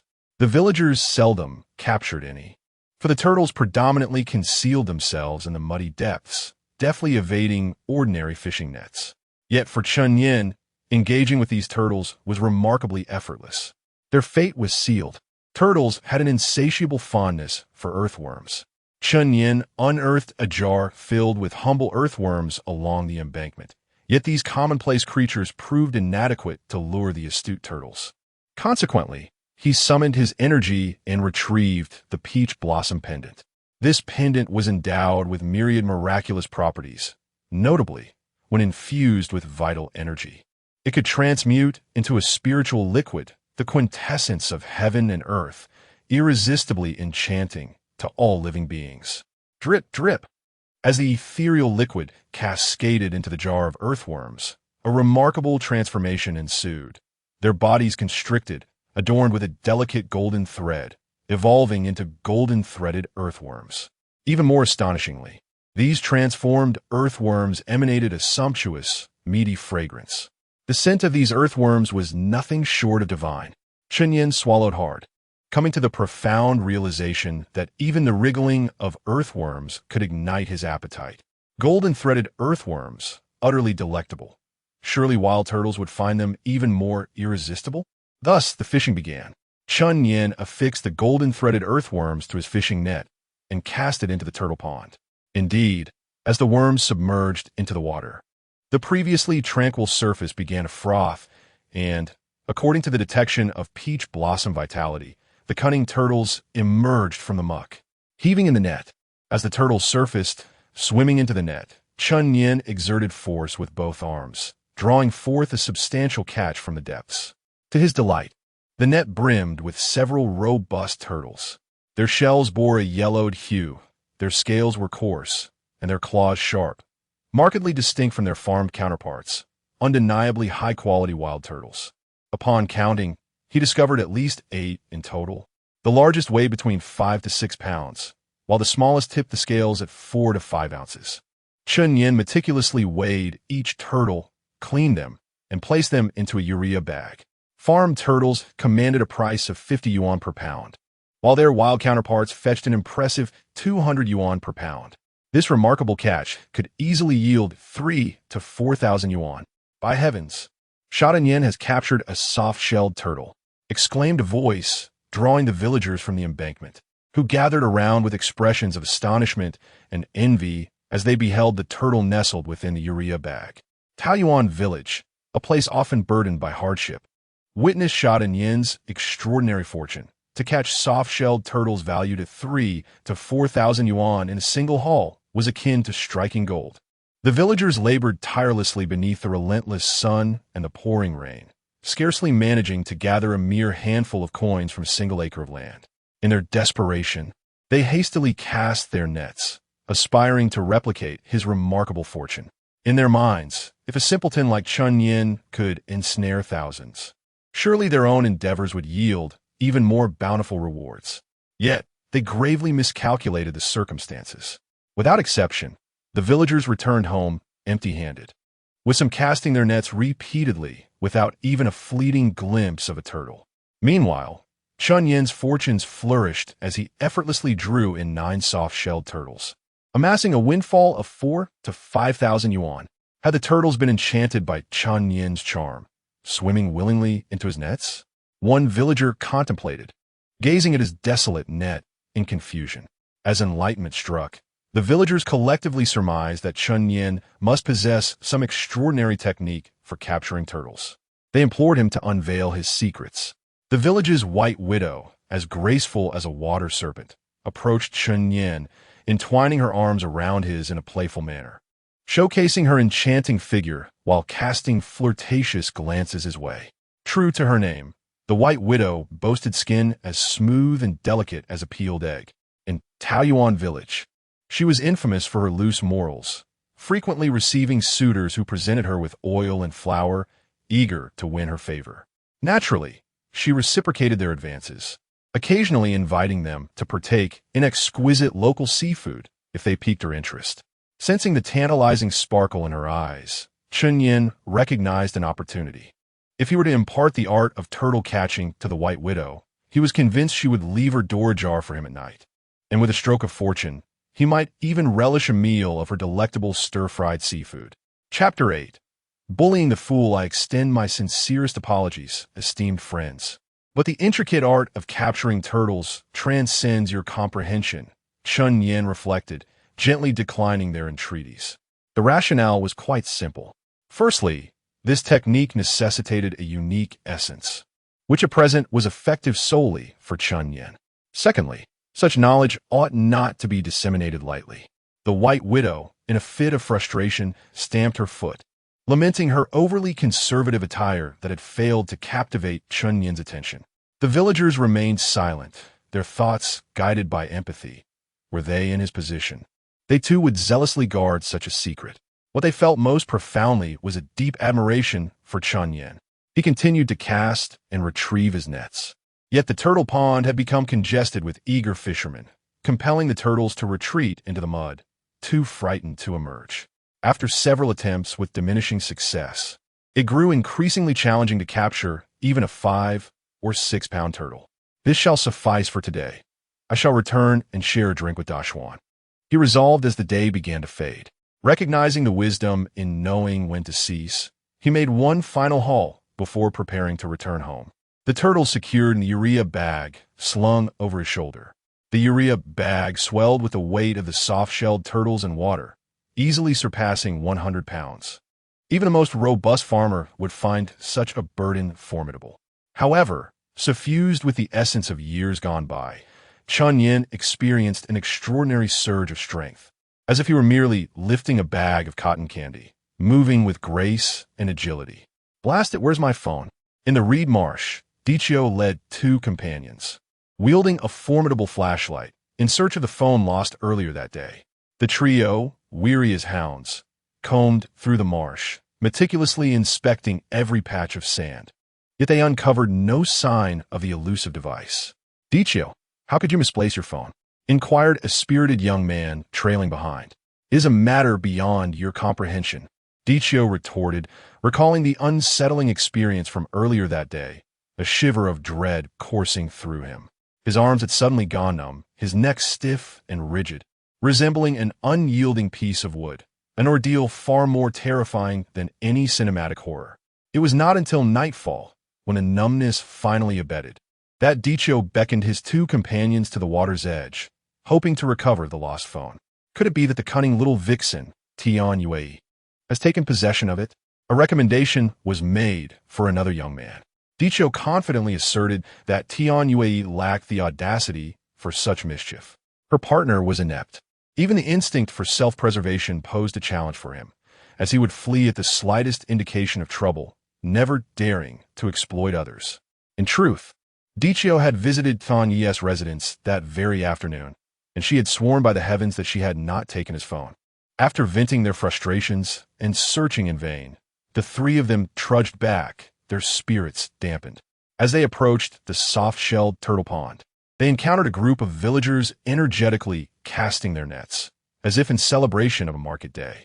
Upon inquiry, they discovered that the village fool, Chun Yin, had caught dozens of pounds of wild soft-shelled turtles that afternoon. Wild turtles are regarded as a remarkable tonic, particularly beneficial for the kidneys, and are renowned for their restorative properties. Furthermore, they fetch a handsome price. Chun Yin, that simpleton, truly embodies the adage that a fool's fortune is enviable, Dichio lamented, feeling a pang of jealousy. He had lost a phone valued at over 2,000 yuan, while that naive individual had reaped a considerable profit from his find. The bitterness in his heart was palpable. At that moment, Dichio caught sight of Chun Yin, and his eyes glimmered with greed as he pursued him. "Hey, you fool, stop!" Dichio and his companions confronted Chun Yin with menacing intent. "What is the matter?" Chun Yin steadied himself. "I have business with you." Dichio cast a glance, and his two accomplices, already well-versed in such schemes, encircled Chun Yin, rummaging through his bag. They positioned themselves, fists raised, poised to strike at a moment's notice. Should a confrontation arise, the three would converge upon Chun Yin, with the two young men prepared to launch a surprise assault from behind, ensuring his misfortune. Chun Yin grasped the urea bag with unwavering resolve, his gaze steady and composed. "What is it that you desire? My sister-in-law awaits my return. Speak swiftly." Dichio raised an eyebrow, intrigued. The fool appeared surprisingly unperturbed. In contrast, ordinary villagers, when faced with the intimidation of three ruffians, would typically succumb to panic, perhaps even retaliating out of instinct. Once the villagers take the initiative to strike, it transforms into an act of aggression, a matter of grave consequence. At that juncture, compensation would be requisite, a considerable amount indeed. This entire scheme, masterminded by the wily duo of Mudfish and his leader, Donkey 3, has ensnared numerous unsuspecting souls, yet regrettably, Chun Yin remains blissfully unaware of their treachery. Mudfish cast a sidelong glance at the urea bag perched on Chun Yin's shoulder. What a windfall! A bountiful sack brimming with wild, soft-shelled turtles, valued at no less than 10,000 yuan. Should he manage to seize it, he could procure several new mobile phones. He boldly declared, "Foolish Yin, we had a prior agreement. I shall take this entire bag of turtles, which weighs 21 jin. 21 jin, a mere tenth of the market value." His proclamation drew a chorus of scorn from the villagers, clearly an act of flagrant larceny. Yet Mudfish audaciously insisted that this was the predetermined price, effectively silencing the villagers and revealing his belief that Chen Yin was a simpleton who would not contest his assertions. Regrettably for Mudfish, Chen Yin was not as naive as he presumed. With a frigid smirk, he retorted, "Mudfish, your hollow words bear no significance. If you claim that these turtles weigh 21 jin, produce the contract, otherwise depart." "You fool, you dare to retort." Mudfish could not have foreseen that Chen Yin would not only resist intimidation, but would also counter with keen wit. In a moment of desperation, Mudfish discarded the guise of civility. "Foolish Din Yin, since you refuse to honor the agreement, I see no reason to extend courtesy. Seize the bag of turtles." Two young men, long prepared for such an eventuality, sprang into action at the command, swiftly advancing from either side, fists raised to strike Chen Yin's back. Their ambush was both precise and forceful. Seeking confrontation, Chen Yin, seemingly endowed with an uncanny awareness, detected the impending attack instantaneously. Despite the heavy urea bag slung over his shoulder, he spun around with the agility of a panther and delivered a powerful kick to the assailant on his left. Bang! The young man scarcely had a moment to respond before the kick struck him squarely in the chest, propelling him backward along the embankment until he lost his footing and tumbled into the turtle pond with a resounding splash. "You join him." Chen Yin raised his leg once more, delivering a decisive kick to the chest of the assailant on the right. His fate was no more fortunate. He too was sent staggering backward, clutching his chest in agony, before plunging into the pond. In an instant, both assailants found themselves submerged in the turtle pond, thoroughly drenched. The villagers of Taoyuan nearby were left in a state of astonishment, their jaws agape in disbelief. Someone gasped, "Is it possible that the foolish Din Yin possesses martial arts skills?" Chapter 9. In a state of panic, Mudfish was utterly astonished. In a mere confrontation, his two subordinates, as feeble as fledglings, were each cast into the turtle pond with a single kick from Chen Yin. The humiliation was palpable as he exclaimed, "Foolish Din Yin, you dare to strike my men. You have invited trouble upon yourself." "Trouble?" Chen Yin remained unfazed, responding coldly, "The villagers are witnesses. It was these two who assailed me first. I was merely acting in self-defense." What a fool! He even comprehends the notion of self-defense. For the first time, Mudfish realized that the typically docile Chen Yin, who had never fought back or retorted, had suddenly metamorphosed into a formidable adversary. Before the assembly of villagers, Enai Chiu could not possibly exhibit weakness. Otherwise, even Chen Yin would struggle to contend with him. And how could he continue to reside in Taoyuan village thereafter? "Stupid Din Yin, aren't you quite audacious? You dare to kick me? Should you lack the courage to strike, then you are but a coward."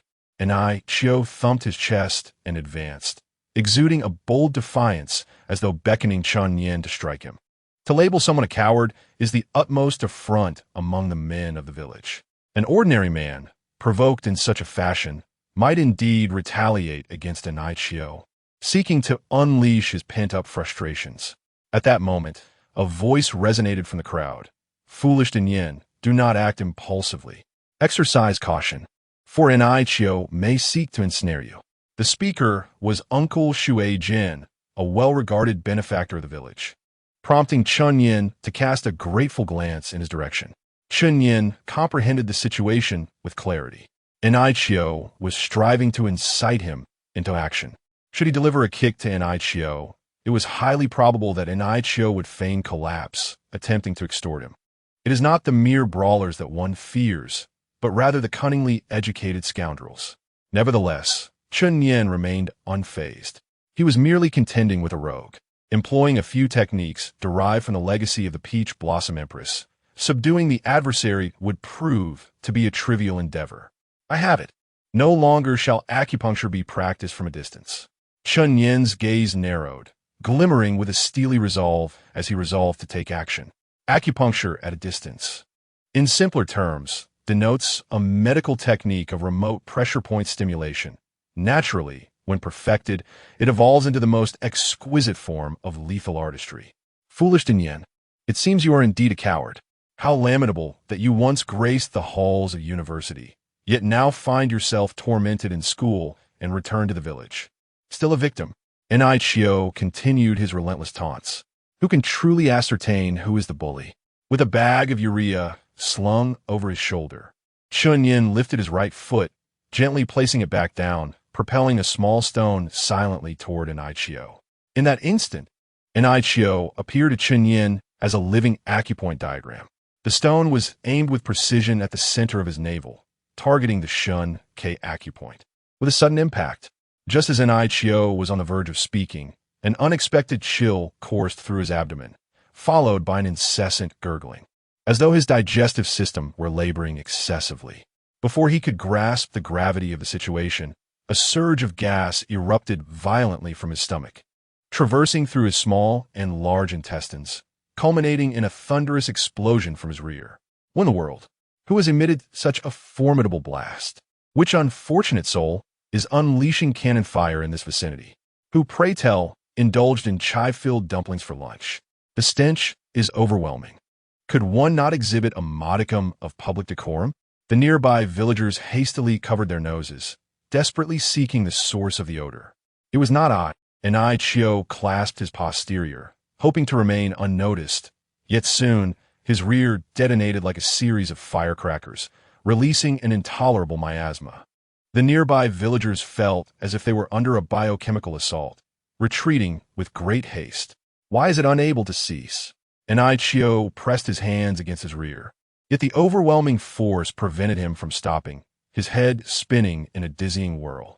He resembled a repugnant bomb, utterly despised and detested by the villagers, who hastily distanced themselves from him. The effect is indeed remarkable, Chun Yin remarked with a wry smile. The Shunkei acupoint serves as a crucial conduit for blood circulation, possessing the extraordinary ability to invigorate the spleen and stomach while warming the yang to avert collapse. When combined with the acupuncture techniques bequeathed by the Empress, it can aid patients suffering from gastrointestinal disturbances and obstructed spleen and stomach functions in expelling gas. However, when applied to a healthy individual, it culminates in a predicament reminiscent of the current state of the Loach. Is this yet another instance of a specter tormenting me?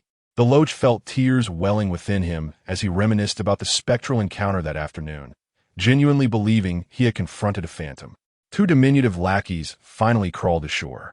Upon catching a whiff of the Loach's odor, they recoiled in horror as if confronted by a ghost. The stench was intolerable. You too, come here and assist me in my departure.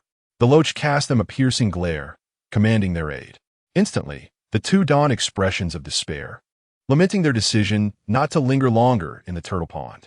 With their assistance, the Loach departed in a disheveled state, consumed by his own discomfort, feeling as though his very being might rupture, leaving no mental space to ponder Chun Yin's turtle.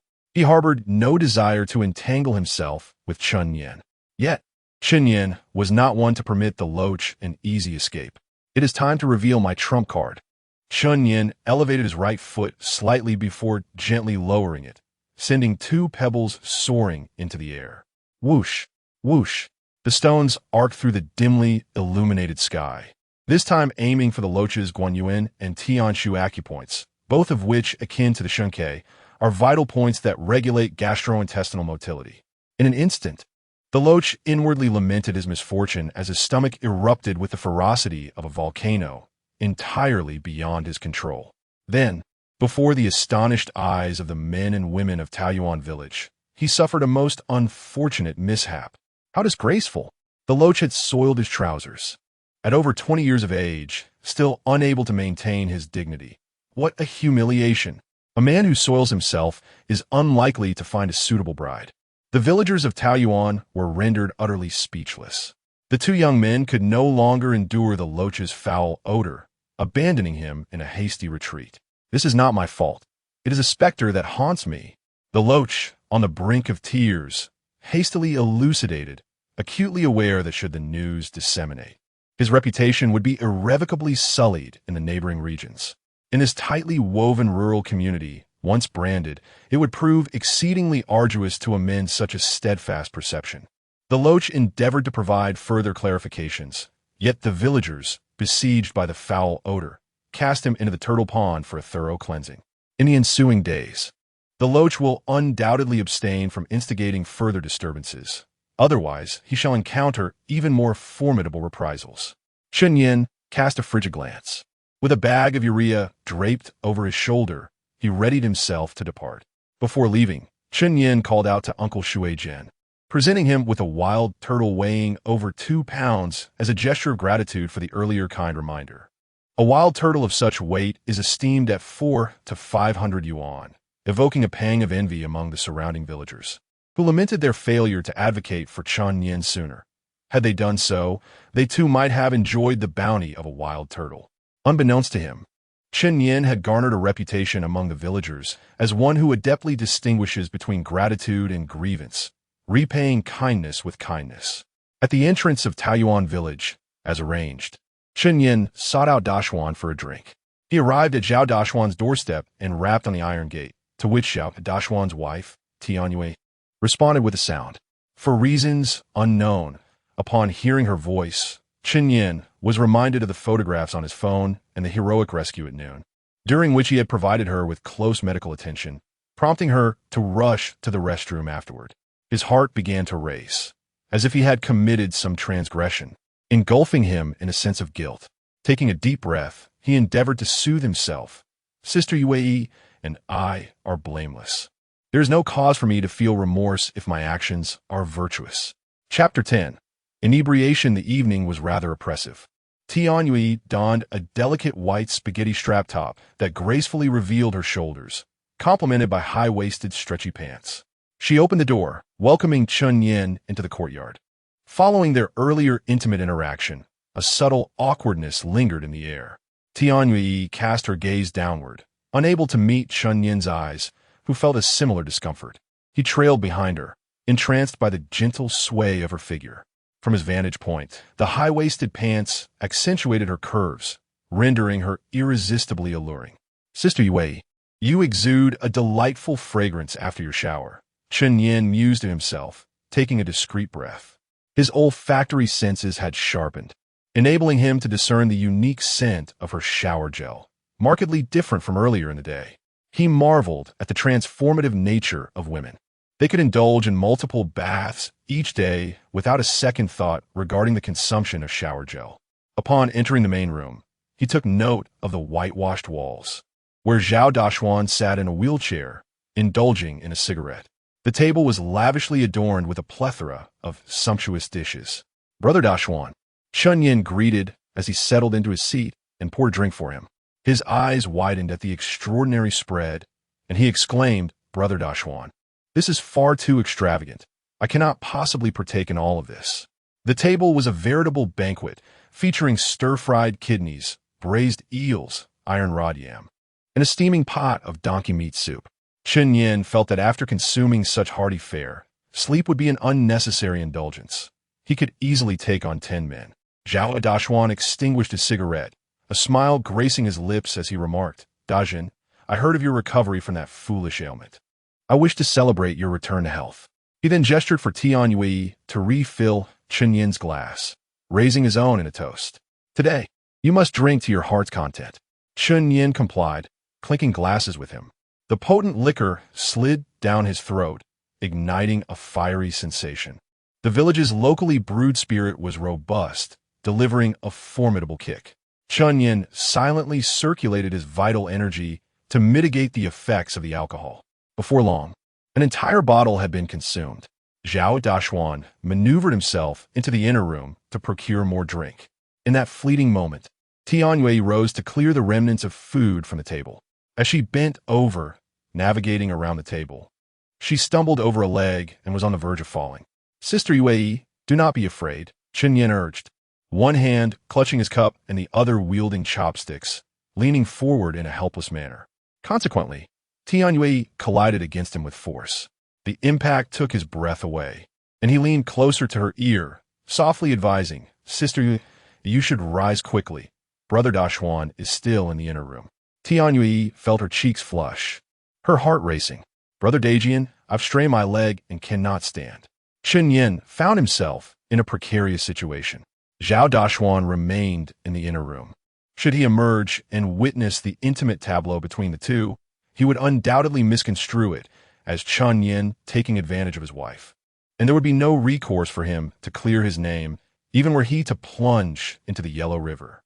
At that moment, overwhelmed by the pain, Tian Yue could no longer stifle her impulse to cry out, "Yue, I apologize." Without hesitation, Chen Yin swiftly covered Tian Yue's delicate mouth to stifle her shout. He then concentrated his vital energy, directing it to his fingertips, and meticulously pressed against the acupoints Tzu Chuan and He Xie on her knees, where the strain was most acute. The effect of the vital energy was immediate. As it coursed into the acupoints, the numbness receded, and Tian exhaled a sigh of relief. However, as the energy flowed through her nerves remained taut. Chun Yin's firm muscles and the scent of masculinity emanating from him caused Tian Yue to blush unknowingly. It was only when Chun Yin reminded her, "Hey, are you not going to stand up?" This moment jolted her back to reality, where she discerned that Chun Yin was observing her with keen interest, while her husband, Zhao Dashuan, remained in the inner chamber, procuring beverages for Chun Yin. She hastily stood up. At that instant, Zhao Dashuan emerged from the inner room, maneuvering a wheelchair and exuberantly brandishing a bottle of liquor. "Dajian, let us partake in another drink." It appeared he had entirely overlooked the previous awkwardness. The two men immersed themselves in their revelry. Meanwhile, Tian Yi was lost in contemplation, repeatedly casting furtive glances at Chen Yin as she served him a generous portion of pig kidneys. Chen Yin found himself bewildered. What could Yui's intentions possibly be? As a solitary man, why was she so insistent on having him consume pig kidneys? Did she genuinely wish to rob him of a restful night? As if divining his thoughts, Tian Yui's cheeks flushed, her eyes shimmering with eager anticipation. "Brother Dajian, indulge in more kidneys. They will bestow upon you greater vigor for your endeavors."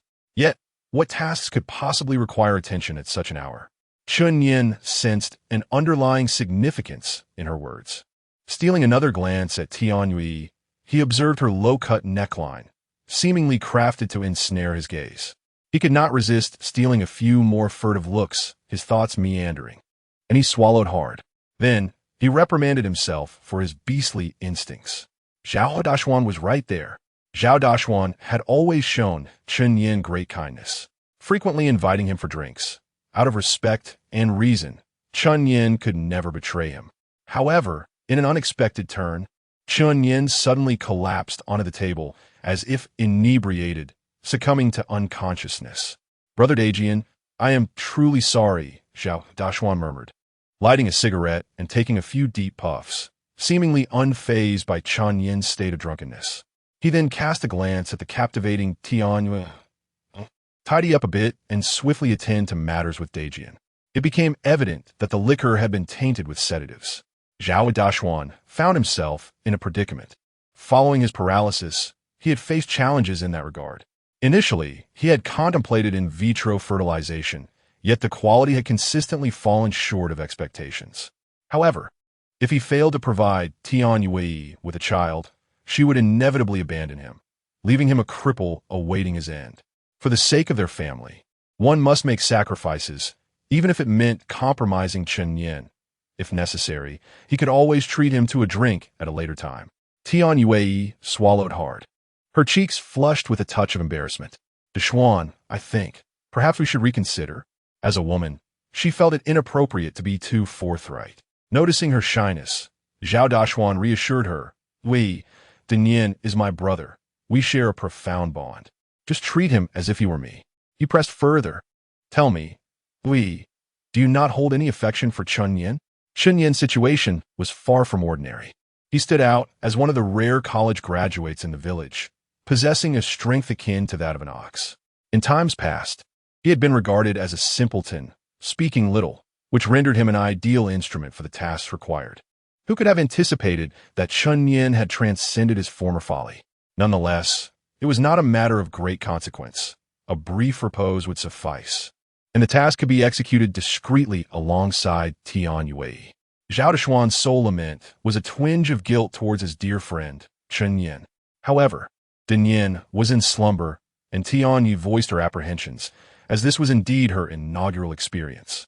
Yet, upon casting a glance at Chen Yan, her uncertainties rapidly dissipated. "Very well. Proceed with the preparations," Zhao Dechuan remarked, noting the eager expression upon his wife Tian Yui's visage, sensing that the plan was poised for success. He merely hoped that Chen Yan would acquiesce, ensuring a favorable outcome on the first endeavor. While Tian Yui occupied herself with the arrangements, he gazed upon the slumbering Chen Yan and sighed. "Din Yan, your elder brother Xuan is bereft of fortune in this life. Certain matters cannot be personally managed and must instead be entrusted to you, my young friend." Chapter 11. An enticing invitation hard to refuse, Chen Yan lay languidly across the dining table, his heart pounding with a blend of exhilaration and astonishment as he eavesdropped on the discourse between Zhao Dechuan and Tian Yui. As long as he maintained the pretense of slumber, the enchanting and graceful Yui would be his to savor this evening. "It is no wonder that Sister Yui has been nourishing me with pig kidney all this while." Thus, when they remarked upon my considerable importance, it appears that the great matter was none other than Sister Yui herself. Chen Yan's throat constricted as the vision of Tian Yui in her high-waisted, form-fitting trousers danced before his eyes. To yearn for her would be nothing but a fleeting fantasy. After indulging in an abundance of vitality, he experienced an exhilarating rush of power. Chapter 12. Chen Yan is the desired one. What could possibly compel the White Widow to arrive without prior notice? Zhao Dechuan found himself utterly astonished. As Tian Yui was engrossed in serious matters with Chen Yan, the commotion was alarming. They were at a pivotal moment and could ill afford any disturbances. The door remained obstinately closed as the White Widow's voice pierced the air like a cacophony of firecrackers. "Dechuan, why do you hesitate to open the door? Is your wife within, betraying you while you linger outside?" Occasionally, the most ludicrous statements inadvertently unveil the truth. Zhao Dechuan trembled at the implication. This White Widow was far more than a mere annoyance. Chapter 13. A willing helper. The White Widow lingered obstinately, leaving Tian Yui as restless as a cat on a scorching tin roof, her demeanor growing progressively more exasperated. Was this White Widow not meddling in her significant affairs? "Tian Yui, I am without a companion. Must you deny the company of a woman?" The White Widow even resorted to a sulky expression. "I am accompanied by a man," Tian Yui retorted with unwavering confidence. "What value does your man hold?"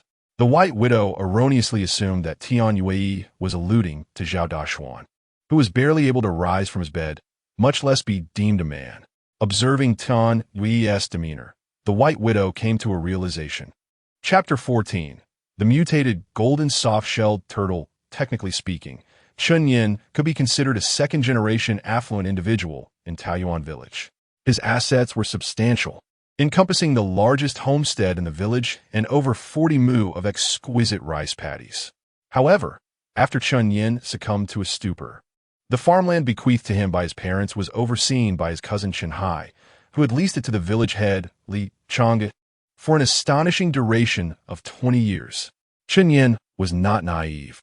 He had ample cause to doubt his cousin Chen Hai, who, while feigning concern for him, appeared to be conspiring with the village head, Li Changge, to embezzle his inheritance. Su Qiulan also felt profound remorse. Chapter 15. Not to disappoint Chen Yan, half an hour later, when the golden soft-shelled turtle was presented, its alluring aroma captivated the village's feral cats. Chen Yan first poured a bowl of soup for Su Qiulan, smiling as he remarked, "Carp feast on flesh, while soft-shelled turtles relish the broth. The essence of the turtle resides within this soup." Su Qiulan inhaled the fragrance, and her appetite was instantly awakened. She took a delicate sip with a spoon, and her face beamed with joy. Relishing the sumptuous flavor, she exclaimed, "Dajing, I have never encountered such a delightful soup before." Chapter 16.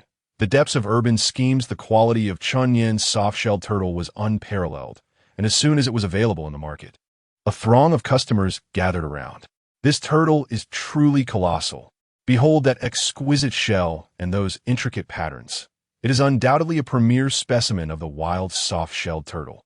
My dear friend, from whence did you procure this remarkable creature? Its appearance is nothing short of extraordinary." This turtle must command a price of no less than 300 yuan per pound. The patrons buzzed with exhilaration. Most of the diners were connoisseurs, capable of discerning the quality and value of soft-shelled turtles with a mere glance. Chapter 17. Distorted affection upon witnessing the large black dog in distress. Xiong Xiujuan felt a profound pang of sorrow. She promptly retrieved her phone and dialed her beloved Tiger Ye's number. Tiger Ye, someone has inflicted harm upon my son. You must dispatch someone to assess his condition. Her countenance brightened. Tiger Ye, are you in the vicinity? My dear, I eagerly await your arrival. The term my dear, uttered from Xiong Xiujuan's lips, felt profoundly sinful, sending shivers down Chun Yin's spine. It must be noted that Tiger Ye possessed rather idiosyncratic preferences. After concluding the call, Xiong Xiujuan cast a fierce glare at Chun Yin. Chapter 18. Unacquainted through conflict, Yang Liehu inhaled deeply from a cigarette, overwhelmed by a sense of impending misfortune at the thought that a woman he had once exploited was now entwined with Dehe. A few of his subordinates, eager to restore their boss's honor, encircled the instigator, Chun Yin, barking, "You impudent brat, why don't you kneel before Tiger Ye? Today's troubles are solely your doing." Kneel? Chun Yin bore a defiant countenance. While others trembled before Tiger Ye, he was the heir of the Peach Blossom Empress and feared no one. He furrowed his brow and retorted, "On what ground should I kneel?" Chapter 19. Medical experimentation at the Shijiao Agricultural Market. Chen Yin had just bid farewell to Yang Liehu when customers returned to purchasing soft-shell turtles. It was only then that Chun Yin realized he had neglected to affix price tags. Upon encountering the prices, the customers' reactions were entirely predictable. "Young man, your soft-shelled turtle is exorbitantly priced. Others are charging merely 200 yuan per gene. Might you consider lowering the price?" The patrons collectively voiced their yearning for a reduction. They held a deep appreciation for the aged soft-shelled turtle, yet their financial circumstances were rather constrained. Chapter 20. A modicum of medical knowledge, the door swung open, revealing the head nurse of the county hospital, accompanied by several security personnel. She cast a fleeting glance at her wristwatch and inquired, "Director Liu, what appears to be the issue?" "Miss Shin Mingtong is awaiting your presence in her hospital room. When shall we proceed?" On this day, the county hospital was graced by the presence of a VIP patient, the esteemed local entrepreneur and proprietor of the illustrious Shun family banquet, Shin Mingtong. The head nurse had taken it upon herself to summon Lu Chun to attend to the medical needs of Miss Shin Mingtong. Attend to her medical needs? Chapter 21. The 13 Needles of Nirvana. Could a modest fisherman truly possess medical acumen? The head nurse, steeped in skepticism after decades of service in the hospital and armed with only a cursory grasp of medicine herself, found the notion preposterous. "What? You were a distinguished scholar at the Provincial Medical College?" Yet, upon hearing Su Qiulan's introduction, the head nurse's demeanor transformed instantaneously. The Provincial Medical College was indeed a venerable institution of higher learning. Thus, she remarked, "In light of this, Mr. Chen Yin, I kindly implore you to accompany me." However, Miss Shin Mingtong is notoriously discerning when it comes to her physicians. Will she grant you permission to attend to her? Chapter 22. An unexpected discovery of cancer, alas. I have consumed an excess of water this morning. The acupuncture treatment persisted. Nevertheless, Shin Mingtong experienced an overwhelming discomfort. The liquid she had ingested earlier felt as though it might overflow, prompting her to firmly press her knees together to prevent any unfortunate occurrences. Observing the patient's unease, Chun Yin paused briefly and inquired, "Is something the matter?" Shin Mingtong, caught between her distress and the pleasure derived from Chun Yin's treatment, whispered, "It is nothing. Please continue." For reasons inexplicable, Chun. Chapter 23. The market for soft-shelled turtles. Lu Chun stood paralyzed, grappling with his sense of self-worth. He was a distinguished medical expert from the province, a chief physician, a university professor. Even the director of the hospital would regard him with the utmost reverence. After years of practice, he had grown accustomed to the adulation of patients who would flatter him, prostrate themselves before him, and even indulge his every whim. How could he possibly lower himself before a mere rustic? Yet, with a sudden thud, Lu Chun found himself kneeling on the ground. his visage a portrait of humiliation as he confessed, "I am sorry, I was mistaken." Witnessing this chapter 24, the crisis at the Shun family banquet, Shin Mengtong was a woman of her word. She had proclaimed her commitment to cover the expenses of Chen Yan's soft-shelled turtles, even should they be priced at 1,000 yuan per gene. She would acquiesce to the cost. Upon weighing, the soft-shelled turtles amounted to a total of 65 gene, resulting in an expenditure of 500 yuan. "Miss Shun, let us round it off. The total is 65,000, Chen Yan remarked with a generous spirit. "You possess quite the generosity," Shin Mengtong retorted, rolling her eyes in exasperation. The price of the soft-shelled turtles, set at 1,000 yuan per gene, was utterly outrageous, and Shin Yan's mere deduction of 500 yuan revealed a rather parsimonious nature. Certainly, she did not acquire the soft-shelled turtle. Instead, Chapter 25. The Ascendancy of the Golden Soft-Shelled Turtle within Box 18. The diners were disheartened to realize that the turtle served was not a wild black soft-shell variety, and their visages soured instantaneously. John, the host, teetered on the brink of exasperation. As a contractor, he had invited several pertinent dignitaries to secure a vital road surfacing project, and yet, at such a significant banquet, mere ordinary soft-shelled turtles were presented. "Oh, the soft-shelled turtle served today appears utterly delightful," commented one of the esteemed guests, his senses immediately aroused by the enticing aroma. It was at that moment that Zhang recognized the extraordinary flavor of the soft-shelled turtle on offer. Chapter 26. Punishing the reprobate Uncle Changue. This behavior is intolerable. Within the confines of a decrepit courtyard, a girl, reminiscent of a student, valiantly resisted the advances of an inebriated man before her. The man, known as Li Changue, held the position of village head in Taoyuan. "Ying, what troubles you?" Li Changue, reeking of alcohol, leered at the girl, drool nearly escaping his lips. Having indulged in numerous women, most of whom were mere village wives or elderly crones, he had never encountered someone as fresh and youthful as this student. Chapter 27. The humiliated Changue, Li Changue, clutched his backside, fleeing in embarrassment. Today had been a complete disgrace. Villagers of all ages along the roadside were laughing uncontrollably at his expense. "I shall stew that dog tomorrow," he seethed, deeply mortified at the prospect of such disgrace before his constituents. Yet, it appeared that the large yellow dog comprehended his words. Upon perceiving the village head's threat, the dog bared its teeth and, in a fit of rage, tore apart Li Changue's garments, leaving him utterly exposed. Chapter 28. Restoring the pond, the ancient aura enveloped Cheng Yingying, imparting a peculiar sensation.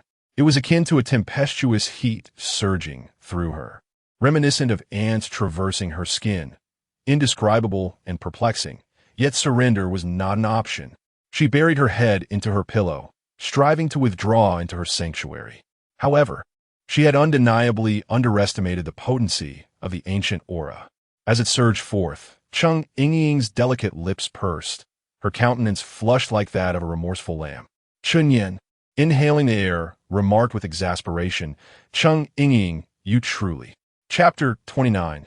Treasures in the pond. Chun Yin plunged into the murky depths, dragging Cheng Yingying out with a grimace of disdain. "Cheng Yingying, you are exceedingly foul." He laughed heartily. Once pristine and delicate, she was now encrusted in filthy mud. The contrast was striking. "You wretched Chen Yin, how dare you mock me?"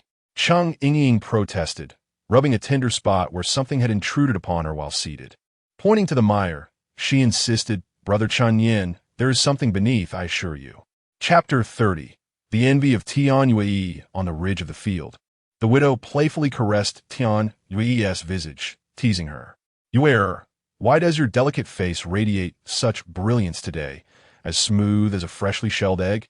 What man could possibly resist such allure?" I am uncertain," Tian Yue replied, feeling a flutter of shyness at the flattery. In truth, she possessed an innate beauty. During her youth, admirers were plentiful. However, the trials of recent years, subsisting on pickled vegetables and plain rice, had exacted a toll, rendering her gaunt and aged. Chapter 31. The arrival of air, and a gentle breeze caressed the rice paddies, while the shade of the awning danced lightly in the wind. Accompanied by the harmonious symphony of frogs, water, and insects resonating throughout the countryside. With a soft sigh, Tianyuer cast a glance at the deeply slumbering Chen Yin, a sly smile gracing her lips as she murmured, "Thank goodness Dun Yin is in such a profound slumber. Were he to awaken, I would be utterly humiliated." Tianyuer was acutely aware of the risks entwined with her actions that day, yet in her quest to enhance her prospects of conception, she felt compelled to take a gamble. Fortunately, fortune favored her. Chen Yin remained blissfully asleep. Chapter 32.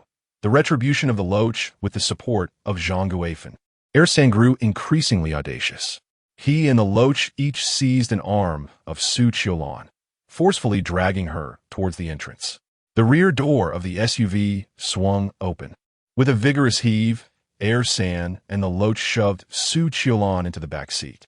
She struggled desperately, and with a tearing sound, a significant portion of her pant leg was ripped away, revealing her delicate calves. Ersan gazed at her exposed limb, grinning broadly, saliva practically dripping from his mouth. "Curse it! Once we reach the county, I must indulge myself before anything else." With that, he concluded his statement.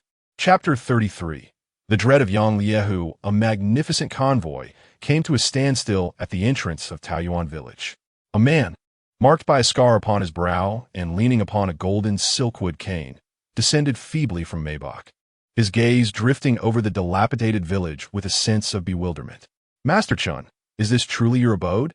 Yang Liehu inquired, his complexion as pallid as parchment, punctuated by a faint cough. It transpired that the day following his departure from the farmer's market, Yang Liehu had been beset by a sudden malaise in his heart. A subsequent visit to the hospital revealed the alarming presence of a malignant blood clot imperiling his heart, obstructing the flow of blood and exhibiting ominous signs of expansion. Chapter 34. A battlefield hospital. Yang Liehu knelt before Chen Yin. Ersan, taken aback, found it utterly absurd that someone so destitute as Chen Yin, unable to accumulate even 200,000, could command such reverence that the head of Ningyi County would bow before him. After much reflection, Ersan could arrive at only one conclusion, murmuring, "Master Hu, have you mistaken him for another?" Yang Liehu, rubbing his flushed brow, seethed with a murderous fury, fixing a fierce glare upon Ersan. "Ersan, do you take me for a fool?" Under that penetrating gaze, Ersan felt as though he had been struck, his complexion paling as he dared not utter another word. Chapter 35. Shares in the bar with no alternative remaining, Yang Liehu lay submissively upon the operating table, awaiting the ministrations of Chen Yin. "Master Chun, might you first administer some anesthesia?" Yang Liehu's lips quivered slightly. "What is it, Master Hu? Are you apprehensive of discomfort?" Chen Yin jested, pouring high-proof liquor into a porcelain vessel to cleanse the silver needles. "It is indeed difficult to comprehend that the underground sovereign of Ningyi County harbors a dread of pain." He then clarified, "Your condition, in medical parlance, is categorized as malignant coronary artery sclerosis." The Western medical treatment. Chapter 36. A medical miracle upon entering the health examination center. Shen Mengtong encountered a familiar figure, an elderly man possessing a youthful countenance, keen hawk-like eyes, and adorned in a pristine white coat. This was none other than the esteemed medical luminary of the province, Hua Changfeng, affectionately referred to as the divine Dr. Hua. "Uncle Hua, I did not anticipate that my father would extend an invitation to you." Shen Mengtong greeted him with warmth. The renown of the divine Dr. Hua echoed throughout the provincial capital, with his consultation fees commencing at an astonishing 100,000. The mere fact that her father was able to secure his presence in Ningyi County to evaluate her condition left Shen Mengtong profoundly moved. Chapter 37. The critique of Zhang Guifan caught off guard by Chen Yin's retort. Zhang Guifan found herself speechless. Yet Chen Yin pressed on with unwavering determination. "Aunt, how can you permit your daughter-in-law to labor in a bathhouse, catering to lascivious men, while imposing strict boundaries for your own flesh and blood? Or perhaps you have never considered your daughter-in-law as part of the family?" Numerous villagers gathered in the courtyard. their memories vividly recalling the earlier incident in which Zhang Guifan had compelled Su Qiulan to accompany the man known as Donkey 3. The villagers cast accusatory glances at Zhang Guifan. Indeed, how could a mother-in-law conduct herself in such a manner? Chapter 38. The astute old classmate Cheng Yingying possessed a naturally timid disposition. A mere fright from Chen Yin would cause her to cling to him tightly. Resembling a frightened little rabbit. Yingying, you have truly matured, Chen Yin remarked, skillfully maneuvering the bicycle with one hand while contemplating Cheng Yingying's newfound confidence, which had become quite formidable. The once timid girl had metamorphosed into someone who should not be taken lightly. Brother Chen Yin, you are insufferable. If you persist in this manner, I shall not pay you any heed, Cheng Yingying declared from the rear seat of the bicycle, her cheeks aglow with embarrassment. Chapter 39. A mind full of schemes in the kitchen of the Shun family banquet. Shin Mingtong anxiously tugged at her hair. The reason for her distress was simple. As soon as the lunch hour commenced, 6 or 7 tables of customers specifically requested the red braised golden turtle. Their appetites were considerable, each demanding 1 to 2 pounds. Enough. I'm not Doryman. How can I conjure golden turtles for you? Shin Mingtong pounded the table in frustration. While the golden turtles were selling like hotcakes, the proprietor found no joy in it. The reason was clear. At present, all high-end restaurants in Ningyi County were unable to procure golden turtles, including her own establishment. Chapter 40. Shun Mingtong's sincerity. President Shun, I have fulfilled the task you entrusted to me, Pang Guangxue proclaimed with a radiant smile, having just imitated a dog's bark. When shall we convene to discuss the renewal of this quarter supply contract with Yuanguang fruits and vegetables? It would greatly assist our company in preparing inventory in advance. Pang Guangxue had attended the Shun family banquet exclusively for the purpose of finalizing the contract. However, Shin Mingtong shook her head gently. I regret to inform you, President Pang, that I cannot endorse this contract. She then elaborated, what I intended to convey is that without your canine mimicry, there shall be no contract. Chapter 41. An irresistible condition. Master Chun, we currently have 2 proposals available. The first option features the golden soft-shell turtle, priced at 1,300 yuan per gene. The second option also presents the golden soft-shell turtle, but at a higher price of 2,000 yuan per gene. Shin Mingtong was forthright in her presentation, succinctly outlining the 2 prices. Both amounts surpassed Chun Yin's expectations, particularly since the previous transaction had been merely 1,000 yuan per gene. At present, competing restaurants in the market had only elevated their prices to 1,200 yuan per gene in an attempt to vie for the soft-shell turtles. This young lady of affluence had intentionally set the prices at such lofty heights. Chapter 42. The sacrifice of President Shun Yin's treatment commenced. The plan initiated at the base of Lidue Point, ascending through Zisanli Point, Chichong Point, and Guangmen Point, ultimately reaching the apex of the head at Tuding Point. This treatment traversed the entirety of the body, focusing on the vital stomach meridian of foot Yangming. As the procedure began from the legs and feet, and considering Shan Mengtong's limited mobility during the treatment, Chen Yin took it upon himself to assist her by adjusting her garments, inadvertently snagging the threads on her knees with considerable force. Shin Mengtong immediately let out a soft gasp. Master, you. Chapter 43.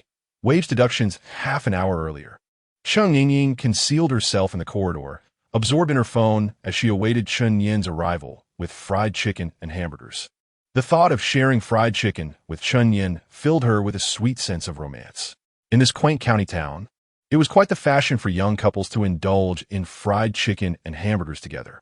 Having never experienced a romantic relationship, Cheng Yingying yearned to partake in such enchantment, particularly with her childhood companion, Chen Yin, which would undoubtedly heighten the allure of the moment. Number 12. Hasten your pace. It is your turn, Jin Xiao called out, having just placed the order. Chapter 44. I am the one who will defeat Yu Chao Chong was taken aback. A rustic intruder daring to trespass upon his wellness sanctuary was merely inviting calamity. You uncouth fool, courting demise. With a swift motion, he summoned his security detail. He gestured toward Chen Yin, commanding, strike him fiercely. I shall bear the cost of his medical care. Having traversed the underbelly of society, Most of the security personnel were his subordinates, adept in the art of combat, brandishing their batons as they advanced. Courting death, uninterested in frivolous discourse, Chun Yin quickly seized a hamburger from the fast food bag and launched it towards the lead security guard. With a resounding clang, the guard. Chapter 45. A call from Lord Tiger Zheng Taitu. Are you losing your composure? Observing Zheng Taitu's stillness, Cao Chong felt a wave of confusion. Yet, in the ensuing moment, Zheng Taitu turned, his gaze icy and penetrating. Cao Chong knitted his brows and exclaimed, Zheng Taitu, do not let avarice consume you. I have already relinquished your fees for an entire month. Avarice? Zheng Taitu's eyes ignited with wrath as he lifted his foot and forcefully struck Cao Chong, sending him crashing to the ground. Unfulfilled, he advanced and delivered several more kicks to Cao Chong's backside. What madness has overtaken you, Zheng Taitu? Why do you assault your own comrades? Chapter 46. Where did you acquire your flirting skills? Chun Yin treated the two to a fast food meal before mounting his bicycle and swiftly making his way towards the old town. Cheng Yingying inquired with curiosity, Chun Yin, where are you taking us? To the Blue Dye Bar, he replied. As time passed, Chun Yin gripped the well-worn handlebars, maneuvering through the uneven road, feeling the pressure from the two young ladies beside him, making it somewhat challenging to breathe. He elaborated, did I not just mention that you both are in search of new employment? I am taking you to the Blue Dye Bar to assist you in finding a position. As a shareholder of the Blue Dye Bar, possessing 50% of its shares, Chun Yin was well equipped to facilitate job placements. Chapter 47. Brother, you are truly affluent indeed. The Blue Dye Bar flourished, generating monthly returns that surpassed 400,000, much like a golden goose. Acknowledging Yang Li Hu's genuine intentions, Chun Yin felt no necessity for pretense and readily accepted a box brimming with cash. Chun Yin, why are you offering me money? Cheng Yingying's eyes nearly glazed over in astonishment. She vowed she had never witnessed such an immense sum of money outside the realm of television. She tugged at Chun Yin's sleeve. Chun Yin, you aren't involved in any illicit activities, are you? Zhang Xia trembled, her lips quivering. Chapter 48. What is this gift for sister-in-law at the Jinling restaurant? Jin Shu-Wen sought a brief respite from his injuries with a visit to the hospital before returning to dine at his own establishment. Accompanying him was Cao Chong, a subordinate entangled in questionable dealings, who partook in the lavish feast. Meanwhile, the restaurant staff exchanged furtive glances at the injuries adorning Jin Shu-Wen's visage, their whispers echoing their bewilderment at how the esteemed young master of the Jin family could have sustained such harm. Who in Ningyi County would dare to raise a hand against the heir of the Jin lineage? The manager, He Kuei, a longtime confidant of the Jin family, had dedicated decades to their service, and now, in the twilight of his years, he bore the responsibility of overseeing the family enterprise. Chapter 49. The troubles at the widow's door. Chun Yin was taken aback when the shopkeeper presented health products as a complimentary gift. How might sister-in-law Qilan interpret this gesture? Would she suspect him of harboring ulterior motives? Sister-in-law, I am quite satisfied. In an effort to avoid further discomfort, Chun Yin resorted to the age-old tactic of retreat, swiftly making his way out of the courtyard. Observing Chun Yin's receding figure, Su Qilan, after a brief moment of fluster, began to ponder at his age. It is only natural for him to possess certain needs. Yet, how might she be of assistance to him? Having nurtured Chun Yin for 3 years, she felt a profound connection and yearned to ease his burdens. Chapter 50. Dajing, do you look down upon me? In response to Li Chonggui's transgressions, Chun Yin resolved to concentrate on Xia Yin, aiming to at least temporarily quell Li Chonggui's relentless pursuit of women. Gratitude swelled within him. Dajing, the pale widow, wheeling her bicycle out the door, discerned that it was Chun Yin who had summoned the large yellow dog to assist her. Nestled in the basket at the rear of the bicycle was a young girl, afflicted by a severe cough. As the pale widow prepared to seek aid at the village clinic, Chun Yin initially intended to turn away, yet upon catching sight of the girl, he found himself rooted to the spot, his demeanor shifting to one of solemnity. Chapter 51. The enraged villagers. The White Widow remained steadfast in her promise. For 2 consecutive days, despite the relentless knocking of village chief Li Chongguo, she adamantly denied him entry. Armed with a pair of scissors, she was resolute in her readiness to defend herself should he attempt to intrude. Rendered temporarily impotent, Li Changui sought to bolster his sense of masculinity by tormenting the White Widow. His unfulfilled, twisted desires only fueled his growing rage. On that fateful dawn, Li Changui, as per his routine, commandeered the village's solitary small truck, ostensibly to assist the villagers in selling their vegetables in the county. However, beneath the guise of aid, he was, in truth, exploiting the villagers' transactions, purchasing at a meager price and selling at a substantial profit. Chapter 52. Shen Mengtong's growing affection on the ridge of the field. The widow had toiled tirelessly at the fish pond for several days, seeking to express her gratitude to Chen Yin for rescuing her daughter. Yet, Chen Yin deemed her unworthy and rebuffed her, relegating her to menial tasks.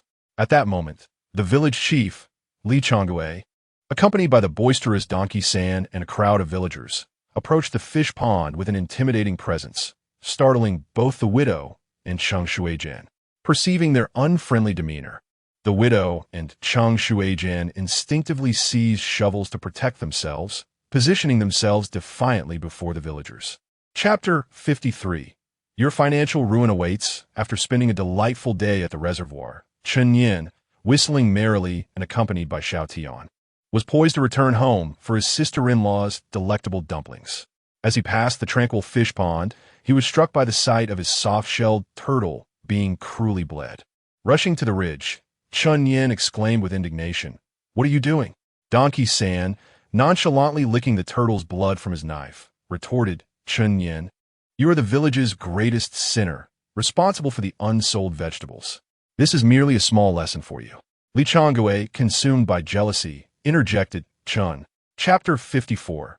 My yearning for aquatic therapy. The exorbitant price of 2,000 yuan per pound for the soft-shell turtle was resolutely rejected by Donkey San and Li Changui. They were not Na'vi.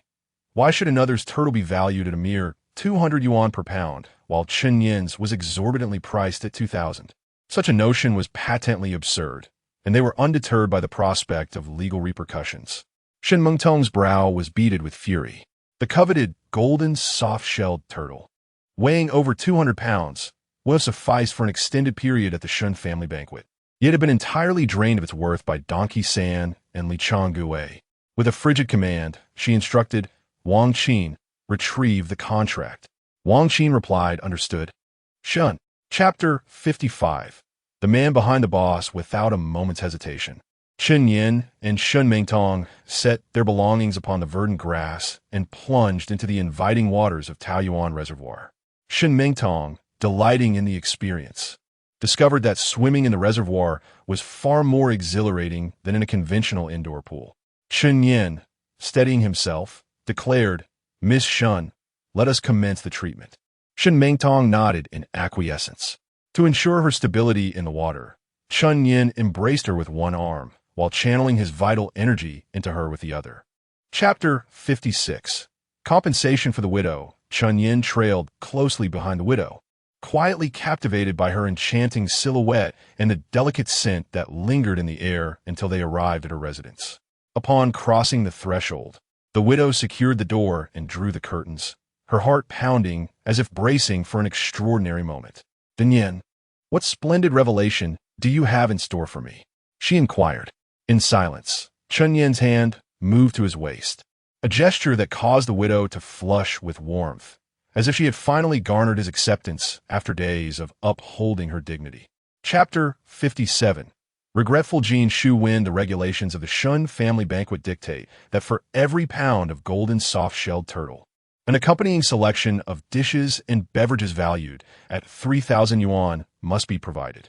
Jin Shu Wen, in the company of two companions, ordered 2 pounds of the turtle, complemented by culinary delights and drinks totaling 6,000 yuan, culminating in a lavish meal exceeding 9,000 yuan. Jin Shu Wen could not restrain his astonishment, exclaiming, "The Shun family banquet truly resembles a grand larceny." Shortly thereafter, the waiter presented a pot of red-braised turtle upon the table. As the lid was lifted, a captivating aroma enveloped the room, eliciting audible sounds of saliva being swallowed. Jin Shuwen turned to He Kuei and remarked, Manager He, you are indeed a true connoisseur of turtle. Chapter 58. The secret of the turtle pond. Upon hearing the prohibition against harvesting turtles, the villagers erupted in indignation. Donkey-san, you have overstepped your bounds. The turtle pond belongs to the village. How can a village chief have the ultimate authority? I suspect Li Changguei seeks to monopolize the turtle pond for his own gain. Indeed, the villagers had spent an entire night envisioning prosperity, only to be deprived of even the slightest opportunity to catch turtles. A few furious villagers attempted to storm the turtle pond, but they were swiftly subdued by Donkey-san's enforcers wielding steel pipes, left groaning in agony upon the ground. Chapter 59. The enigmatic Jade Turtle. Chen contemplated how to surreptitiously procure the jade artifact amidst the vigilant gaze of the onlookers. His attention was drawn to the large yellow dog, Xiao Tian, lazily resting at his feet.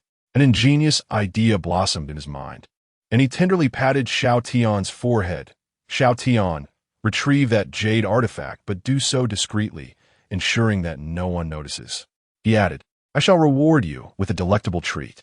Upon hearing the tantalizing promise of savory reward, Xiao Tian's spirits soared, his curiosity ignited.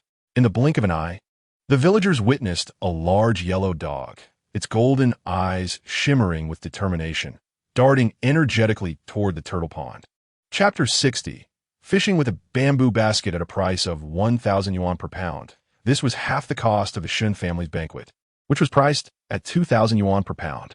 Li Changguei, immediately losing interest in the sale, proceeded to load the turtle boxes onto his truck, intending to transport them to the Shun family's banquet for sale.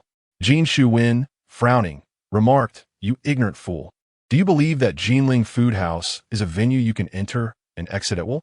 With a knowing glance, Chao Chong and several associates apprehended Li Changguei and offloaded all the turtle boxes. Chapter 61. Exacting a heavy price from Li Changguei in the early hours of the morning, Chun Yin languidly stretched and emerged from his slumber. He had spent the night dreaming of reveling with the Xuan, which left him feeling somewhat weary. After refreshing himself, he made his way to the living room. His sister-in-law, Su Qiulan, had already set a delightful breakfast spread. Upon noticing Chun Yin, she called out, Din Yin, I have steamed your favorite meat buns. Chun Yin glanced at Su Qiulan, admiring her snug little camisole, and found himself unable to resist licking his parched lips. I simply adore your meat buns. I could consume 2 in a single bite. Chapter 62.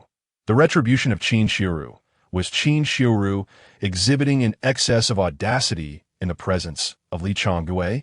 Chun Yin found his thoughts meandering far from the revelry, distracted by a playful sandal brushing against his leg beneath the table, an experience that felt rather unusual. After several rounds of libations, as the ambience reached an opportune moment, Li Changguei raised his glass towards Chun Yin and expressed his desire. On this fortuitous occasion, would you contemplate relinquishing your half-acre fish pond? Indeed, his intentions were singularly focused on the fish pond. Upon hearing this, Chun Yin promptly shook his head with fervor, firmly rejecting the proposition. Chapter 63. Reclaiming ancestral heritage. Qin Shiru, unable to persuade Chun Yin, let her dark braid fall before her, tugging at the floral shirt that adorned her back. Chun Yin stood frozen in astonishment. This woman, in her early 30s, was in the prime of her life, yet her back bore a tapestry of profound scars.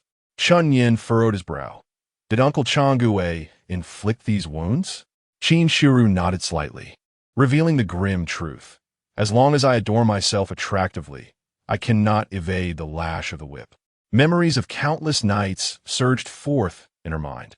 Chapter 64. The mutated golden lotus seed along the narrow path. A multitude of villagers congregated to enlist 200 yuan a day without the necessity of laboring elsewhere. This prospect was undeniably alluring. Chen Yin, indifferent to such mundane affairs, delegated the selection process to Cheng Shuijin. Is that Sister Yue? With his legs crossed, Chun Yin reclined in the shade, recognizing a familiar silhouette amidst the bustling throng of men. It was none other than Shan's wife, Tian Yue, clad in coarse fabric. She struggled to conceal her voluptuous form, and this delicate woman was vying with a group of men for arduous tasks. Chapter 65. The marvelous efficacy of golden lotus seeds. Du Shan served as the deputy director of the county television station, while his wife, and Jia Hui, held a prominent position within the county's business association. Together, they enjoyed secure and influential careers, despite their luxurious lifestyle and elevated social standing. They were plagued by a persistent worry. In their 40s, and Jia Hui had yet to conceive. Taking matters into her own hands, she ordered a bowl of golden lotus seed soup, expressing her aspirations. Old Du, the doctor has indicated that your little tadpoles lack vigor. While others are champions of the aquatic realm, yours hardly stir and certainly do not reach their destination. Perhaps indulging in lotus seed soup might prove beneficial. Chapter 66. Networking.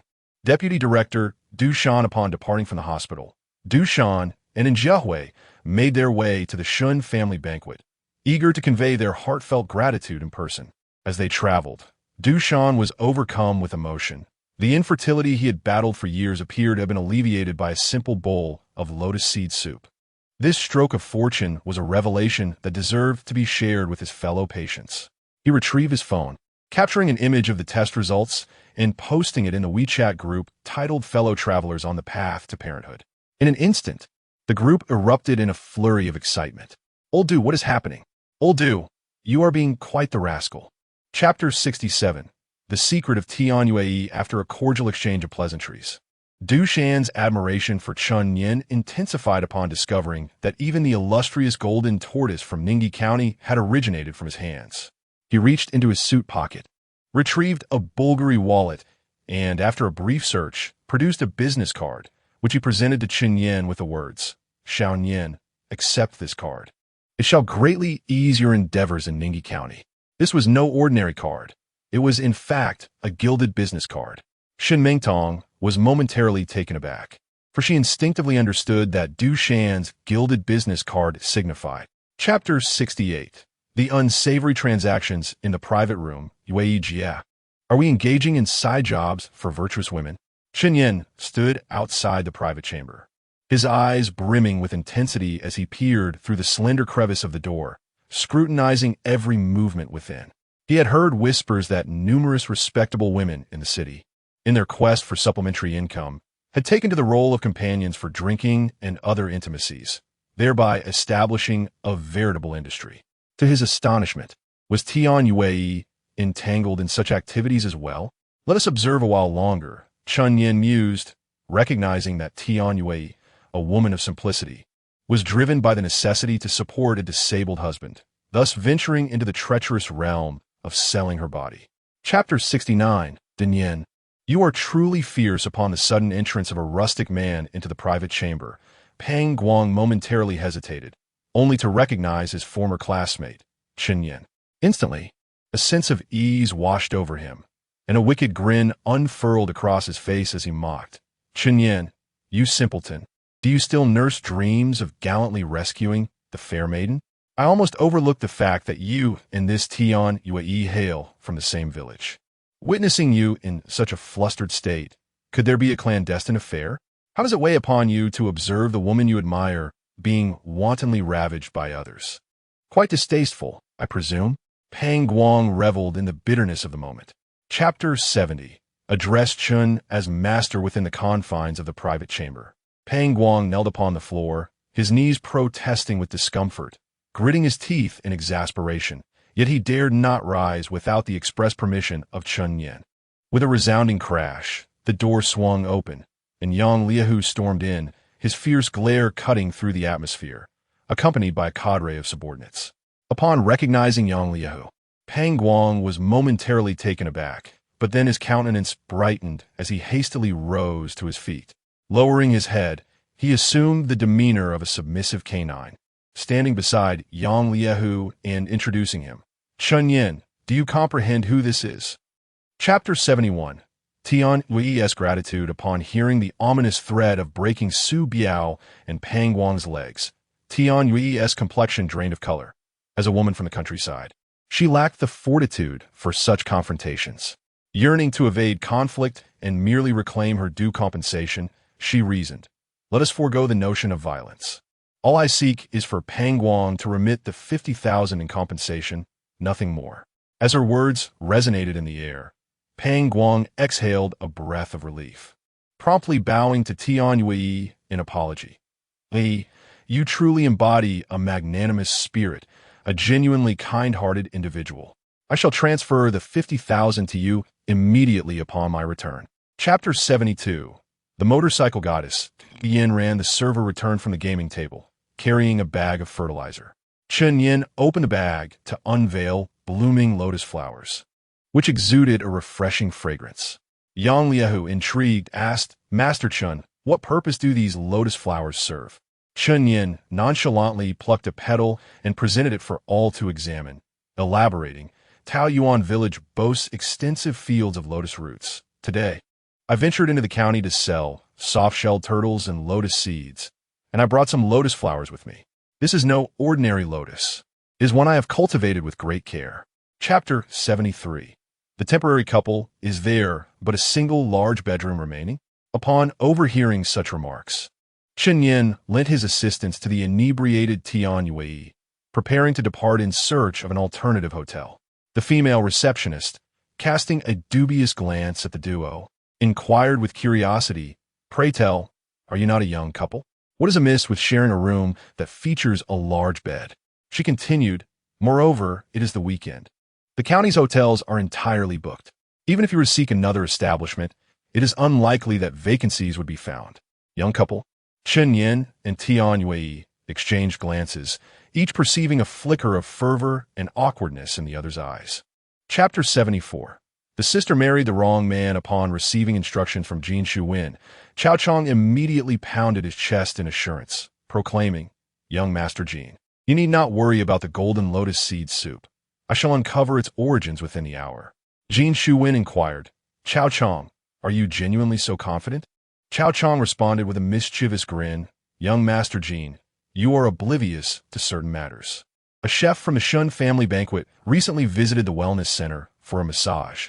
I arranged for the technician to provide him with a complimentary full treatment while discreetly recording the entire session. Chapter 75. Sister. You are a good woman. Chen Yin felt profound compassion for the plight of Tian Yue. On her very first day as a bride in her new home, she discovered her husband paralyzed. Not only did she have to endure a life of solitude, but she also bore the immense burden of supporting a family single-handedly. Yet, what could Chen Yin do? He held a steadfast belief in the sanctity of marriage and could not counsel Tian Yue to pursue a divorce, as that would be a disservice to her husband, Deshuan. Therefore, he offered words of solace, saying, Sister Yue, Deshuan is indeed a good man. Tian Yue reflected deeply and conceded that Zhao Deshuan was indeed a good man, despite the despondency that enveloped him following his paralysis. Chapter 76. Chen Yin. You are a cad in light of Chen Yin's presence. The security captain, Shi Daji, was momentarily taken aback before he spat contemptuously at Chen Yin, brazenly voicing his disdain. Country bumpkin, what do you believe yourself to be in my sight? The onlookers erupted into laughter. A mere country bumpkin dares to expect respect from others? The odor of a rural beggar. How audacious of him to display such pride. A country bumpkin shall forever remain a country bumpkin. He ought to return to the countryside. In that moment, Chen Yin became the object of derision. Chapter 77. Would you care for a Land Rover? Feeling somewhat out of place, Chen Yin ran his fingers through his hair, perplexed by the fact that, after merely encountering Du Yanran for the second time, he had been branded a scoundrel. He muttered to himself, Du Yanran, you're not my girlfriend. What relevance does my character hold for you?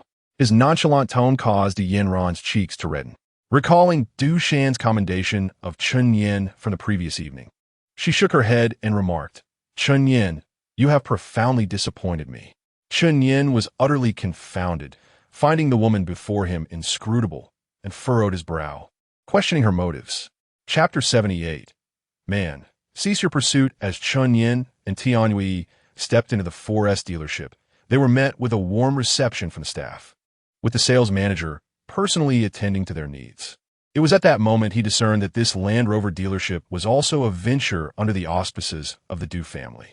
Chun Yin paused to admire the gleaming new automobiles on display, his eyes drawn to the price tags that soared into the hundreds of thousands, even millions. He couldn't help but exclaim, "Miss Du, as a humble farmer, I would consider myself fortunate to be able to afford a pre-owned Wuling Hongguang, let alone a luxurious Land Rover." Yet, Chen Yin was not devoid of wealth. At the Landai Bar and during the Shun family banquet, his monthly dividends surpassed 1 million, in addition to over 1 million garnered from the sale of exquisite golden soft-shelled turtles. Chapter 79. Sure, Heir Zhu in dire straits, Chen Yin was fervently determined to save lives. He imbued his legs with the ethereal essence of peach blossom energy, and in an instant, he moved with astonishing swiftness, swiftly reaching the collapsed warehouse. The atmosphere was laden with cries of despair. Warehouse workers were ensnared beneath the debris, imploring for aid, including the voice of Heir Zhu.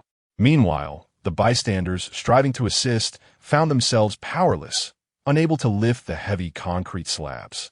Their anxiety palpable as they could only gaze in helplessness. Chen Yin called out to the crowd, "Step aside, allow me to rescue them." Instantly, the onlookers parted. Chapter 80.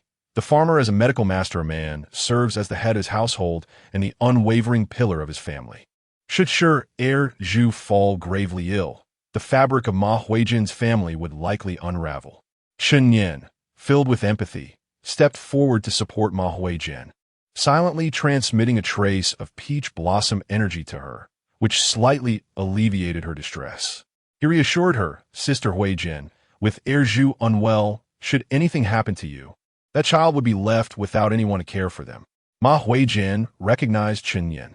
Her frail form trembled as she dabbed her tears with the back of her hand, her voice thick with emotion. "Chen Yin, I have heard that my family." Chapter 81. A fatal treatment. Hua Chongfeng's expression was exceedingly complex. He found it difficult to fathom that a mere farmer could embody the true essence of a medical master. Such masters are exceedingly rare in the realm, their status far surpassing that of revered divine doctors. However, Lu Chun, positioned beside him, completely dismissed Chen Yin's medical expertise. "Chen Yin is merely a student expelled from medical school," he scoffed, while Lu Chun proudly held the esteemed title of professor. Clearing his throat, Lu Chun pointed an accusatory finger at Chen Yin, vehemently proclaiming, "Country bumpkin, with the illustrious Hua divine doctor present, how dare you?" Chapter 82. Du Yinjin's missed opportunity. The esteemed Hua divine doctor had actually knelt before a humble farmer, seeking to take him as a mentor. Should the scene come to light, it would undoubtedly send shockwaves through the province's medical community. Yet, Chen Yin shook his head, asserting, "Hua divine doctor, my medical skills are beyond your reach." His implication was unmistakable. It was not a matter of reluctance to accept Hua as a disciple, but rather that Hua had yet to prove himself worthy. Such words, however, did not perturb Hua. He discerned the veracity in Chen Yin's statement, conceding that Chen Yin's extraordinary acupuncture talents surpassed his own. Chapter 83. Du Yinjin's regret. As Du Yinjin observed the departure of Dr. Hua, a tide of remorse enveloped her. How could she have estranged herself from a man so revered, even by Hua? Cursing her own folly, she contemplated methods to rectify her blunder. Half an hour later, after soothing Ma Huijin, Chen Yin departed from the hospital alongside Tian Yue. Just as they crossed the threshold of the hospital, he could not suppress a smack to his forehead, murmuring to himself, "I nearly overlooked an important matter. I must still procure a second-hand car." Nestled in a remote locale, Taoyuan village is challenging to reach due to its treacherous mountain roads. To facilitate future excursions to the city for selling vegetables, Chen Yin had long pondered the acquisition of a pre-owned vehicle. Chapter 84. The audacious widow Beep Beep. In Taoyuan village, under the direction of Chang Shuijian, the villagers were laboriously excavating the embankments in the rice fields when they were suddenly startled by two honks. Instinctively, they diverted their attention towards the source of the sound. Then, a resplendent champagne gold Land Rover sped towards them with remarkable velocity. A Land Rover? What a splendid vehicle. This is the executive edition. It must possess a value of no less than 2 million. My word, it appears exceedingly formidable. The sudden arrival of a magnificent Land Rover in the destitute and secluded Taoyuan village ignited an unmistakable stir. Chapter 85. The awkward attire. The widow, indeed, possessed a profound understanding of men. Chun Yin found himself gripping the steering wheel with fervor, his foot pressing firmly upon the accelerator as the speed surged to 180, creating the exhilarating sensation that both he and the vehicle were poised for flight. The harmonious roar of the V8 engine resounded, prompting Chun Yin to jest, "Sister Xinghua, I'm indebted to you." Clearly, in comparison to the naive Tian Yue, the ever-enlightened widow expanded Chun Yin's horizons, with her raven locks billowing in the wind. Her cheeks aglow like ripe apples, and her captivating eyes sparkling, she laughed with playful abandon.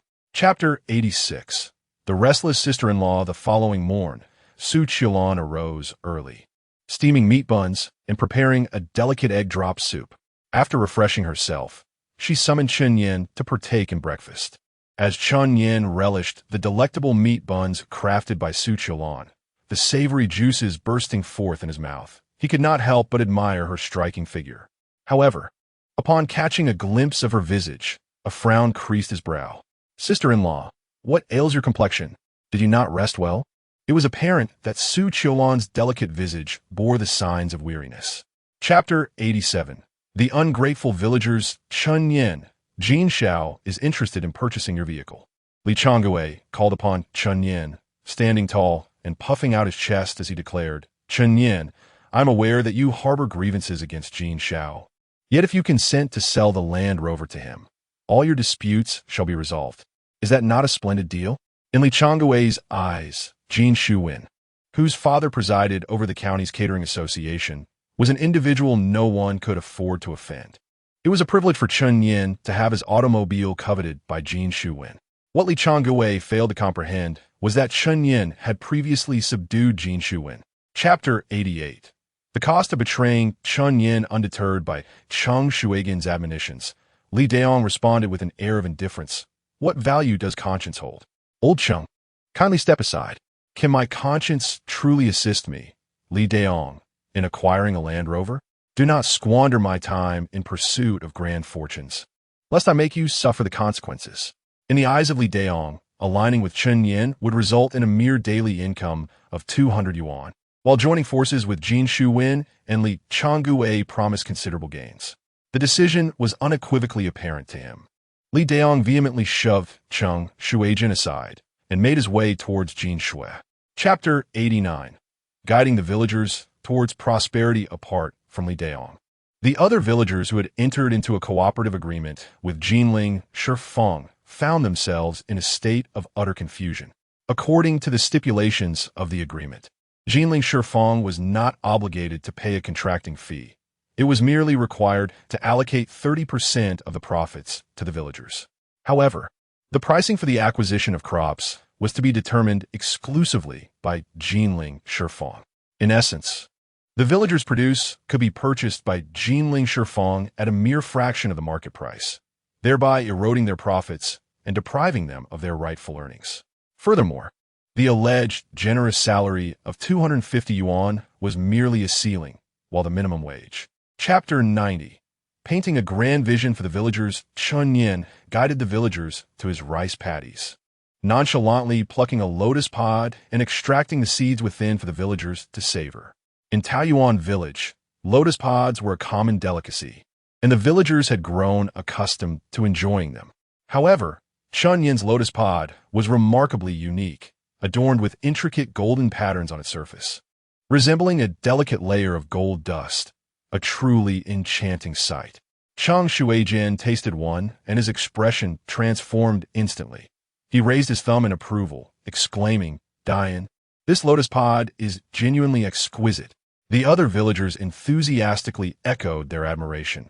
They had sampled numerous lotus pods, yet none had ever been as delightful as the one they experienced today. Chapter 91. I am not a woman of loose morals. Confronted by Jin Shuwen's lascivious gaze, Su Qiulan found herself at a crossroads as she pushed her bicycle. On one hand, as a woman of the village, she was acutely aware of the precarious situation that offending Jin Shuwen could create. On the other hand, should she choose to defy him. It was highly probable that this pampered scion would unleash his wrath upon Chen Yin with even greater ferocity.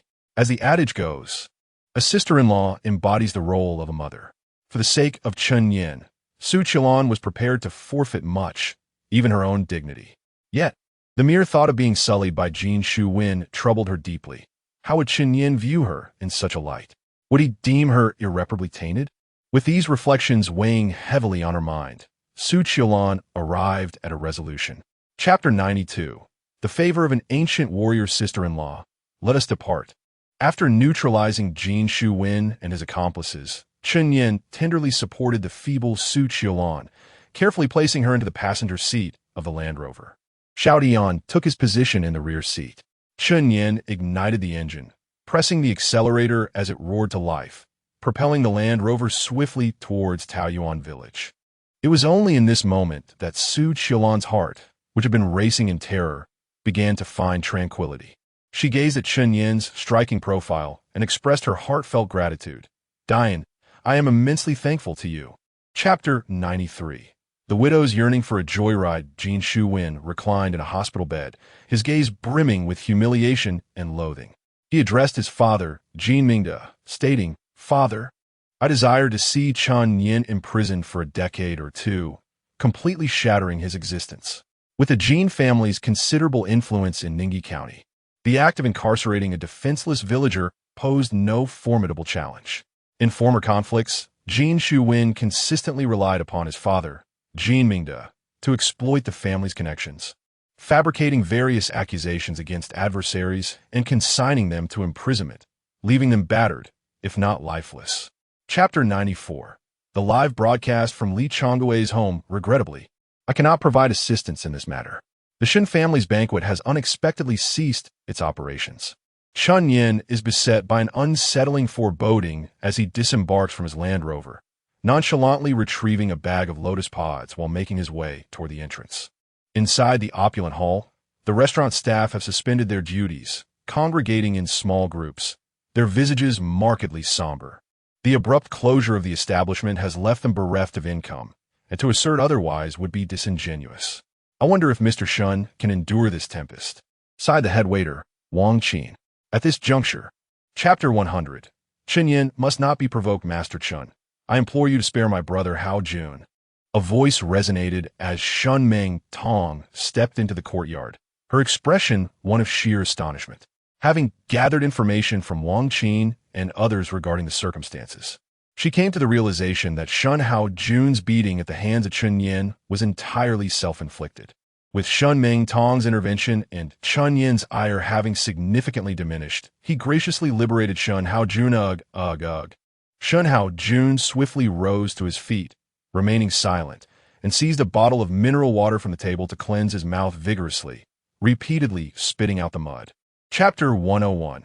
Indulgence and intoxication. Wang Meihua and Shun Hao Jun exchanged perplexed glances, struggling to fathom why an ordinary rustic individual, such as Chen Yin, would be regarded as untouchable. Xie Tian then retracted his hand, a grave demeanor settling upon his countenance as he gradually turned to Chen Yin. Madam, young master, if my hypothesis proves accurate, this young gentleman Chen Yin is indeed a genuine practitioner of ancient martial arts. It would be wise to refrain from inciting his ire. Chen Yin, a practitioner of ancient martial arts. Wang Meihua and Shun Hao Jun shared a glance of incredulity, their expressions draining of color as they comprehended the seriousness of the circumstances surrounding the person they had long underestimated.